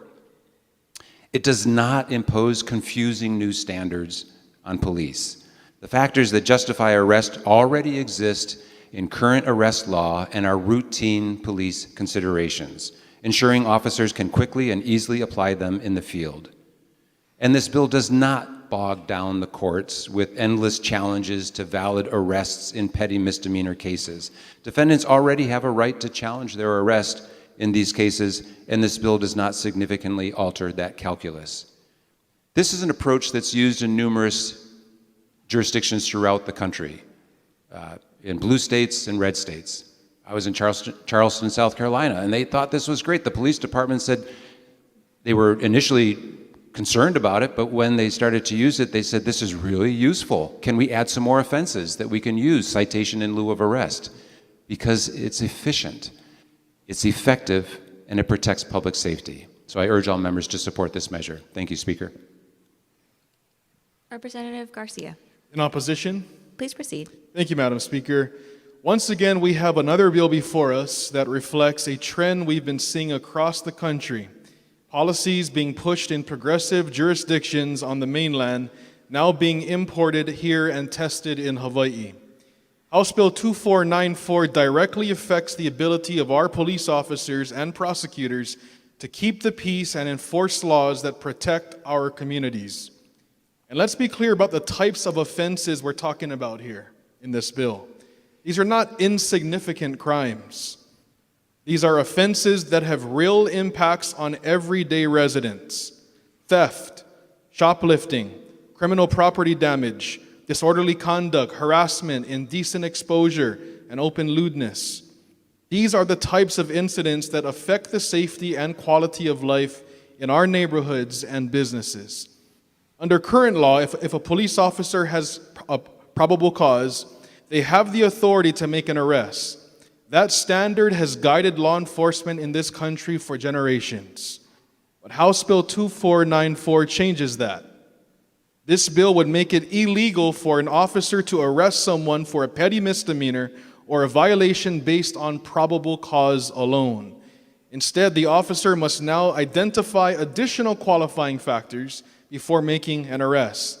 They must determine whether that person provided satisfactory identification, whether they may fail to appear in court, whether there is an outstanding warrant, whether there may be further police contact, or whether someone might be harmed.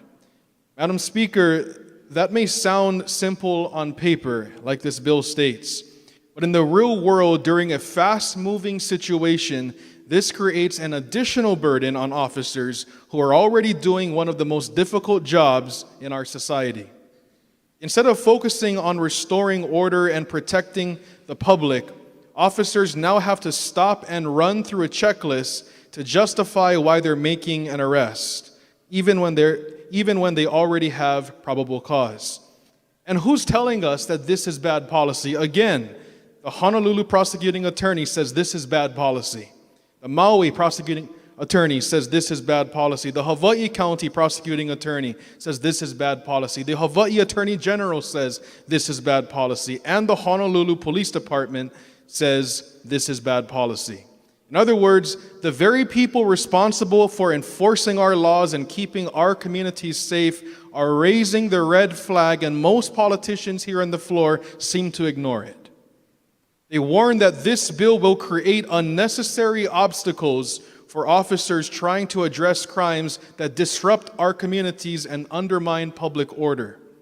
Madam Speaker, when the professionals on the front lines of public safety, those who deal with crime every single day, tell us that this policy will make their jobs harder and weaken enforcement, we should listen. Our communities deserve safety. Our officers deserve support, not more red tape. And in my opinion, this is a common sense idea to oppose this bill. It's common because the leading lines of law enforcement says this is bad policy. It's common sense, Madam Speaker. No vote. Representative Shimizu. Thank you, Madam Speaker. No vote, and can I have permission to enter written comments? So ordered. Thank you. Representative Reyes-Oda. With reservations. So ordered. Representative Alcos. No vote, and may I adopt the words of Representative from Kapolei. Thank you. So ordered. Representative La Chica. Reservations. So ordered. Representative Gideon. In opposition, and I would also like to adopt the words of the representative from Kapolei as my own. So ordered. Representative Souza. In support, and I'd like to adopt the words of the Judiciary Chair. Thank you. So ordered.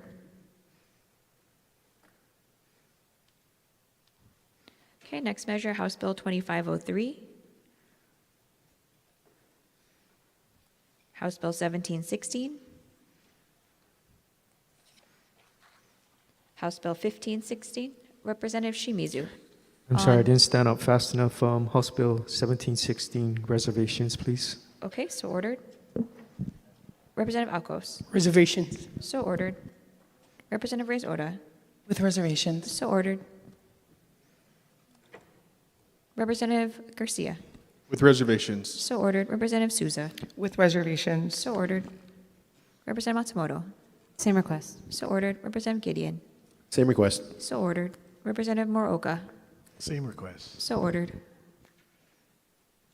Representative Souza. At the appropriate time, can we go back to House Bill number 1520, House Draft 1? 15.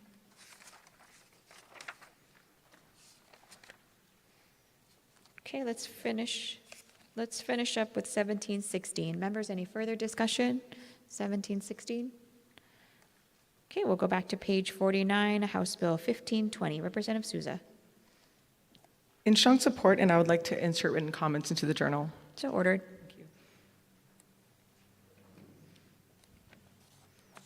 Okay, members, we're back to page 52, House Bill 1516. Representative Tarnas. Thank you. In support. Please proceed. This measure seeks to give clarity to provisions that are already in statute that judges must set bail amounts that a defendant can afford to pay.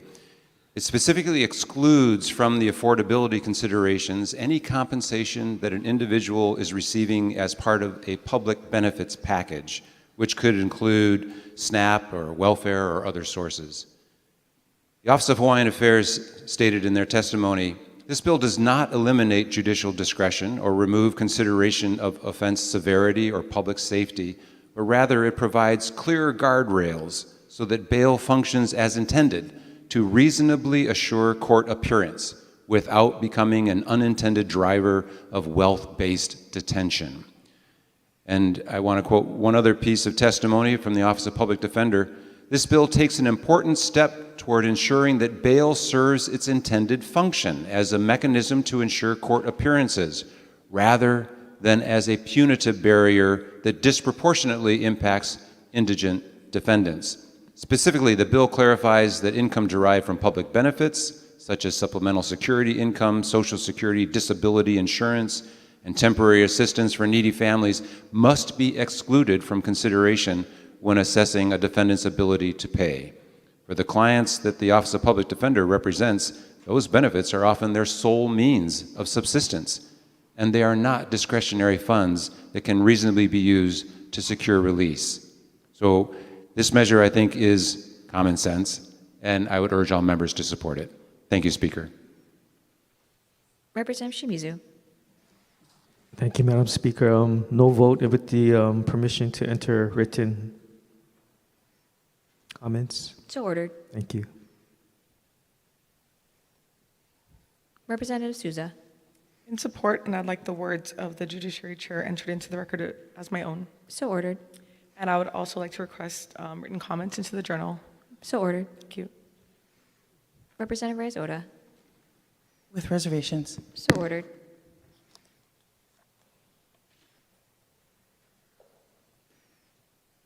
Okay, members, we're on House Bill 2329. House Bill 2280. Representative Moroka. In opposition. Please proceed. Madam Speaker, the Emergency Budget Reserve Fund, also known as the Rainy Day Fund, is intended for true immediate emergencies, clear defined fiscal crisis. This bill asks the legislator to approve a withdrawal without identifying the amount, the program, or even the emergency it is meant to address, as stated in HRS 328L-3 and D. In fact, the bill explicitly states, and I quote, specific conditions necessitating this expenditure are not fully known. That is not emergency budgeting. That's a blank check. At the same time, state departments continue to carry a 20 to 30% vacancy rate, burning millions of dollars each year in the budget. Those dollars need to be returned and then reallocated for some of the measures that this bill is intended for. Using the rainy day fund for ongoing and predictable needs, no matter how important, weakens the state's weakens the state's fiscal safeguards and leaves Hawaii less prepared than when a real crisis occurs, like we may be seeing in the next few days. For those reasons, I'm in opposition.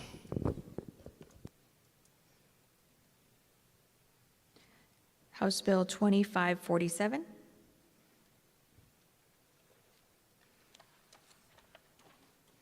House Bill 2275. Representative Shimizu. Thank you, Madam Speaker. Rise in support with the reservation. Please proceed. And my reservation is to ensure accountability and reporting to the legislature in accordance with HRS 93-16 and permission to enter written comments to the journal. So ordered. And when time permits, can we go back to HB 2280? Okay, let's finish this one first. House Bill 2275. Okay, seeing no further discussion, we'll go back to House Bill 2280. Representative Shimizu.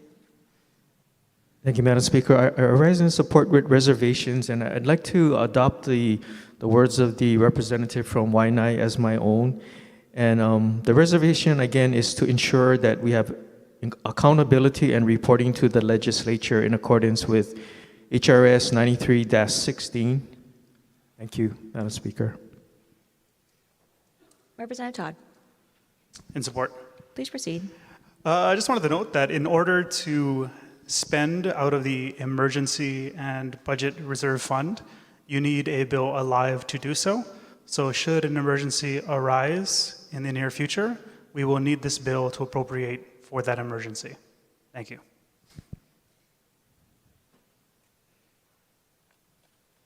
Okay, members, we're back on page 53, House Bill 2306. Representative Shimizu. Oppose with, no vote with permission to enter written comments. So ordered. Thank you. Representative Gideon. Madam Speaker, in opposition. Please proceed. In 2024, this legislature passed what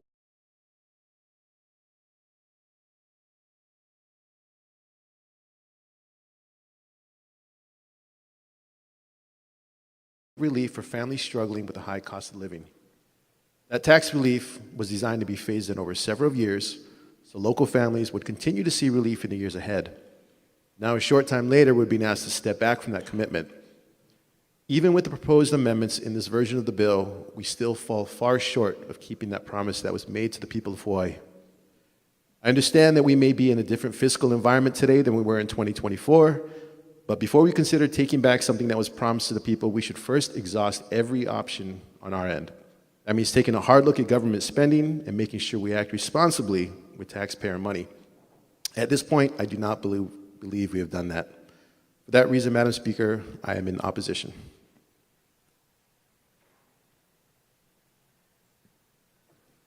Representative Garcia. In opposition? Please proceed. Thank you, Madam Speaker. Just 2 sessions ago, like was said, this body stood right here on this floor and celebrated what many called the largest income tax cut in Hawaii state history. Those weren't my words. Those were the words of this chamber. Those were the words of the majority caucus, Madam Speaker. Those were the words spoken in opening day speeches, at press conferences, in newsletters sent across this state, on social media and in news media interviews. We told the people 2 years ago, we heard them. We heard their struggles. We heard their frustration with the cost of living. We heard families saying they were barely hanging on. And so we said in that tax cut, we're going to give you some relief. We made that promise, but now just 2 sessions later, Madam Speaker, this bill introduced by Speaker Nakamura, introduced on behalf of the governor's administration, asks us to repeal those very tax cuts. As I said on Friday, this bill is a slap in the face to the people of Hawaii. Families across Hawaii were just beginning to feel a small glimpse of that relief this year. just starting to see a little more breathing room in their paychecks. And now we're telling them, never mind. Last week, this body voted to move this bill forward. Only 8 Republicans and 1 Democrat voted against this bill out of 51 elected representatives. Everyone else voted to renege on the promise that we made to the people of Hawaii. For those who need a refresher of what it means to renege, according to the dictionary, it's to break a promise, break a pledge, or a formal contract of backing out last minute. That's what this bill is proposing. And what does that message send? It tells the people of Hawaii that when government makes a promise, it might only last until the next budget problem comes along. And without imputing motive, I don't like to break rules unlike some members of our caucus, I just have to point out something that many people outside this building are already noticing. We promised those tax cuts right before the 2024 elections. Most of us here, Madam Speaker, won re-election. And now the proposal is to cancel the very relief that we celebrated just before the 2024 election. Now we're told the reason for this and the need for this is because of a projected budget shortfall. We keep hearing, well, it's the federal government. That's the reason why. It's Congress, the big beautiful bill. It's President Donald J. Trump. It's their fault. That's why we must pull back these tax cuts. But have we ever considered another possibility? Maybe the problem is not that taxpayers are keeping too much of their hard-earned money. Maybe, Madam Speaker, the problem is that government has been spending too much of it. Because when local families face a shortfall, they don't get to raise taxes on their neighbors. They don't get to rewrite promises that they already made. They tighten their belts. They cut, they trim, they adjust, they learn to live within their means. But in this building, the first instinct always seems to be the same. Raise taxes, create new taxes, or in this case, cancel promised tax relief. This is unacceptable, and we don't have to follow through with this. The truth is, Madam Speaker, we do have options. There is over $500 million sitting idle in special funds that could be repurposed. We have hundreds of vacant state positions that have gone unfilled for years, positions that add up to roughly $380 million. We could eliminate special funds flagged by the state auditor, and that would amount to about $115 million. Now, the governor has already imposed a 10% budget restriction on departments, and if he would just expand that to 14%, just 4% more per department, that could save another $89 million. We could also revert DHERD's budget to its pre-2023 level, and that would save $10 million. We could return our spending in this state to 2019 levels pre-COVID, and that would save another $120 million. Representative Shimizu. I yield my time. Thank you. And that's before we even begin to seriously look at the rest of the budget. So let's be upfront with the people of Hawaii. We do not have to repeal tax relief. We do not have to raise taxes, and we certainly do not have to break our promise to the people of Hawaii. What we need to do, Madam Speaker, is start spending wisely. Stop wasting taxpayer dollars. Stop growing government faster than families' paychecks. It takes money out of the pockets of working families and puts it back into the coffers of government. That's what this bill does. So, Madam Speaker, I urge this body to stand up for Hawaii's taxpayers, to stand by the promise that we made, and have the decency to vote no on this bill. The people of Hawaii deserve better than more broken promises. No vote. Representative Quinlan. Thank you, Madam Speaker. In support. Please proceed. And before I begin, I'd just like to remind all of the members that on this floor chamber, we only refer to each other by our titles or by our district. You know, Madam Speaker, I'm a little bit surprised to hear some of the comments from our colleagues in the minority when they say that we are not helping struggling families. We are leaving the standard deduction increases intact. We are doubling the child-dependent tax care credit for working families. And the reason why we are proposing this measure at this time is so that we can preserve as much of the tax cuts as possible, so we can provide as much tax relief as possible to those families who are actually struggling. Personally, Madam Speaker, I don't think joint filers making $450,000 a year are struggling. As much as I would like to give them some tax relief, I think it's a bridge too far to describe them as struggling. I've also heard some comments about returning to 2019 spending levels. Madam Speaker, we have seen a tremendous amount of inflation over just the last 2 years, and especially over the last year as some of the policies from the federal government, whether they be tariffs or invasions, have significantly increased the price of groceries, the price of fuel, and the cost of living for normal working class families. Whenever we consider tax policy, I've always felt that it's probably, at the end of the day, the most important thing that we do here in this building. Who do we tax? How much? And what do we spend it on? I think the real slap in the face would be to tell working families that we're cutting essential social services or environmental stewardship in order to preserve tax cuts for people who live in expensive homes and make hundreds of thousands of dollars. Thank you for your attention to this matter. Representative Moroka. In strong opposition, and can I have the words from the representative from Kapolei inserted as my own? So ordered. Representative Alcos. Same request. So ordered. Representative Bellotti. Strong support. May I have the words of the majority leader entered as if they were my own? So ordered. Representative Kush. Thank you, Speaker. I appreciate the powerful words of the minority. I'm in strong support. Thank you for the reminder of the minority leader. They're indeed good points, but I think our foremost responsibility is to be fiscal stewards. And the world around us changes. Just like when you run a business, there might be times of expansion and times of belt tightening.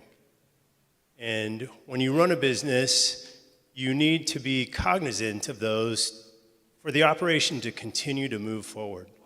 And if you think of the state and our fiscal stewardship of the state, it's like that. We need to continue the operation moving forward and serving all of our constituents as we've promised to.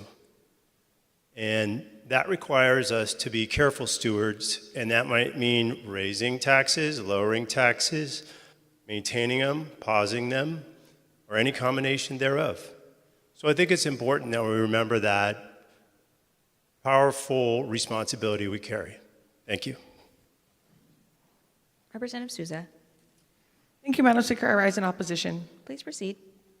I'm voting no to this measure simply because we did pass a historic tax cut for the people of the state of Hawaii in 2024, and I am not in support of rescinding the very relief that was promised in Act 46 from 2024 as this bill relates to repealing the future adjustments to the standard deduction especially. However, I understand the need to take such action and the responsibility we have to ensure fiscal stability in our state right at this moment and how we move forward from here, especially in light of federal funding cuts. In testimony from the Office of the Governor to the House Committee on Finance on March 3rd, it states that recent federal government actions have reduced the state's revenue outlook by nearly $3 billion. The Chamber of Sustainable Commerce stated in their testimony the following: public revenue funds the infrastructure our communities rely on every day: roads, ports, public safety, workforce support, disaster response, and affordable housing. When large multi-year tax reductions are locked in without reassessment with the federal funding shifts we've experienced, and we will continue to see the risk shifts to future service cuts or sudden budget shortfalls. That instability harms everyone, especially small businesses and working families.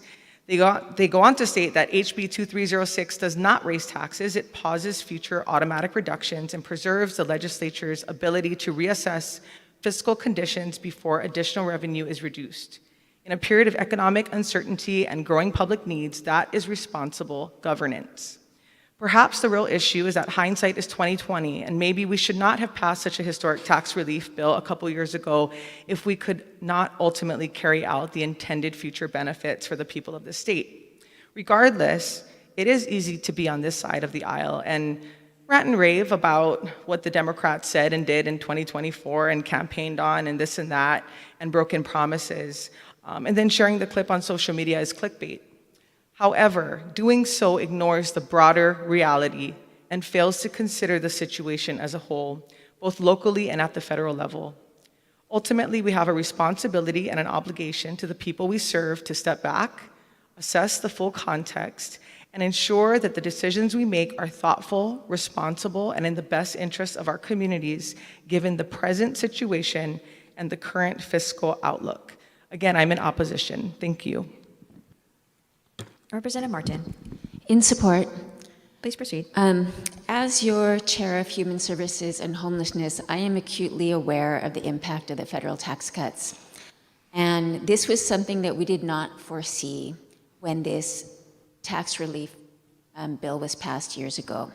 Maybe we should have, but we did not see this coming. The other thing that I did not see coming that I'm very aware of, because my district has a large proportion of Native Hawaiian residents and therefore has benefited from many federal programs around DEI and specifically for Native Hawaiians that have been cut, is also social programs. So we are dealing with real, not imaginary, but real cuts to benefits for our safety net for the Native Hawaiian population, which this body on both sides of the aisle has been very committed to supporting. And that money has to come from somewhere to replace it.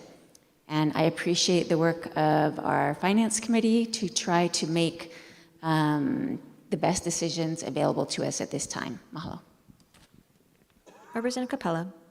Thank you, Madam Speaker. In strong support. Please proceed. One of the things that I've consistently heard since being elected was that you cannot tie the hands of future legislatures. It's important for us to be able to adjust and adapt and respond when crises and problems arise in our community so that we can protect everyone here in our state and the benefit and values that we hold dear here in Hawaii. The other thing that I wanted to note, and I went back and looked at the original bill in 2024, I was one of two people that are still sitting in this room today who voted with reservations.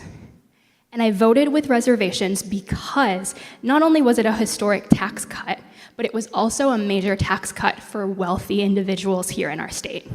And I didn't agree with that.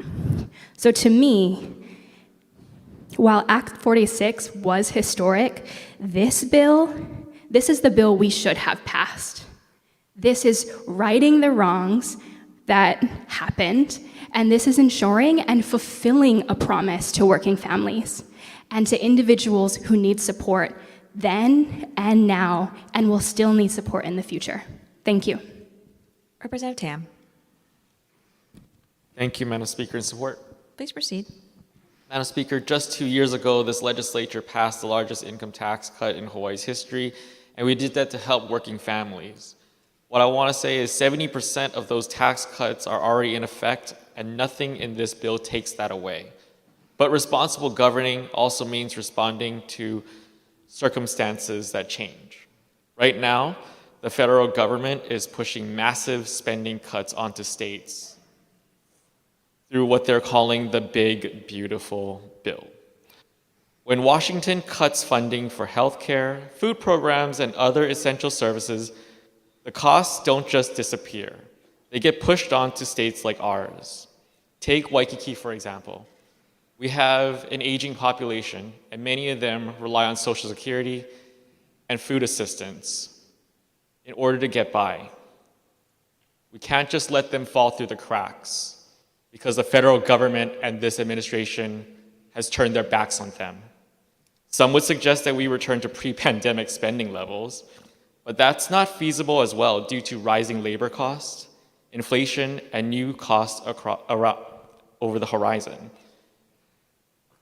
When our federal government put federal workers out of work, who had to foot the bill? We did. when President Trump shut down our government, who had to foot the bill? We did. So if we were to go back to 2019 spending levels, we would still be in this situation we are right now, and we would still have to make this kind of tough decision. This bill stabilizes our budget and buys us time to reassess. We are choosing stability of our residents over gambling with our state budget. We can continue to support working families while making sure Hawaii has the resources it needs to take care of our communities. For those reasons, I stand in support of this bill. Thank you. Representative Todd, Thank you. I'm in support, Madam Speaker. please proceed. Mahalo. I find that every time I'm here, or every year I'm here, I end up talking less and less on the floor, and I promise not to go crazy today. But I figured it was important to explain some of the contents of the bill, the context where we are in our current session, and most critically, how we got here. The House draft does 4 things. The first is it restructures the child and dependent care tax credit, doubling the size of that credit for working class families. Second, it extends the sunset for that credit in addition to the state earned income tax credit and the food excise tax credit. Together, these measures will provide over $100 million per year in direct tax relief to our middle class. The third major change is it stops further implementation of the Act 46 tax bracket changes, a measure that has already provided and will continue to provide hundreds of millions of dollars in additional tax relief every year for our friends, families, and neighbors. The House draft differs slightly from the administration's original bill in that it imposes a 1% marginal tax increase on high-income earners starting at $450,000 a year for joint filers. Lastly, and most importantly, this bill would continue the planned increases in the standard deduction, raising it by 50% by its implementation's completion. This means that every taxpayer who claims this deduction will continue to see tax relief unless they are one of the fortunate few who are doing extremely well for themselves. Even then, due to the tax cuts that have already been implemented, a family in our state making $500,000 a year would still expect to pay over $8,000 a year less in income taxes, even should this bill pass in its current form. A middle-class family in our state would realize a 50% income tax cut when compared with a couple of years ago. So with all that being said, why are we in this situation in the first place? A lot has been made of our expenses, and I think that's fair. There are areas where we can do better, and I'm committed to working on those solutions with the administration and the Senate, and I would expect that at the end of session, we'll arrive at something that's a little different. But for perspective, in just 1 calendar year, our state's Council on Revenues has revised down the general fund revenue projection for our state by $3.5 billion. A $10 million program or $100 million here or there, or scraping special funds will not fill that hole. A large portion of that figure is a direct result of global uncertainty, declining consumer confidence, and worrying trends in our tourism-based economy. If this sounds overblown, I encourage everyone to watch the Council on Revenues meetings for themselves and hear our best and brightest justify their modeling. This impact to our state budget is substantial, but does not capture the full extent of what we are facing. Over this same period of time, we have seen an increase in projected expenses by nearly $2 billion. While some of this can be explained by routine things like collective bargaining, built into these figures are hundreds of millions of dollars per year in unavoidable cost because our state, like every other state, is being asked to pay a much larger share for vital life-saving programs like SNAP and Medicaid. Together, in just 1 year, we have seen our budget take a projected hit of over $5 billion. Now, what major change has happened in the last 15 months to cause such a shift in our economy? We're all trying to find the guy who did this. But when our federal government had the option to destabilize the budgets of both blue and red states alike, I guess that was too good of an opportunity to pass up if it also meant giving massive tax cuts to billionaires. So now it is left to us to pick up the pieces and find a balance between fiscal responsibility, providing essential services, and figuring out who pays what. Unlike our federal government, we cannot print our way out of this. Representative Kahaloa. Madam Speaker, I yield my time. Unlike our federal government, we cannot print our way out of this while running up record deficits. In fact, in the current year, it's over $1 trillion projected. Great fiscal responsibility on that one. On a positive note, while we've been sitting here, the Council on Revenues has convened to make a slight revision to their projections, which will give us a little more wiggle room come conference time. I think together we can find creative ways to maintain a larger portion of the Act 46 tax cuts for those who need it most. And while this bill will continue to evolve through session, I believe we have found a good balance of continued targeted relief while ensuring that our state budget is sound and our essential services are secure. Over the next couple months, we will continue to work with the Senate administration to find additional ways to help working families while identifying some common sense savings in our budget where possible. Thank you all for your patience and trust. I am confident that when we wrap our session, we will have found a solution that pleases everybody. Well, almost. Thank you. Representative Garcia, second time. Thank you, Madam Speaker. Second time, still in opposition. I want to respond briefly to some of the arguments that we just heard. Because listening to the debate today, which I appreciate, debate is good, you'd think the sky is falling and the budget is collapsing. And the only thing standing between Hawaii and financial ruin is taking back the tax relief that we promised people 2 years ago. That's the headline. That's the headline that's being pushed. When you actually look at the facts, that storyline starts to crumble pretty quickly. First, we keep hearing that repealing these tax cuts is necessary to protect essential services. That phrase has been repeated quite a bit today. Education is mentioned, healthcare is mentioned, housing is mentioned. And of course, those things absolutely matter. No one in this chamber is arguing they don't. But here's a part that doesn't quite add up. Anytime government wants to spend more money, we're told it's for essential services. But anytime someone suggests that government should tighten its belt even just a little, suddenly that's portrayed as shutting down the entire state, cutting essential services, cutting healthcare, cutting education, and cutting safety social nets. That's not budgeting, that's scare tactics, fear tactics. It's like a household saying, well, if we can't buy a brand new truck this year, I guess we'll have to cancel our groceries and electricity as well. No, Madam Speaker, you don't cancel groceries. You reconsider buying the truck. Government can spend wisely without cutting essential services. Those things are not mutually exclusive. It was mentioned earlier that these are just pauses. And in fact, I heard the governor go on TV and mention, well, we plan to just pause the tax relief. This bill isn't a pause. There's no sunset date to the reverting back to the 2024 tax cuts. There is no pause. It's an absolute repeal. And more people should be ranting and raving, Madam Speaker, on the floor about this because this is, as I said, unacceptable. Now, the second argument we keep hearing is that these tax cuts mostly benefit the wealthy.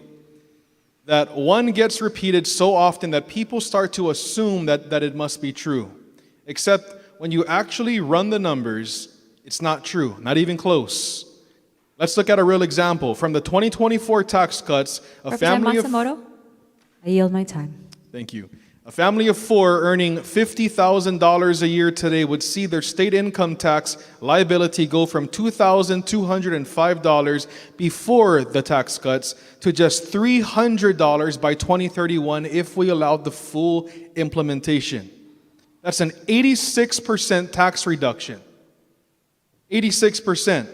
Madam Speaker, those families aren't rich. Those are the families who are struggling with rent, groceries, gas, and childcare in one of the most expensive states in America. Now compare that to a family earning $500,000 a year, a family of four earning $500,000 a year. Their tax liability would drop from $42,770 down to $30,665. That's only a 28% reduction. So the lower and middle income families receive an 86% tax cut, while the high income families receive a 28% tax cut. It's not the rich. And yet we're told this somehow benefits the wealthy. That argument does not survive about 30 seconds, Madam Speaker, with the basic math if you run the numbers. In fact, the structure of the tax cuts was designed specifically to deliver the largest relief to the people who needed it the most. That was mentioned 2 years ago on this floor, that those tax cuts would predominantly benefit the middle and lower income families.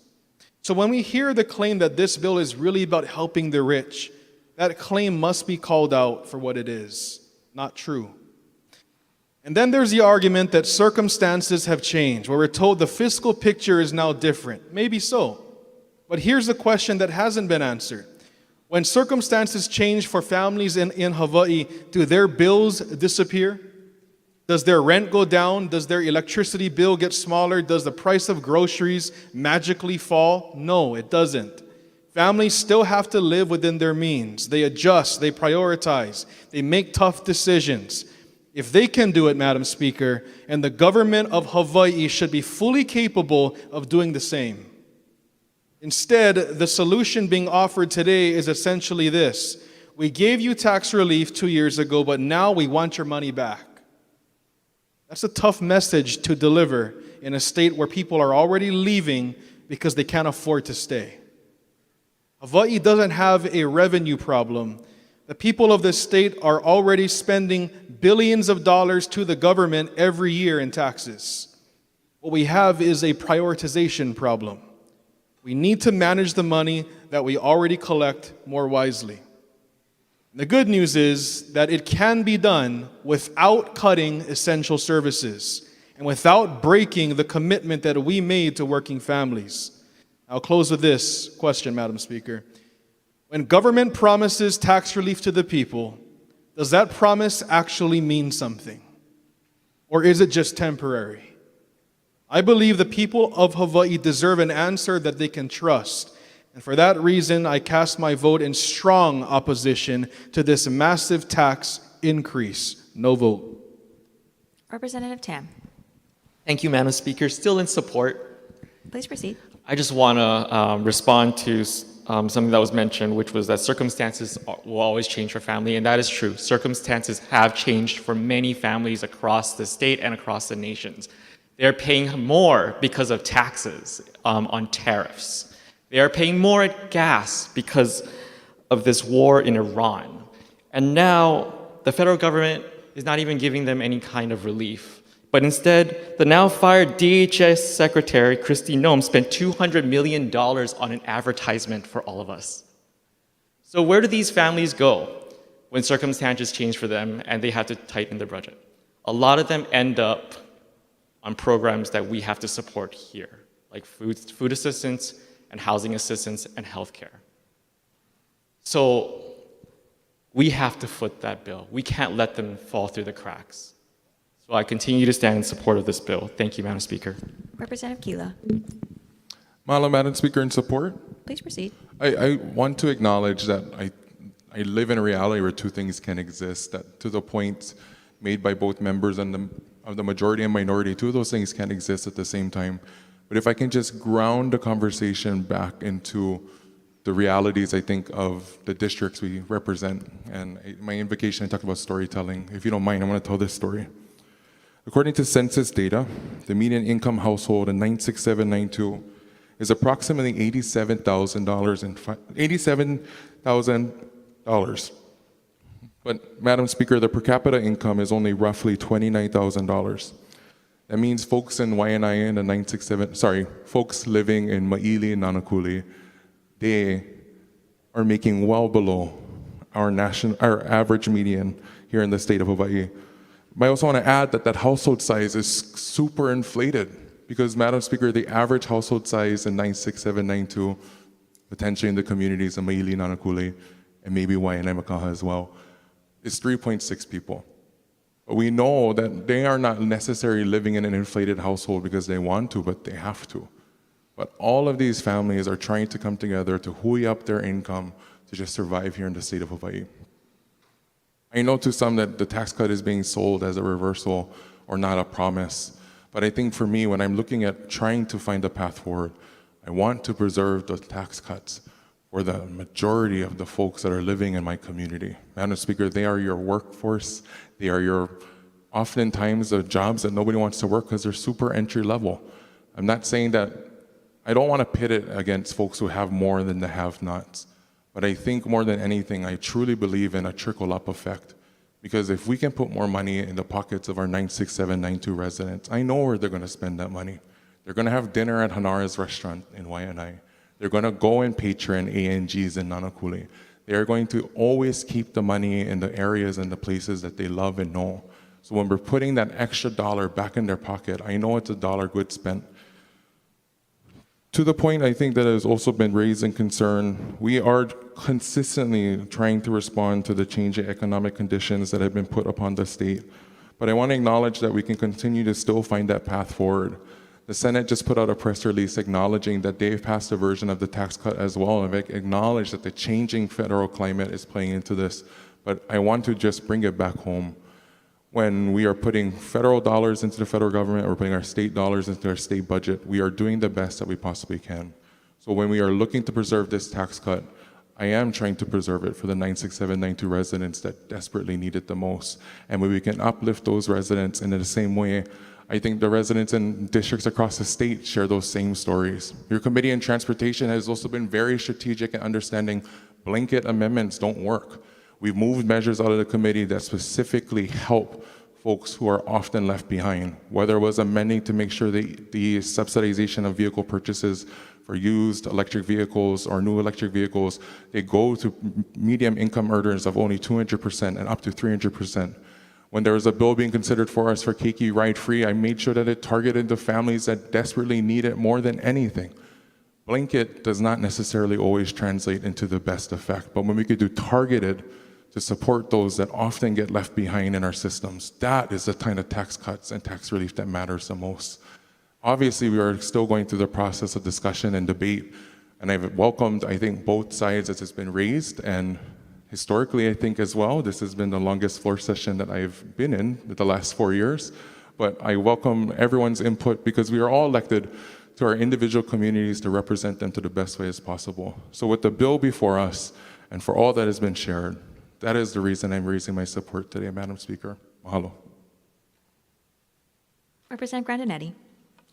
Thank you, Speaker. I know we're going really long, but I feel really passionate about this issue. And I want to address the comments. In support, strong support, about broken promises and the implication that we're going back on our word. Because 3 years ago, we did make a policy choice, but since we made that policy choice, the federal government passed a budget bill that experts are saying is the largest upward transfer of wealth in recent American history, in our lifetimes, maybe in American history in general.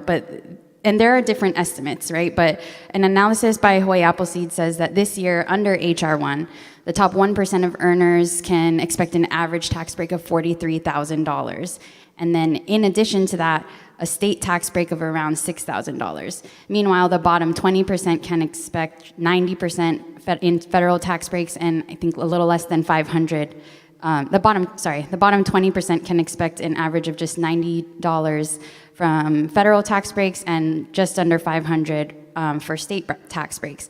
And on top of that, the federal government is cutting SNAP and Medicaid to pay for those tax breaks for the wealthy. So for me, that's the context that we're having this conversation in. And yes, 3 years ago, we made a certain policy choice, but for me, as a newly elected representative of my district, there are much deeper promises that I made to my community, and I'm gonna get emotional. Because watching what our communities went through this interim was really painful and alarming for me. But the promises that I hold dearest are keeping our people fed, keeping our people healthy, keeping our aina cared for, keeping our libraries open and our streets safe and our teachers paid and our keiki educated and our families housed. And the thought of not being able to uphold those promises is what's really scary to me.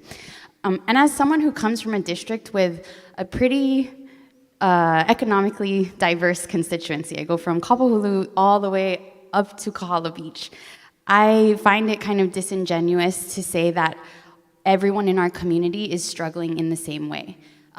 My constituents in Kahala have their own issues that they face, and those are really important. But in Kapahulu, when I knocked on doors, I met an 80-year-old auntie who's still working at Domino's Pizza because she's afraid of her rent going up. And I met another auntie who was caring for her mom, who's disabled. And they're both kupuna in my eyes, but she was living without electricity for a year because she fell behind during COVID. She exhausted all of the different kinds of resources that were available to her, and she didn't know how to dig herself out of that hole. So yes, everyone in Hawaii is facing a certain kind of hardship, but working families are really, really struggling in real ways. And there are people at the very top who are doing relatively well and who are going to receive tax breaks that are equal to, if not more, than what some of our constituents make in a year.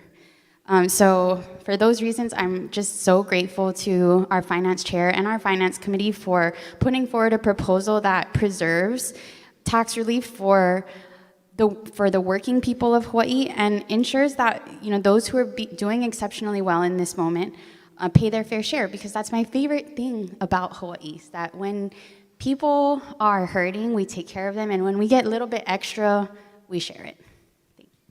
Representative Todd, second time. Thank you. Still in support. Almost convinced, though. I appreciate the Minority Floor Leader's support for the working class. He is right that the Act 46 income tax cuts would have meant an 86% reduction in tax liability for families making $50,000. And I'm happy to report that the draft before you would have a reduction of 84%. And when factoring in the sunset extensions and restructuring of the Child Independent Care Tax Credit, many would see a savings greater than the 86% provided for in Act 46. In my prior comments, I made a critical mistake. When speaking to the merits of this measure, I dramatically and irresponsibly understated the impact of the current administration on our state and our budget. In my initial remarks, I avoided talking about the hundreds of millions of dollars in funding lost for the University of Hawaii, much of that for Native Hawaiian education. I didn't talk about the funding freezes, suspended grant funding, tariffs which change on a whim, low job creation, higher insurance costs, a $1 trillion cut to Medicaid, and threatening our allies, which has directly impacted their citizens' willingness to travel here or purchase our local goods. I didn't even talk about the price of oil going up 30% this week, and the threats to programming for our keiki, which has put very popular programs like Tutu and Me on life support. Even now, this barely scratches the surface and fails to capture what we are being asked to deal with. Through our state budget, we are being asked to step into the federal government's obligations and take on their responsibilities, but not being given the appropriate resources to do so.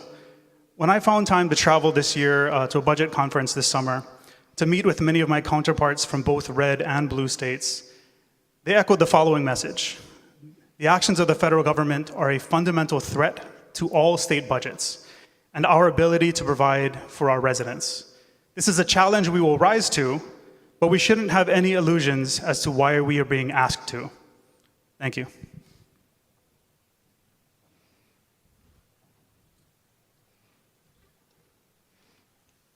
Members, if there's no further discussion, we'll continue on to House Bill 2148. Representative Shimizu. Thank you, Madam Speaker. No vote with a request to enter written comments. Thank you, Representative Shimizu. So ordered. Representative Souza. With reservations. So ordered.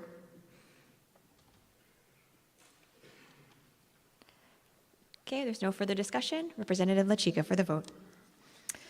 Madam Speaker, on the measures before us, all majority members vote aye with the exception of the following.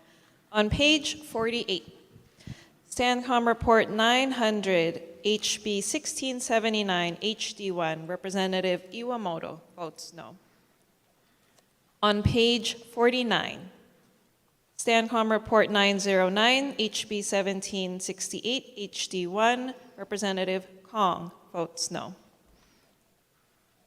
On page 51, Stancom Report 916, House Bill 2413, HD1, the following vote no. Representative Chun, Hashim, Kila, Kitagawa, Kong, Lee, Marayoshi, Olds, Sayama, Takenuchi, Tam, and Templo. On Stancom Report 917, House Bill 2494, HD1, the following vote no. Representatives Chun, Hartsfield, Kila, Kitagawa, Kong, Lee, Marayoshi, Olds, Takenuchi, Tam, and Templo. On page 52, Stancom Report 920, HB 1516, HD1, Representatives Kila and Olds vote no. And on page 53, Stancom Report 1018, HB 2306, HD1, Representatives Amato and Kong vote no. On Stancom Report 1019, House Bill 2148, HD1, Representatives Amato and Kong vote no. Representative Garcia. Thank you, Madam Speaker. On the measures before us, all minority members vote aye with the exception of the following. On page 49, SCR 907, House Bill 1548, House Draft 1, Representatives Garcia and Perrick vote no. SCR 909, House Bill 1768, House Draft 1, Representatives Aucos, Garcia, Gideon, Matsumoto, Muraoka, Shimizu, and Perrick vote no. On page 50, SCR 910, House Bill 2448, House Draft 1, Representatives Aucos, Garcia, Shimizu, and Perrick vote no. On SCR 914, House Bill 1667, House Draft 1, Representatives Garcia and Perrick vote no. On page 51, SCR 916, House Bill 2413, House Draft 1, Representatives Aucos, Garcia, Gideon, Matsumoto, Muraoka, Shimizu, Reyes Oda, and Perrick vote no. On SCR 917, House Bill 2494, House Draft 1, Representatives Aucos, Garcia, Gideon, Matsumoto, Muraoka, Shimizu, and Perrick vote no. On SCR 918, House Bill 2503, House Draft 1, Perrick votes no. On SCR 919, House Bill 1716, House Draft 1, Perrick and Garcia vote no. On page 52, SCR 920, House Bill 1516, House Draft 1, Representatives Aucos, Garcia, Gideon, Matsumoto, Shimizu, and Perrick vote no. On SCR 1012, House Bill 2329, House Draft 1, Representatives Garcia and Perrick vote no. On SCR 1014, House Bill 2280, House Draft 1, Representatives Aucos, Garcia, Gideon, Matsumoto, Muraoka, and Perrick vote no. On page 53, SCR 1018, House Bill 2306, House Draft 1, Representatives, the Minority Caucus votes no. On SCR 1019, House Bill 2148, House Draft 1, Representatives Alcos, Garcia, Gideon, Matsumoto, Muraoka, Shimizu, Reyes Oda, and Perrick vote no. Members, have all votes been cast? Representative Shimizu. Thank you, Madam Speaker. I apologize, but can I cast a no vote for SCR 1012, HB 2329? Okay, on Standing Committee Report 1012, Representative Shimizu is a no. Have all other votes been cast? If so, said House bills pass third reading. Okay, members are on item number 7, introduction of resolutions. Mr. Clerk, are there any resolutions for action? Madam Speaker, there are no resolutions for action. May all others be referred to print. So ordered. Item number 8, announcements. Members, are there any announcements? Representative Iligan. Thank you, Madam Speaker. Just real quick, we have Innovation Day on Thursday. It starts from 1 p.m. to 3 p.m. Please check out the local manufacturers and tech industry. They are organized by the Hawaii Chamber of Commerce and HTDC. Thank you. Representative Hashem. Yes, I would like to make an announcement. We have a birthday boy today.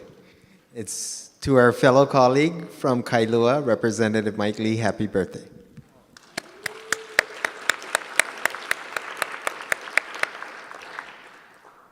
Any further announcements? Okay, seeing none, for the motion to adjourn, Representative Morikawa. Madam Speaker, I move that this House stand adjourned until 12 o'clock noon Thursday. Representative Garcia. Madam Speaker, I second the motion. All those in favor say aye. All those opposed say no. The motion is carried. The House stands adjourned until 12 o'clock noon Thursday.